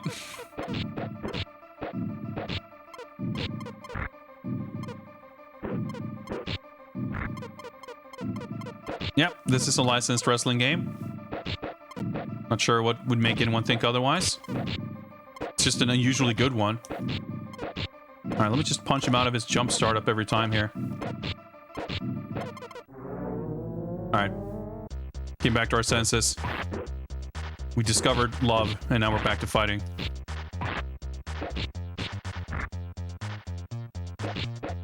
I want to just land the fucking DDT. Nice. No! Okay, well, it should be fine. It was actually kind of easier in this state. At least if I got him in that good position.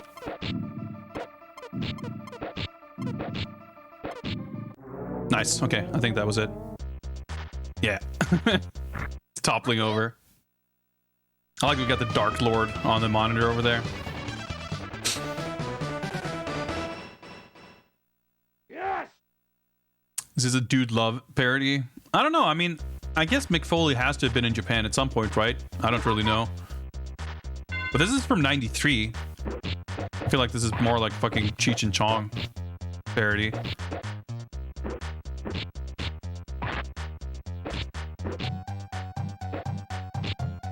Fucking hell. Ah, shit. I didn't even land a grab. Well, like I said, I guess it's not that big a deal. Like,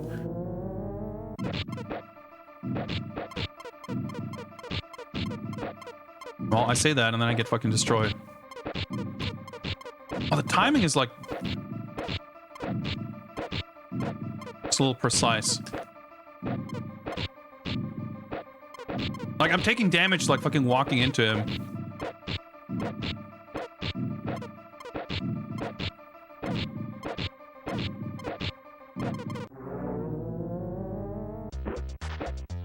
It's pretty tricky.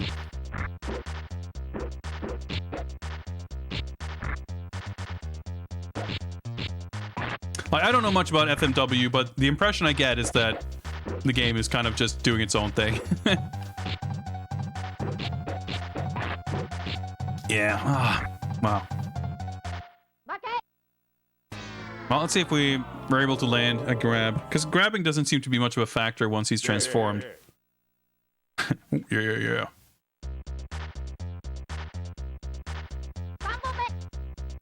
Round 3. All right.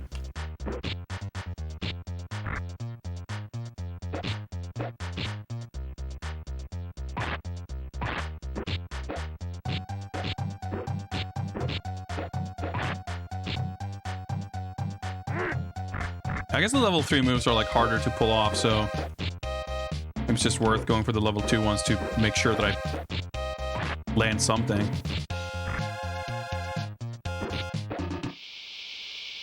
Alright, we got a solid life lead. I guess that's what you want, like going into the mushroom form here with a life deficit can be a little problematic. I gotta get like the rhythm going.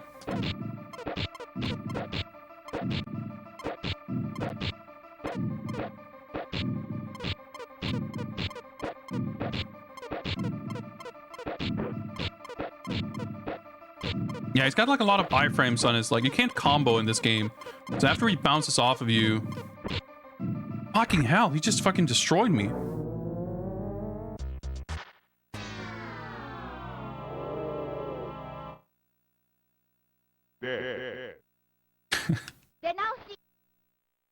Yeah, you just like... It takes a little bit of careful spacing and timing to get that like punch loop going. I did like screw it up a little bit. I got a little flustered. But we'll see.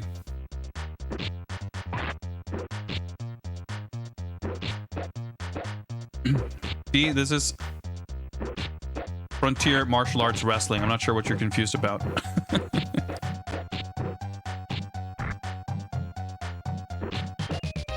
so. Is there... Does this stage have hazards? I guess doesn't seem like it.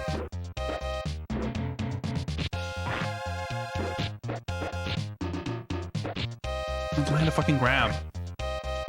Might be our chance. No.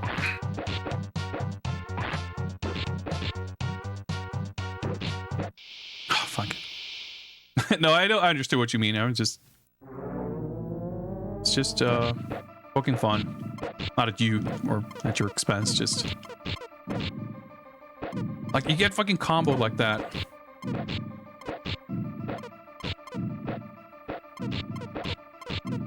Oh, see?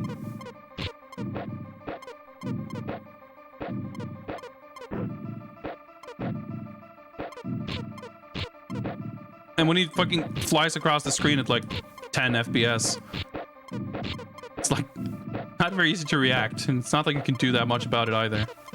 I think it seems like you have to deal amount of damage before he transforms back also. Dude, I'm getting super fucking destroyed. Every round I'm doing like worse and worse against mushroom form discover love.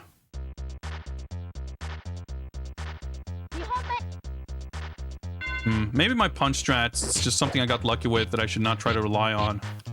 But I don't know. I don't think jumping is gonna like be any safer. Oh, of course, getting thrown is not ideal. I was trying to go for the powerful move, but I of course fucked it up. Yeah, it just seems. I mean, I'm happy to just like take this as like learning right now. Not sure like what.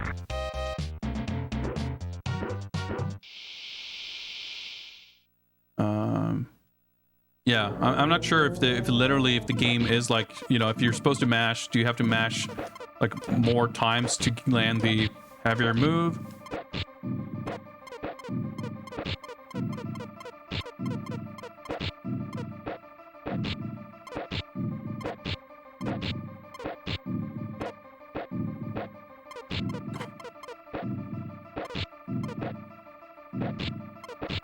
I want to stand, like, I'm kind of starting to understand how it works. Like, I want to stand within a certain range, which will trigger his, like, forward dash attack, and then I hit him out of it. Because if I stand further away, he will jump instead of dash.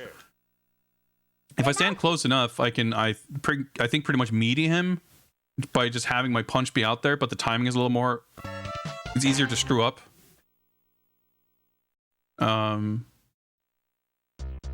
I just want to make sure that I'm close enough, in a close enough range for him to go for the dash, and then I just have to time that punch like every time.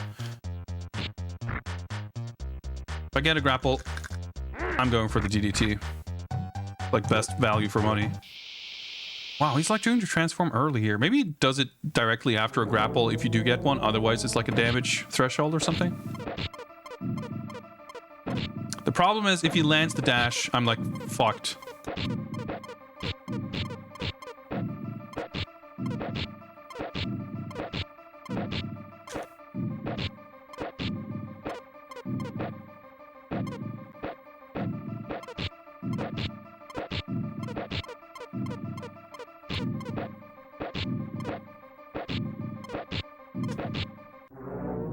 That went very well. Yeah, the strat's like not exactly fully reliable, but it's the best I've got. Is he gonna transform again? Yep. Okay. Does that mean, well, no, I was gonna say, does that mean that I should not go for any grabs? But no, I think he transformed anyway.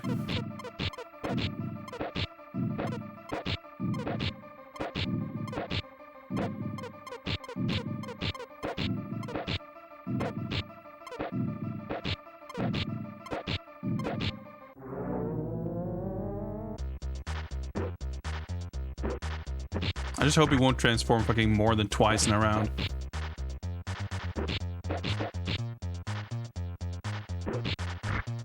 Included footsie base. Well, I mean, there aren't any combos.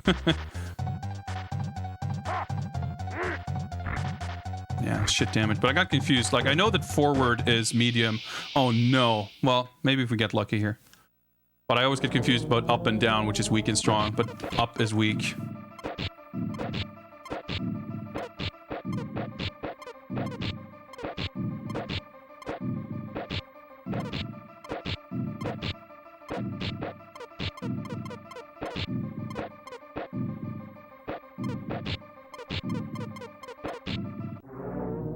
Okay.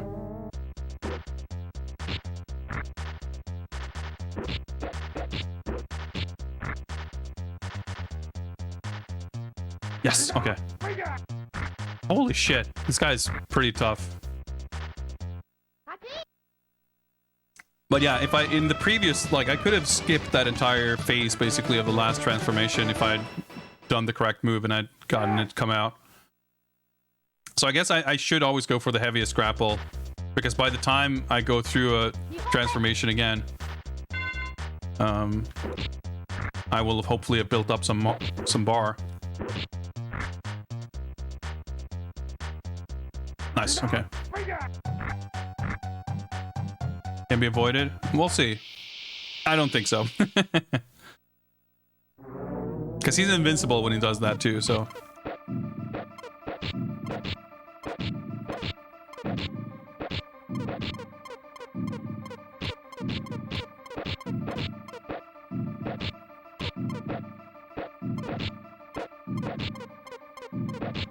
The damage he's dealing, though. Yeah, see, I'm, like, taking damage by just, like, being in his fucking area code.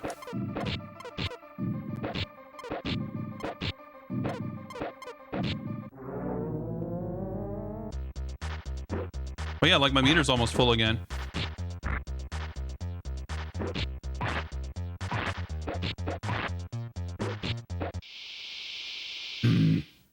Yeah, I guess it happens like at certain damage values also, regardless.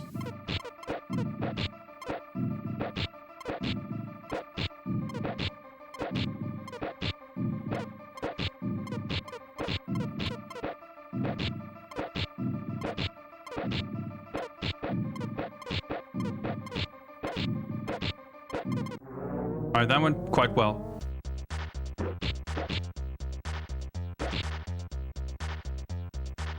Yes! Okay, we might have gotten it. I think we got it. Whew. Alright, that worked out. Yeah. Yes! Yes!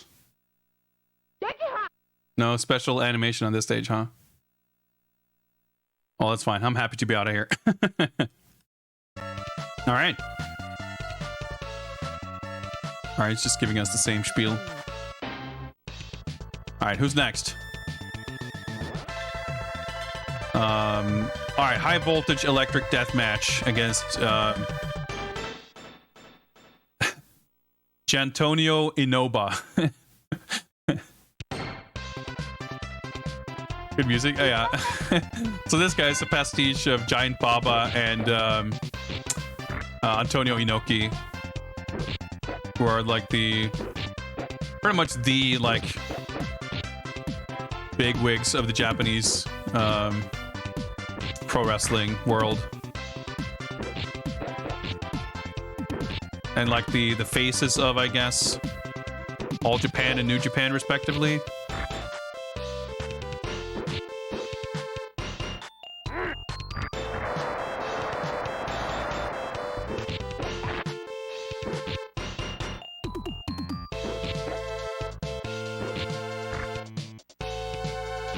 Yeah, like he's got, well, he's not built like Baba. He's way buffer, but he's got this kind of weird, tall, lanky. Oh yeah, I wasn't looking at my life bar, but he's definitely got Inoki's chin.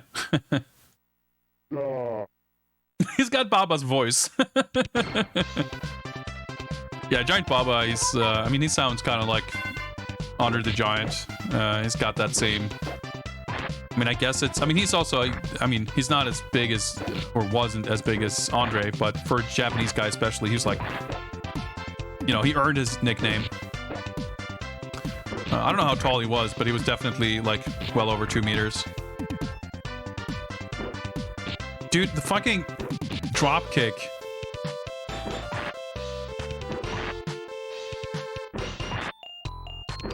Oh, wait. Oh, my God. Someone threw in a steel chair. Yeah, Baba had a peculiar physique, let's say. It's cool when you see it in some of the games, like the All Japan Wrestling games, that he's like drawn different from the other wrestlers, because like, I don't know, he looked weird. But he was a spectacle, at least, you know, back in the day. That's cool. Didn't even fucking get to kick him into the ropes even once.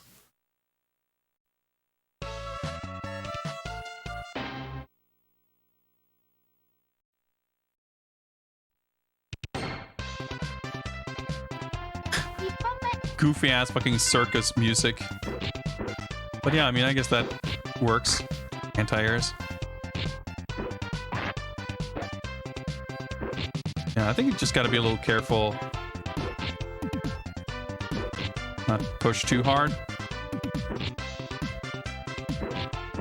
Can you even fucking hit him into the ropes? This dropkick does so much damage.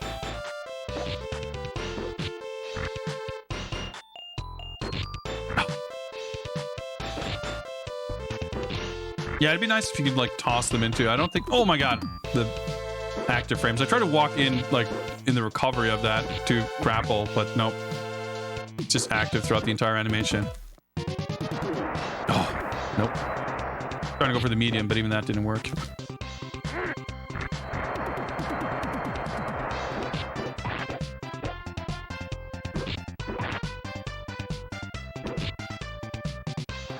Oh boy. Getting stretched. All right, we're dead.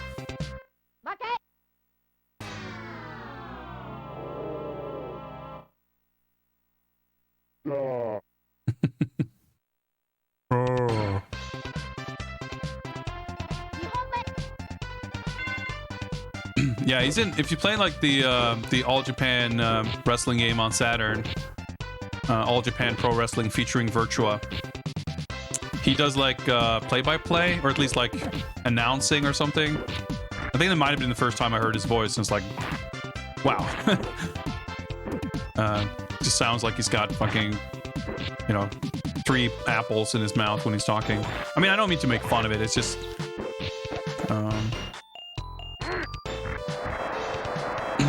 it's very distinct.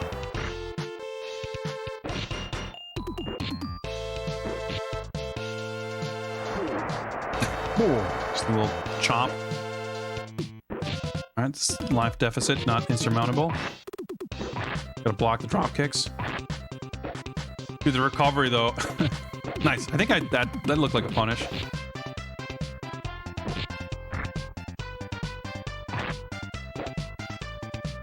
Oh, active frames on everything.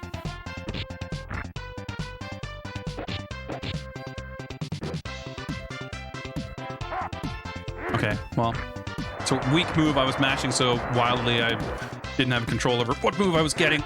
Nice! The DDT, I think we got him. Yes, okay. Whew. That worked out.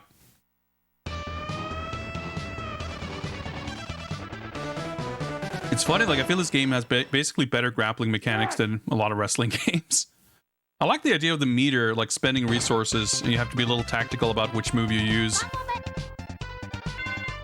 And, you know, grappling isn't the be-all, end-all.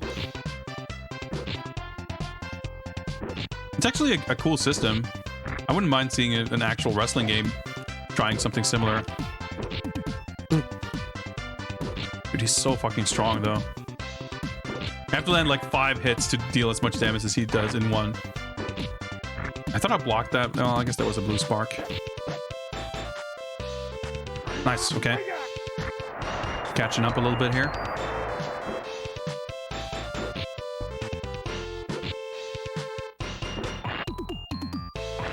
Getting locked up in blockstone here. He's not very fast though, so I can at least safely back off. Even if I get stuck in blockstone like that, I just hold back and it can and will anti-air and do shit like that though, so not free by any means.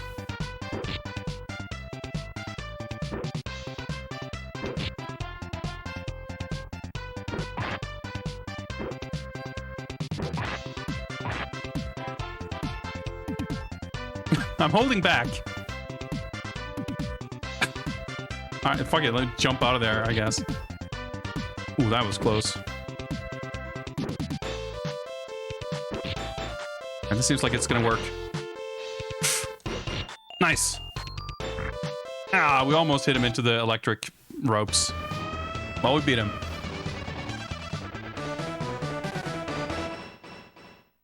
Yes! Yeah, in terms of wrestling games, like I haven't played the Aki games really, but I like Fire Pro, and those games are great. I really like what is it called? Champion Wrestler? It's called that on PS1. It's a Taito game that's like, the title is the same as an old arcade game, but the game itself is totally different. I think it's called Champion Wrestler. It's like a 2D like side view game, but with a polygonal 3D ring, and it has like really elaborate animations. Like it has like animated sprites, so it's not like Fire Pro with like paper doll style animation. It's like fully drawn characters, but it still has like better animation than Fire Pro basically. It controls very much like Fire Pro. No rope, something iron, whatever death match against masked bondage. All right, okay, all right. Yeah, Champion Wrestler, it's like Fire Pro, but it doesn't have the stamina system. So it's like super high pace, like intense, but also the animations are super elaborate. And it's got an awesome roster of like 40 like unlicensed fake wrestlers, like American and Japanese wrestlers and Mexican wrestlers even.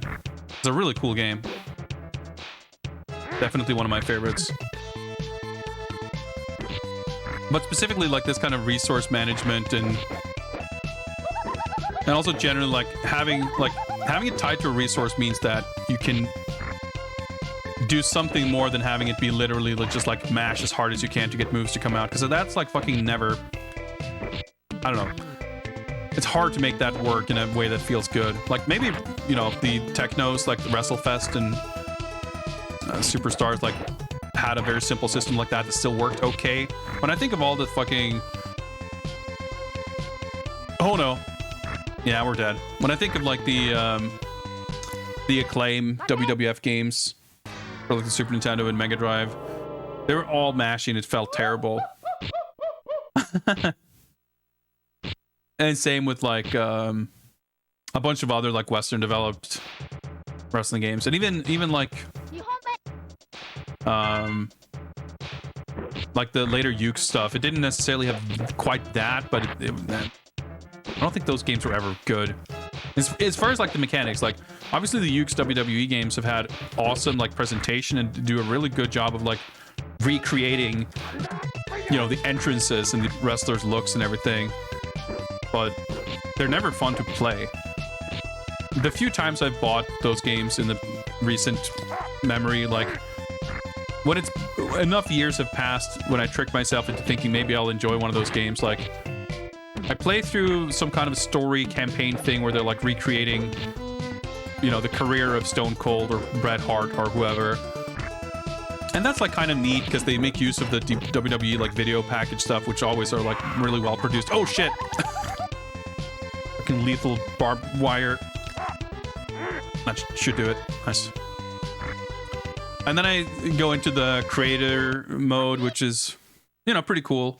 And then you like bring your created wrestler into a match. You're like, oh shit, right, I forgot this game is like a fucking nightmare to actually play. Yes! Having said that, I'm super excited to see what Ukes are going to be up to. Like, they're working on the AEW game, which from that teaser trailer they put out clearly seems to have more of a video game style to it than strictly like simulation.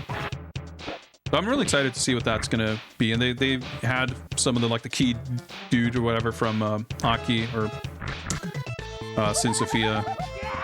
Oh my god. So I'm super excited to see what that's gonna be. Like there's a lot of wrestling game stuff on the horizon. In fact, speaking of WrestleFest, Retromania Wrestling, which is like started as kind of a fan game homage sort of to the Technos games, and then they got the license, so it's technically the official sequel. That's out like next week or something. It's out really soon. It was originally supposed to come out like at the end of summer, but got delayed. That looks really fun. I'm actually pretty excited for that.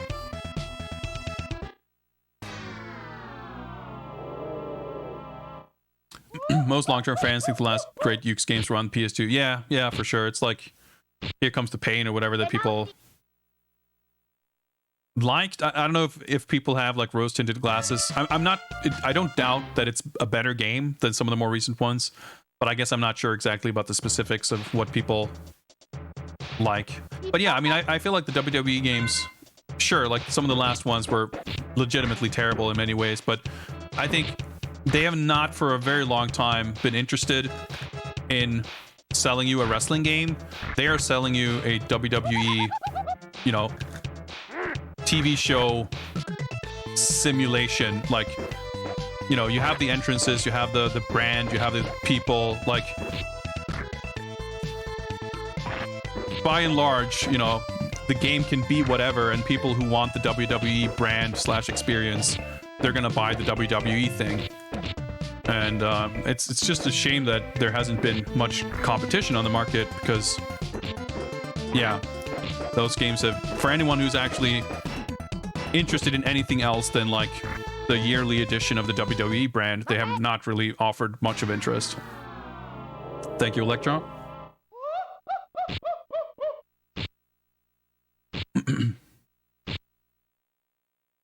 I guess, I mean, I haven't played a lot of those older games, but it doesn't surprise me, or it wouldn't surprise me, that they can get maybe a little more out there.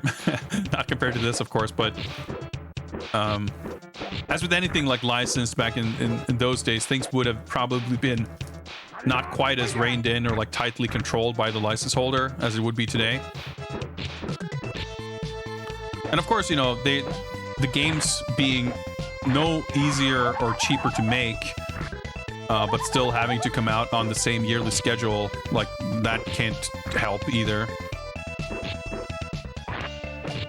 But yeah, like interestingly enough, there's like a bunch of shit. Like the Retromania Wrestling obviously is a different thing, but it doesn't, like, I'm not looking for someone to do the same thing that the Yuke's WWE games have done, but better. I mean, that would be great, but I don't think that's like, I don't think the problem with those games is that they don't do what they're doing well enough. I think it's like they're completely not doing what I want to see. I feel like I really quite like the TNA game that Midway put out. It was pretty bare bones and had some issues, but it was such a breath of fresh air compared to the WWE games, and it's just such a shame that they weren't able to continue that legacy, because it's one of those, like, as a first or single game compared to like the sort of legacy and you know, everything that the WWE games had been able to sort of build up over time. Like, I think that TNA game like was just so promising, and the idea of what it could have been 1 or 2 games down the road, like, man, I really wish we got to see that. Like, one of the things that I think that game does really well is like the animation, like the hit reactions. It feels like attacks actually hit. Like every Yuke's game has always felt like you're fucking hitting a plastic bag that may or may not react. Like, there's no sense of impact to anything, and weird stuff like that. And it has like, it was more sort of, I don't know if I should say arcadey, but it wasn't such a slog in its pace and how you did the moves and stuff. I don't remember exactly how it played, but I remember we actually played it 1 or 2 years ago on stream, and I definitely quite enjoyed it. I had fond memories of it, and playing it was like, yeah, you know what, this game is pretty cool. Like, no one has barely tried to do anything that isn't like Fire Pro or Yuke's WWE in such a long time.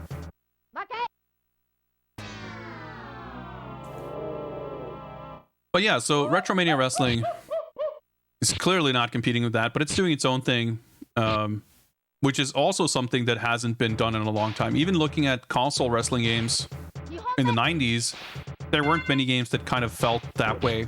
Techno's made the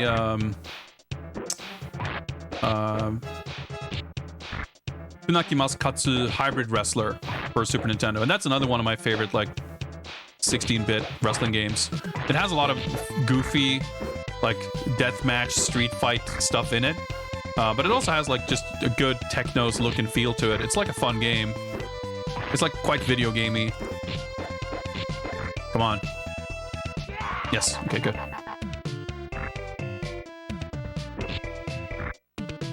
But like those types of games were kind of few and far between. So I think Retromania, like, yeah, it's really exciting and cool. You know, obviously, like one thing that is always going to be a struggle is like, what do you do with roster? I mean, I personally would like to see. I mean, look at this game; it's fucking awesome. Like non-licensed wrestling games with original characters. Like, when was the last time we saw one of those? Rumble Roses, probably. And those games were cool. The second one was definitely a bit lacking in a lot of ways, but you know, status of Konami notwithstanding, like, man, I would love to see another game like that or another game of that series, just because that's just such a thing that was so prevalent in the 90s and then just completely stopped happening. So personally speaking, you know, I feel like I would love to see, you know, a new take on Slam Masters or Rumble Roses or whatever it is. Just like make it cool, make it appealing. And I'm sure you could find, like, for the people who are into wrestling games, or into wrestling and games, I should say, and aren't necessarily looking for, you know, a simulation of their TV show of choice, surely there's going to be some kind of market for that kind of a thing, even if it's niche. But what Retromania is doing is they're basically licensing a lot of indie wrestlers and some kind of older wrestlers.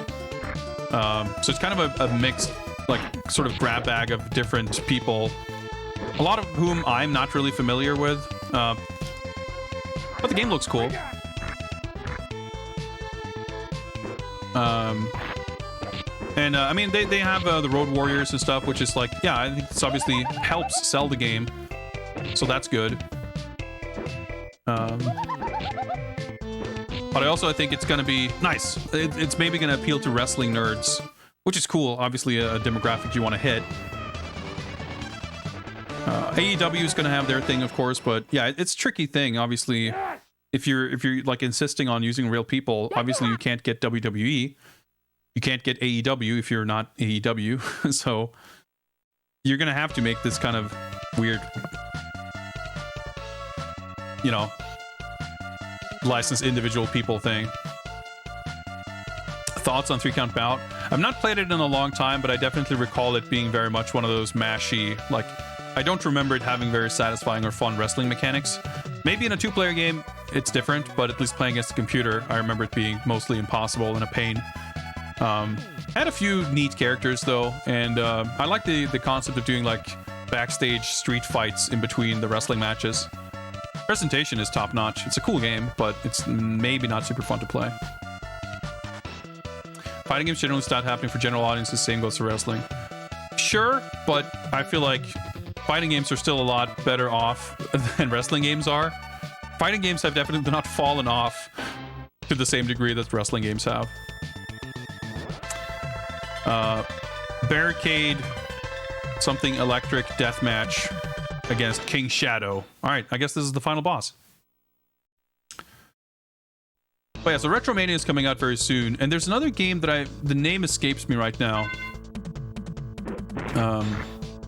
I guess SMW is like the evil. Is that Shadow Martial Arts Wrestling or something? I guess we have to defeat this guy to prove the superiority of FMW. I forget the name of it, but I was looking at some YouTube video. This was like a year ago, 6 months ago, I don't know, about like upcoming wrestling games or something, because I was looking up some stuff about Retromania, and I think I found out about it. Like, the game might not even have a title yet, but it had like the company making it or something. And it's like a group of big wrestling fan game developers, whatever, that are making something that seems to be kind of closer to competing with the Yuke's style of game, even though there's no like gameplay shown or anything, but they show like they've announced like a list of licensed people who are in it, and they had like some promo, like a 3D render of one of the wrestlers. Like they were going for a very detailed, like kind of what you would expect, like AAA modern realistic game graphic style. And the fact that just someone is attempting to do that definitely caught my eye. I mean, fighting games, obviously, they don't hold quite the cultural cachet that they did 25 years ago. They don't hold the same place in the overall like video game market. But you're spoiled for choice. Like, there are a lot of games coming out, and in a lot of different styles. Oh shit. The same really cannot be said for wrestling.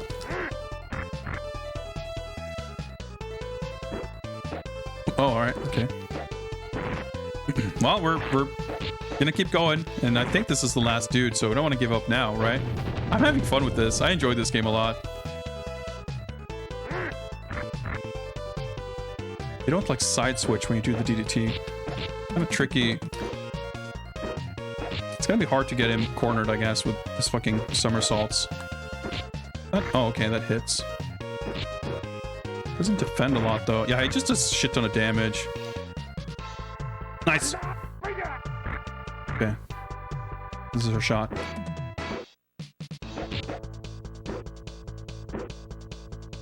Ah, fuck. Could have worked.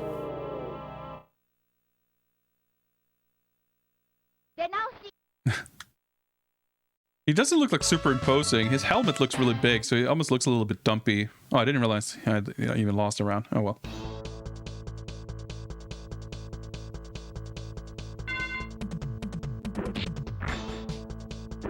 That like fucking counter hit damage? It seemed like my kick just did way more damage than I would expect.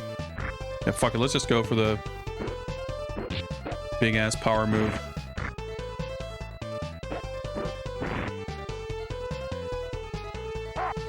Okay, good. Backdrop. At least I had built the meter up. Yeah, you built one bar up pretty quickly. Oh shit, that was bad. Good life lead here though. Fucking unblockable. Nice, okay. Didn't think I would actually get that. I also side switched somehow. Or maybe you always did that for that move. I don't use it very often, so. Good. Nice. Okay. Got him.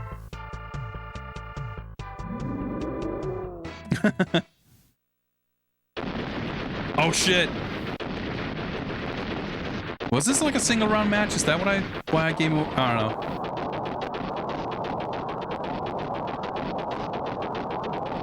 Okay. Maybe we're getting his true form here. Or did we? Okay, let's see what's going on here. Oh shit!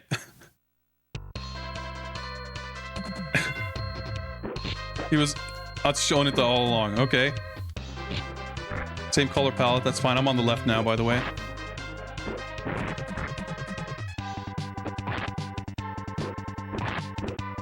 Alright, he's using the running tackle. I couldn't figure out, but... Fuck! He threw me, by the way. Oh, of course.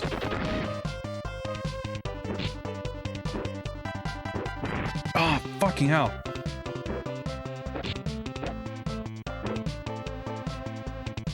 Okay, good.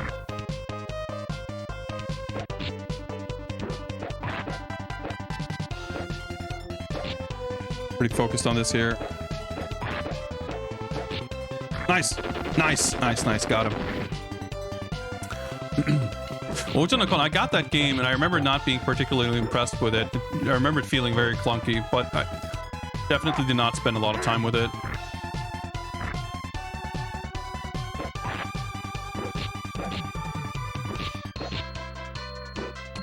Alright, I actually, now that I think of it, I think I'm getting it mixed up with the first New Japan Tokon Betsuden. I have both of them. But I'm actually, now that I think of it, struggling to recall what Ojanakon was like. Ah, fuck, I just wanted to grapple him. Oh! I got mixed up who was who. Fuck, I'm dead.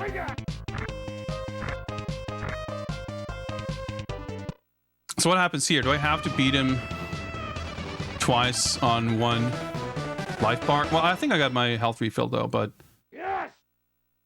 because technically he only, yeah, okay, he only won the one round. Yeah, wow, okay. Shit. I have to win 2 straight rounds here.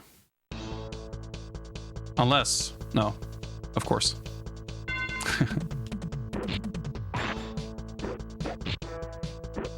Oh, look at the damage.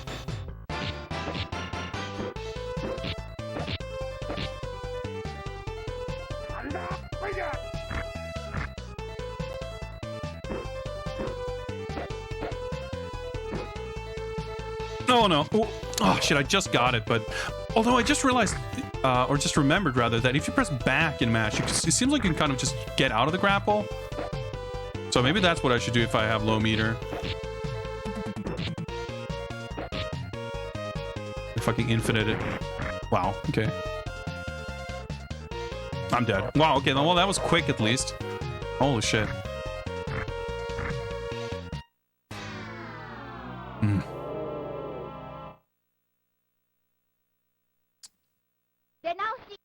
Slow, but at least smooth. Yeah, I tend to pick up wrestling games every now and then whenever I can. It's like anytime I buy a big batch of games for Japan, I usually make sure to include at least one fighting game and maybe one wrestling game, you know, sometimes more, but dude, my life is just like instantly fucking melting away. Dude, I blocked that, by the way. Because I kind of like to collect them, even though I barely play them much. But sometimes, you know, the Champion Wrestler was one of those games that I just... No, I tried to mash out, couldn't do it. But I didn't know anything about. It's like, hey, it's a wrestling game, I'll pick that up. But it's like, holy shit, it was fucking awesome.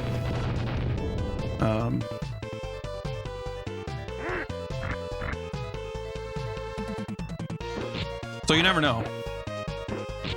But more often than not, it's like I end up playing them maybe for kind of a quick sort of grab bag stream, like, hey, I got these games, let's check them out. And sometimes, you know, if they're kind of mechanically dense and sort of complex, you have to fight, you know, play them sort of the right way. That's maybe not going to be the best. Oh, fucking sake. Oh! That was like, I couldn't get out of that. I was just like, if I can just grab him, I might have a shot, but no, I just got lightninged.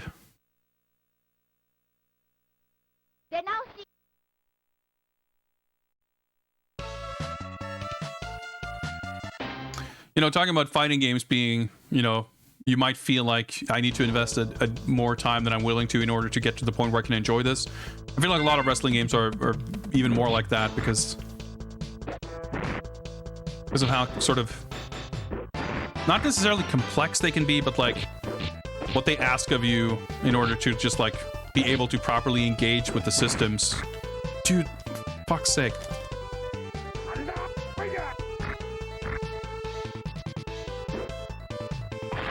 Like, I have one of the King of Colosseum games, and that's one of those games that I know people used to go on about. Like, Giant Gram and King of Colosseum were like the big Japanese wrestling games that people really liked outside of Fire Pro. And, you know, I played like a match, and it's like, hey, this seems kind of cool, but I'd have to really like read up and spend time, sit down, study, you know. And I'm going to be more inclined to do that if it's a game that has something unique going for it. Even something like the, you know, All Japan featuring Virtua, it's like a Sega arcade game. It has kind of that appeal to it.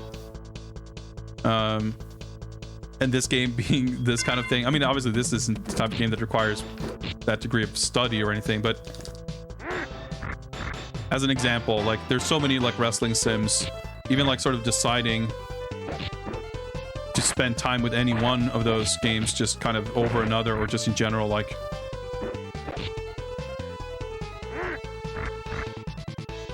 it takes quite a bit to reach that point of determining that, yes, okay, this is something I'm going to bother with.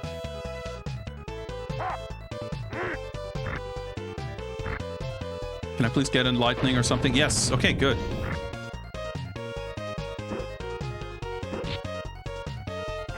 Nice. Okay. I guess we gotta sit through a fucking minute-long cutscene here, but You get to hydrate.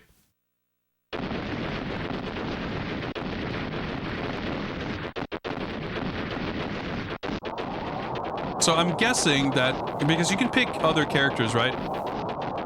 I'm guessing that whoever you pick, this guy's gonna transform into a clone of you. But I guess it would be funny if the last boss is just Onita. Anyway, like he's just the final boss. Oh, okay. Whew. I thought I got full meters back, but I wasn't sure.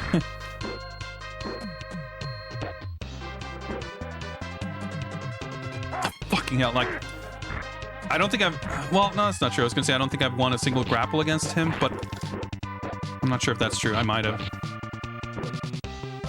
Jump kick's kind of dangerous because he does his fucking shoulder tackles. Okay, yeah, there we go. I think I might maybe get him. Although, yeah, the weird side switch DDT doesn't seem to trigger... Well, it's not weird, but... The side switching itself is a little awkward. And I guess technically, like, I'm putting myself in the corner when I'm doing it. So maybe as a safeguard to make sure that you don't blow yourself up. Like it doesn't trigger. Alright, I can take that. Doing quite well on life. He doesn't shoulder tackle me all the time in this match. Yeah, after you land a grab, like the wake up is so slow. Fuck! I was... At least he didn't do a... Oh, no, I get... Oh, fuck. I was going for a big throw. Just greedy. Dude, my life lead is fucking gone. Oh, it is definitely gone. Okay, good.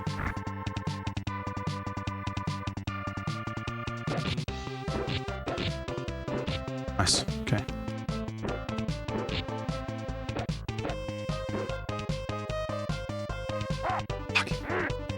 Okay, it's a backdrop. No, I get exploded, but okay, that's like 2... Oh my god! I was gonna say it's like 2 extra pixels. No, it was a lot more than that.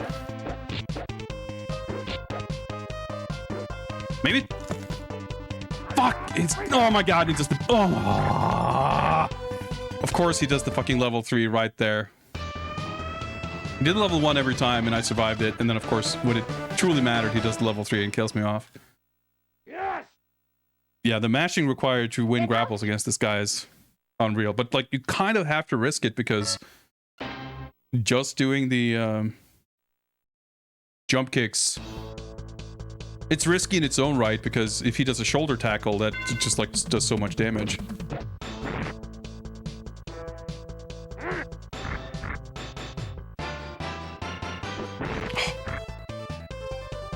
Oh, I thought maybe I'd avoid that, but...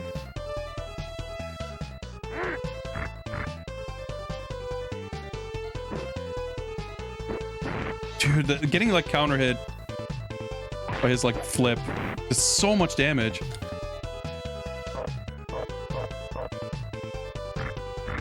It's getting fucking instantly destroyed here.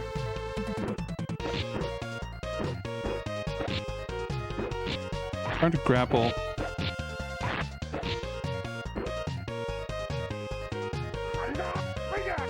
Not gonna kill him, but...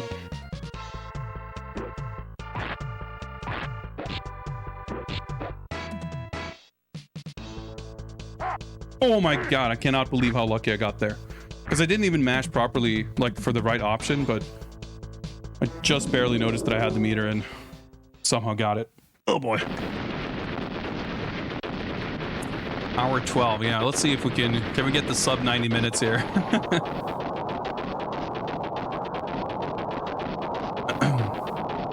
Miss Catechins, by the way, I just noticed. Thank you for the follow. My alerts are broken for some reason. So apologies if I'm not noticing people following or whatnot. It's very frustrating. My alerts have been on the fritz for the past week or so. Every now and then they work and then they don't, and there's no explanation as to why. Oh, and let's look at the damage here. Yeah, it's okay. This just does this.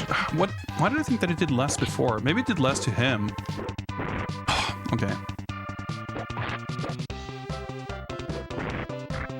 So now he's like fucking running all the time. Okay. Got a new mashing technique that maybe works better here.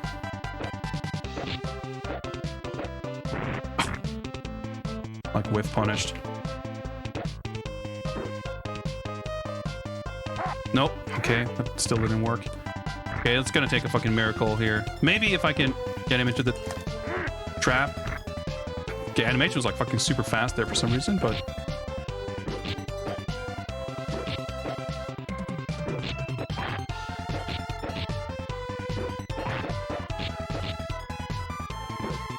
Let me just fucking hit him into the barricade. Okay, sick. Nice. Okay. Whew. Lucked out. Well, let's hope that was the final boss. I don't know. Oh, let's hope so, because my hand is getting a little sore.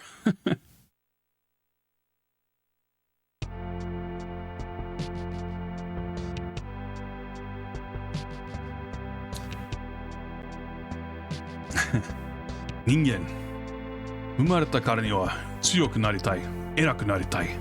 そのために一生懸命努力してたくさんの困難やってきた。誓っていかなければいけないよ。でも強いやつには勝ったからってそれだけいいのか。世界で一番になったからって威張り腐ってっていいのか。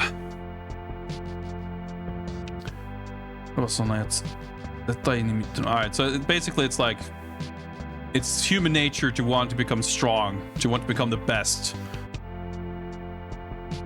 But after reaching the top, like, was it worth it? Is this you've won, but is this really what you're like you wanted out of life? Or whatever. Like very deeply poetic.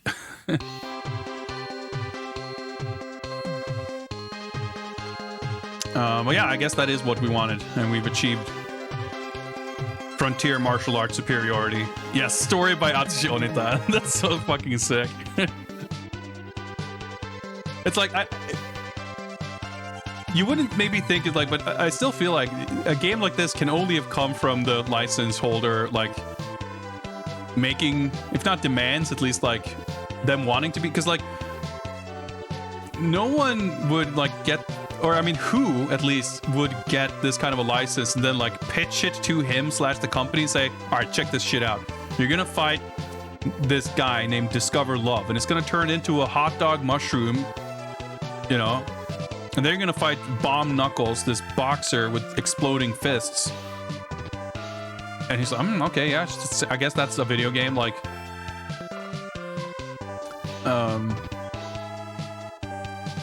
But, you know, it's more believable that it would come from the person / company, like, ooh, wouldn't this be cool? And they're like, oh, sure, yeah, I guess. And I mean, yes, he was right. This game fucking owns. Shout out to Lord Takashi Yasuda. Good music in this game.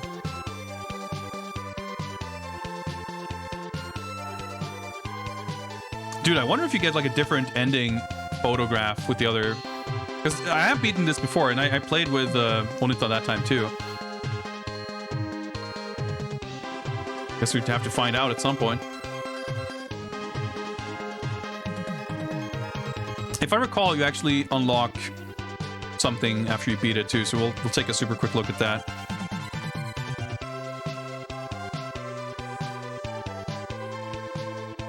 Hey, what's up, Chris?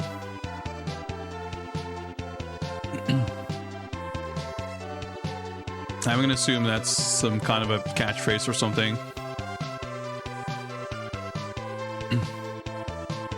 But I guess that was the ending text scroll was kind of hinting at or whatever, that he's, you know, where's the champion? Where's Ryu? He's doing fucking shoryukens in a waterfall. That's Onita Atsushi. He's, you know, he's the best. He's the powerful. He defeated himself, literally, but he's still working towards self-improvement, I guess.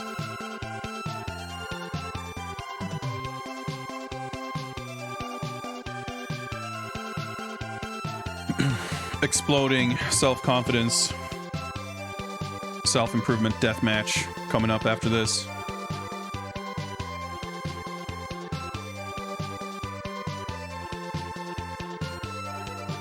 It's a good-looking photo, though. Like, it's well sort of digitized. Like all of the photo stuff, like it fits in pretty well. It looks good. Not that it's like shocking or unique that the Super Nintendo game is capable of that, but it's still, I've definitely seen worse. Fight record: 18 wins, 26 losses, 52 minutes. The end. That's cool. You get a little scorecard report at the end.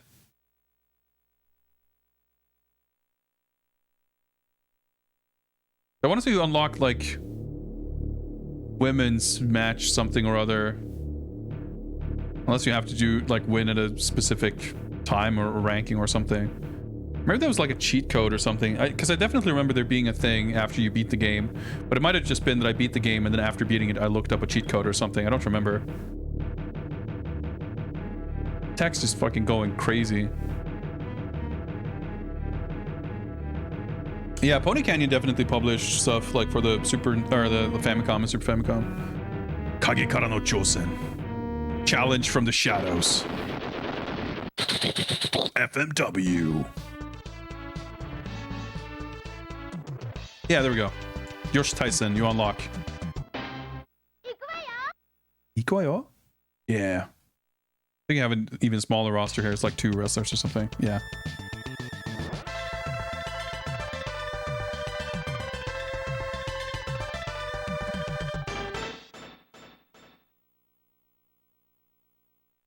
Those portraits, they don't look bad, but they're kind of goofy, like, compared to the photographs. Oh, shit. This is where we fought Inoba. Dude, I can't jump. Okay. Joshi wrestlers can't jump, I guess.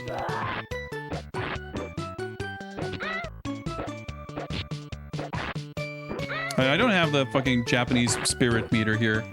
I'm not sure if grappling is a thing. That knockdown pose, though. Oh, I can run.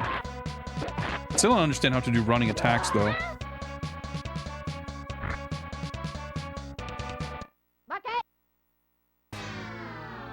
Yeah, these characters don't feel like they have quite as much effort put into them. That's cool. They have a lot less, like, moves and animation. Oh, Electro Altruism. Becoming a Dragon Master. Well, congrats to your newfound dragon status. Dude, the damage, though. Make sure to live by the Code of the Dragon. You might not remember what it is, but that's not important. As long as you live by it. You know, don't do anything Jim Lee wouldn't do, and you'll be alright. Enjoy your newfound powers and respect from your peers.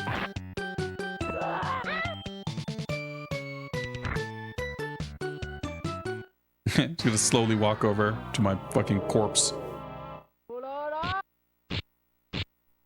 Yeah, this is a cool game. It's obviously pretty janky and, you know, a little weird. In good ways and less good ways.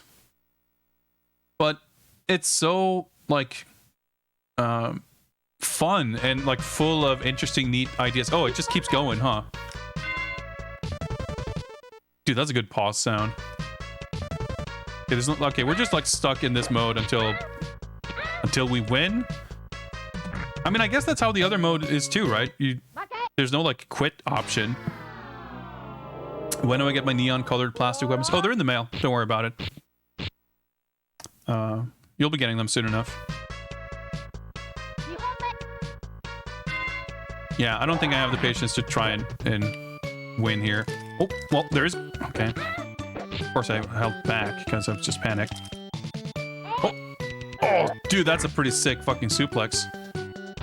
Hey, we gotta look. Okay. It's like stunned. Okay, maybe we can win after all.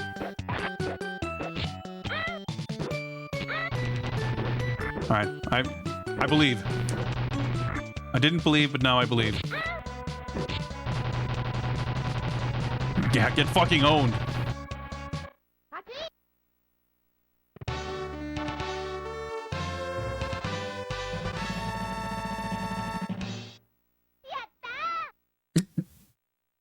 was a weird pose, but all right.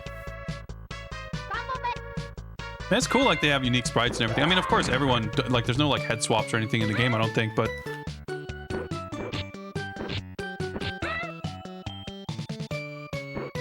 oh, she backed out, I guess.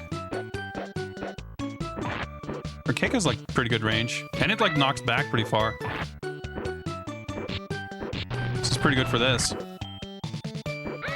Ah, all right. Well, we have the strats, we have the power. I'm gonna give this one more shot. Yeah, so in the versus mode, I'm not exactly sure. I don't have a second controller here to check it out either right now. I mean, I can take one up, I guess, but in the one-player mode,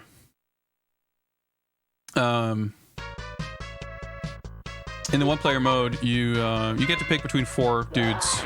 There's Onita, there's Ricky Fuji, there's Tarzan Godo, and I forget who the last guy is.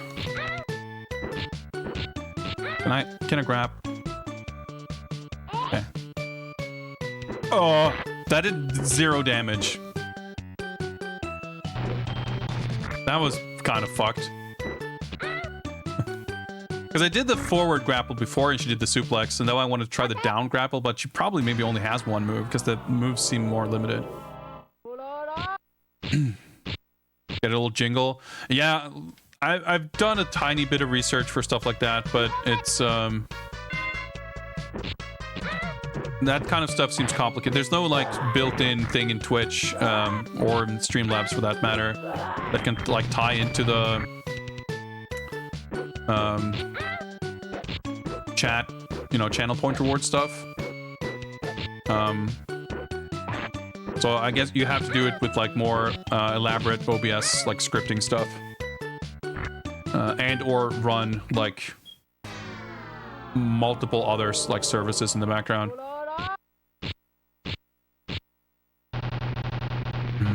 Here I thought we were on the way towards understanding how this worked. I mean, this is fucking Discover Love all over again. More fighting games in the win post where you stomp on your down opponent. Yeah, I mean, just in general, like interacting with the other characters, cool, right? We saw maybe an ultimate example of that in Toshinden 3, where Duke plants his sword in the floor, and if the enemy happens to be there, they get hit by it. This is pretty sick. Fucking hell.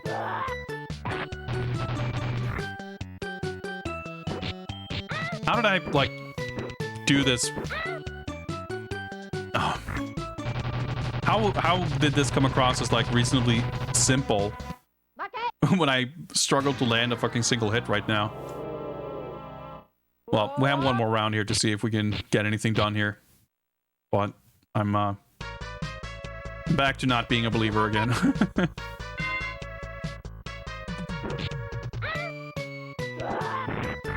She just decides to do a drop kick and then, yeah, she gets a chair and then I'm fucked again. Like, waiting for the chair to drop in, which, you know, when she tries to grab it, I get like a free hit. That's nice, but yeah, dude, I'm doing worse and worse with every round, and I get electrocuted. Well, I'm afraid to say we're probably not going to see what this looks like. I just want to try one thing. If I reset here, does it keep the unlock? Nope, it doesn't. All right.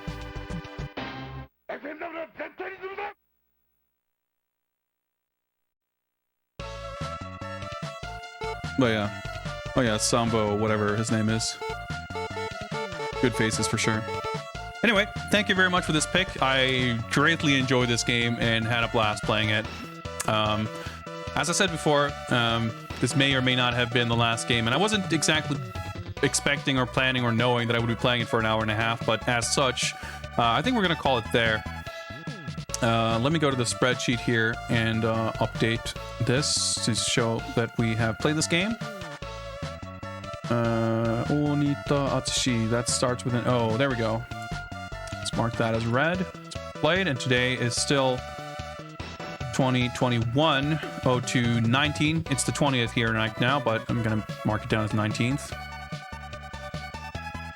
86 games played. I think we got, what, 5 games done tonight? 4 or 5? That's not a bad It's not a bad haul. Yeah, glad you liked it. I hope those of you who saw this game for the first time that you also enjoyed it. I know I sure did. And yeah, it's like an eclectic mix of games. I got to play games that I haven't even played before tonight. KOF 12 and Battle High. Hey, Dash, don't mention it. Dash, Chris. Dashu no Chris. Let's go with that. Glad you enjoyed it. Good luck with your workout. And thanks to everybody else for hanging out and tuning in. This type of stream, always a great time. I never know what I get to play, but even though sometimes we have some bad times with weird tech issues, I'm always having fun getting around to all these games in my collection that I just, might not get to that often or at all otherwise. So, yeah, this has been the first of what I hope to be many Friday bonus streams for fighting game requests. We will be returning to our regular schedule, which means tomorrow, Saturday, we will be streaming. And tomorrow I'm planning to look into the Guilty Gear Strive open beta test and mess around a little bit with that game. Depending on how that goes, we might just do that all day or however long I stream. But if not, there's a few other things I'm curious to look at. We might do a little more KOF 14. I had a great time with that the other day too. Yesterday, I guess? Man, time. Weird. There's also the Jitsu Squad Kickstarter. It's a beat-em-up game. I already backed it. I backed it last time it was on Kickstarter. They have a demo that I kind of want to check out, and I might do that on stream. So yeah, we'll do various stuff, and I want to try to get Mad World going hopefully by Monday, but we'll see about that. Oh yeah, more fighting games happening tomorrow. So it's been a fighting game heavy week. Well yeah, hope to see you guys here. We're going live around 3 p.m. Central European time as always on Saturdays. Let's see who's streaming. I'm gonna send you guys somewhere. What's going on? I guess BlizzCon is happening. That's a thing. I don't care. I just happened to notice that it was a thing. Oh yeah, shit. Goaty's doing Neketsu Dodgeball Soccer version. Oh yeah, right, Electro. Thank you for reminding me. Yeah, the fighting game roundtable thing. If it's free to restream, which I doubt that I might stream, if it happens to coincide with our schedule, but I think it probably isn't, because I think it's like morning if it was morning Japanese time, then I guess it would be like an hour from now. I'm not sure when it is, but I think it's, yeah, we'll see. I'll look into it. Whether it happens so that we can react to it live or not, it seems likely that it's going to be a topic of discussion tomorrow, so that'll be interesting. Thank you again for the reminder. Yeah, let's raid Goaty. I'm bad at like raid messages, but let's go pay him a visit anyway. Thanks for hanging out, everybody. See you guys tomorrow or whenever you happen to tune in next. And if you're not here tomorrow, then have a good weekend, and I'll see you in the future. Take care. Thanks for watching. Bye.